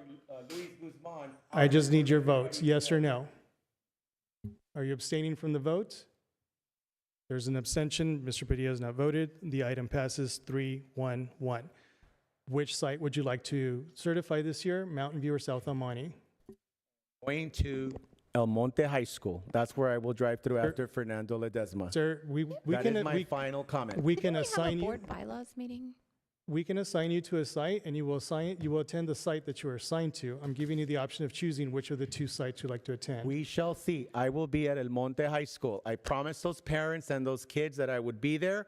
I turned my request in to the Sir, superintendent. that is not the as question. we always The have. question is, There which site would you no like to attend? past practice. Mountain That's View what or we've South always El done. Monte? Which site would you like to attend? South El El Monte or Monte Mountain High View? School. El Monte High Trustee Dr. Guzman has been assigned Then to we El will Monte High both be at School. El Monte High School. I will be at El Monte High School. I want to make it clear I that want to if make you it clear. do I not will attend be the at El site Monte that High you are School. assigned to, Even if we have to you call are our not- school resource you are officers not and El assigned Monte to that PD, site. You I will not will be accept at that El Monte graduating High class. School. Watch me. You will attend the site that you I are will assigned attend to. El Monte High School, Mr. Briones. So I'd like to point out. Don't point anything out. Excuse It's me, very I have clear. the floor. I would like to point out, this is again a behavior. Yeah, it's a called pattern. bullying. That Excuse is me, the sir, behavior. I have the floor. It is bullying. I have the floor. It's the behavior that The I same have been dealing behavior with that Mr. on this Padilla board. has exhibited as not being collegial, not following I am not going to be processes. collegial to bullying. We teach Sir, our kids you do to not have stand the floor. up to You will bullies. yield the floor. Mr. Padilla You do is not have the floor. exercising what we tell our kids to do. Okay? You cannot bully me. That's what you're doing. This is the same Our behavior kids that to- Mr. Padilla to stand exhibits up to when he bullies. does not get his way. Oh, no, no, no. Trust me. And so at this I time, teach our students I'm that going to if ask a you bully is again, which bullying site would you like to need attend? to speak up. Mountain View or South El Monte? I have spoken. I will be at El Monte High School. Sir, you will not be at El Monte High School. If we need to assign you to a site, we will do so. So at this time, is there a motion to assign Trustee Padilla to a site? The two available sites are Mountain View and South El Monte. Is there a motion to assign Trustee Padilla to a site? I make that motion Which site would you like to assign? to assign Mr. Padilla to Mount View High School. So the motion is to assign Trustee Padilla to Mount View High School. Is there a second to that motion? I second that motion. Seconded by Trustee Dr. Galaviz. Discussion. Trustee Nguyen. Usually, I've been here for over 2 years. Usually, one time for commencement, Dr. Zuniga put on the list, on the Friday memo. Whoever choose first, they go to that school. It's not like assign, that he asking for volunteer. Who want to be, doing what? So as soon as people make that choice, it stick. So I don't know why this year is different. I didn't see him put the table, who assigned what. I didn't see it. Thank you. Thank Usually, you. the last 2 years, he always put it on Friday memo. Right. And I did email him. I want to be rosemeat, and say it's noted. But that's what he said. It's noted, but he not say approve. Because usually, when I say when I make the choice and nobody make that choice, I got it. So that I don't know why this year it changed. Maybe they changed in leadership over on the board, so that's why it's different. Otherwise, every year it's the same thing. The last 2 years, first come, first serve. Whoever make the choice, first, then you got that choice, and that's all. Thank you, Trustee Nguyen. Trustee Dr. Galaviz. Just to Mr. Nguyen's point is that, yeah, there is a change in leadership, and as always, when there's a new board president, sometimes there are changes that are made. I remember at our installment, there was a change made that night about how the public was able to show a video that night, and that had never been precedent before. So I just want to remind the community that as the president, they're allowed to make changes. Mr. Padilla made a change that night. So we are, as the president, you're allowed to make changes, and I understand that as the president's changed throughout the year, changes will be made. Thank you, Trustee Dr. Galaviz. Dr. Guzman. I think the only comment is this is democracy in action, and democracy is about majority vote, and not everybody's going to get what they want. But again, the board voted. There's a majority vote on this motion, and that's what democracy is following the majority votes. And so, that's the final say. Trustee Padilla. Just that it's bullying. It's another example of how you weaponize this democracy. And trust me, I don't need a rookie board member like Luis Guzman to tell me about the democracy and living in a time that, you know, of things that are happening that we're currently living that right now as we speak. So again, for the record, this is another example of bullying. Mr. Guzman is basically just dug in his heels that he wants to do El Monte High School because that's his alma mater. I think it's you know, highly disrespectful that if I had already put my name in and now he wants it, and because Mr. Briones, you know, wants to support him, they're going to bump me. And again, the example I give is Mr. Cui had already requested Rosemead High School, my alma mater. It would be highly disrespectful for me to say, oh, that's my alma mater, Mr. Cui, you're not going to do it. But I get it. I know how you work. And again, you know, fool me once, shame on you. Fool me twice, shame on me. I know how you operate. I know, you know, the sneaky attacks that you do. Everybody knows that that's how you, you know, conduct yourself. At least for me, I'm really transparent and open. What you see is what you get. I'm not one person on the dais and talk really sweet, and then when I'm off the dais, I'm somebody else.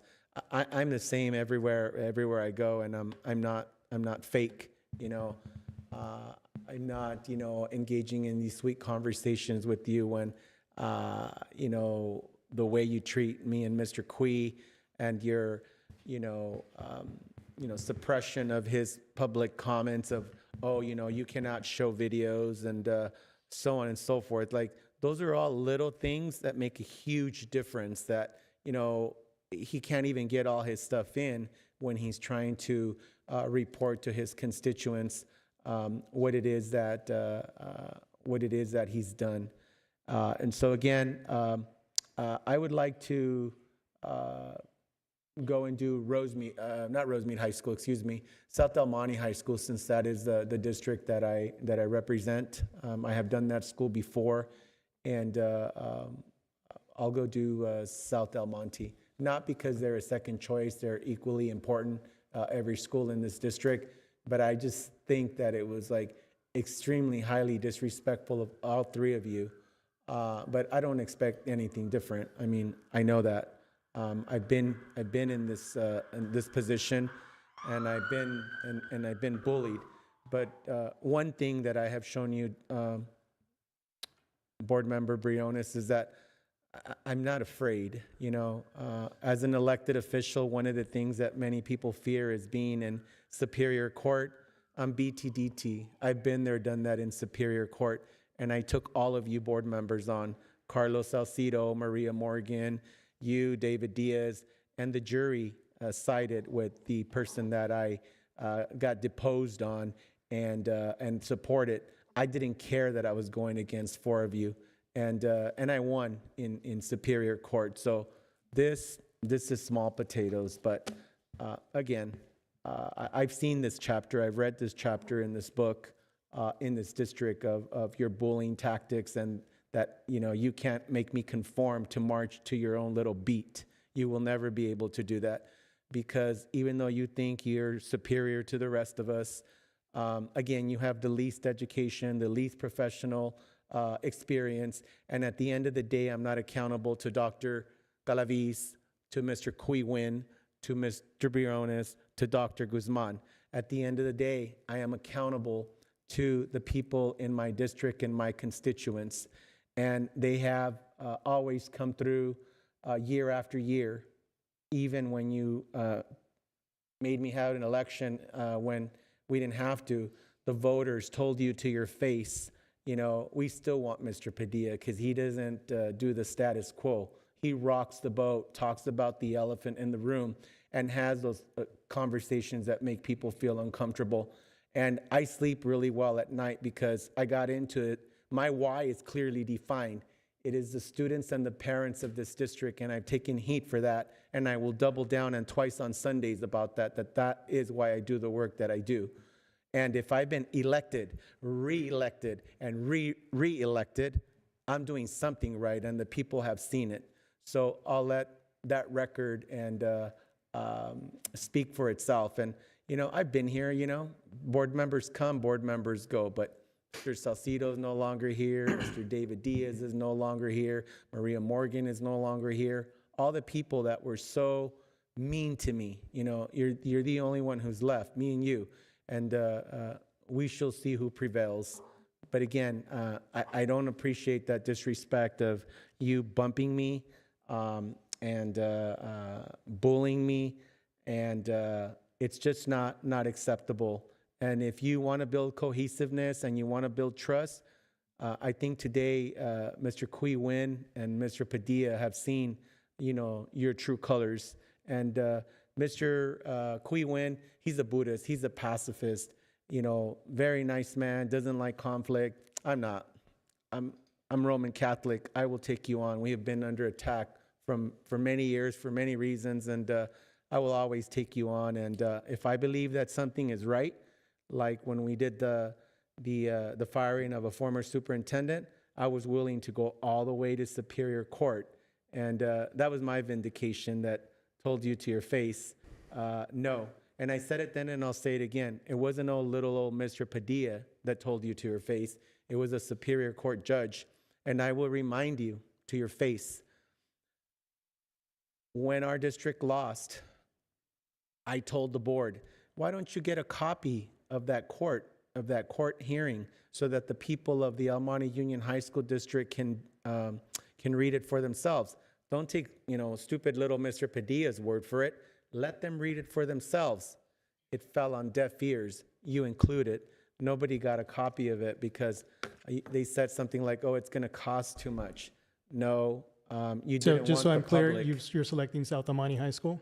Yes, I'm selecting Thank South you. El Monte High So School. Dr. Guzman and Trustee Galevis, you had again, made the motion. an example of your You pathetic okay with leadership. switching from Mountain View to South El Monte in your motion? Okay, so the motion is to assign Trustee Padilla to South El Monte High School. There's no further discussion. I do want to share two things before we vote. We talk about being highly disrespectful on multiple occasions now. Mr. Padilla has called two of our colleagues, rookie board members, completely uncalled for. To your comments, excuse me, sir. Again, you don't have the floor, and I'm speaking. Secondly, your comments regarding this item never being on the agenda before. As far back as 2011, board assignments for senior luncheon, baccalaureate, and graduation ceremonies.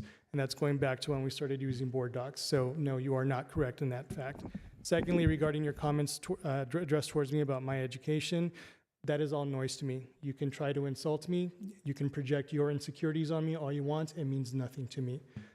That's all I have to say. So the motion is to assign Trustee Padilla to South El Monte High School. All those in favor, please say aye. Aye. Aye. Any opposed? Oppose. I oppose. So the motion is carried by a vote of 3-2. Thank you, colleagues. That concludes our regular agenda. At this time, the board will recess into closed session, and we will return as soon as we're done to report out. Dr. Zuniga, I'd like to make a comment. I just want to thank you for being the superintendent that you are. I know that as the leader of our school district, you know, you have to follow the direction of the majority, and you've always done that. So thank you for your leadership, and I apologize that, and it's a genuine apologize. I never apologize the mentiritas for your leadership, and you're a great superintendent, and I apologize that you had to be put through all this nonsense. I want to say that publicly. Okay. Yeah.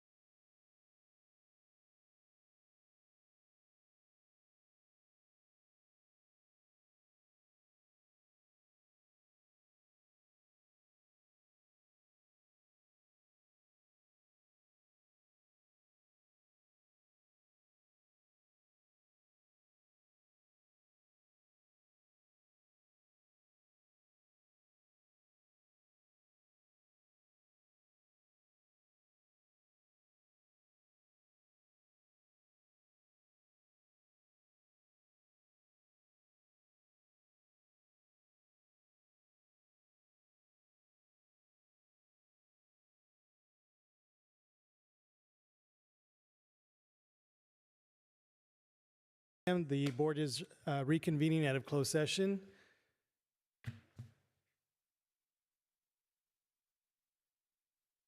I just realized I skipped an item. Sorry. Does anybody have any topics or items for future meetings? No. Not tonight. Not at Yeah. this time. Okay, Dr. Zuniga, you have one. I just said the Real Hondo Taste of Real is coming up on June 20th. At the Friday at 6 p.m. The last 2 years or 3 years, I believe we've been sponsor of $5,000, which is contributes to the foundation at Real Hondo. We want to do that, so if we do that now, we get on the program. We're able to do that. I'm okay with that. When, when was the event? Friday, June 20th. Oh, boo, I won't be here. I'm okay to sponsoring. At what level do we have that? I would recommend the same 5,000. I'm okay with that. Everybody else okay with Dr. 5,000? Zuna, is that same as last year that we went Yes. to the $5,000 sponsoring Yes, sir. scholarship? Yes. Okay. Okay. I'm okay with it. Okay, so let's move forward with the 5,000. Yeah. Y'all enjoy the event. I won't be here. I'll be in Sacramento for Boys and Girls Day. I will enjoy it for you. I'll even eat all the food and take for 2 people. Much appreciated. You're welcome. Okay, going back to our agenda, we've reconvened out of closed session. Legal counsel, if you'd like to report, if you can please report out. With reference to the published agenda item A2, as to matter 1, with 5-0 votes, the board voted to release employee ID number HJ0749486. As to matter number 2, with 5-0 votes, the board voted to release employee ID number ZX7993775. As to matters 3 and 4, no final action was taken. And as to item A1, subsection B, no final action was taken. And that concludes the readout from closed session. Thank you, Mr. Legal Counsel. At this time, it is 11:32 p.m. If there is no objection, we are adjourned.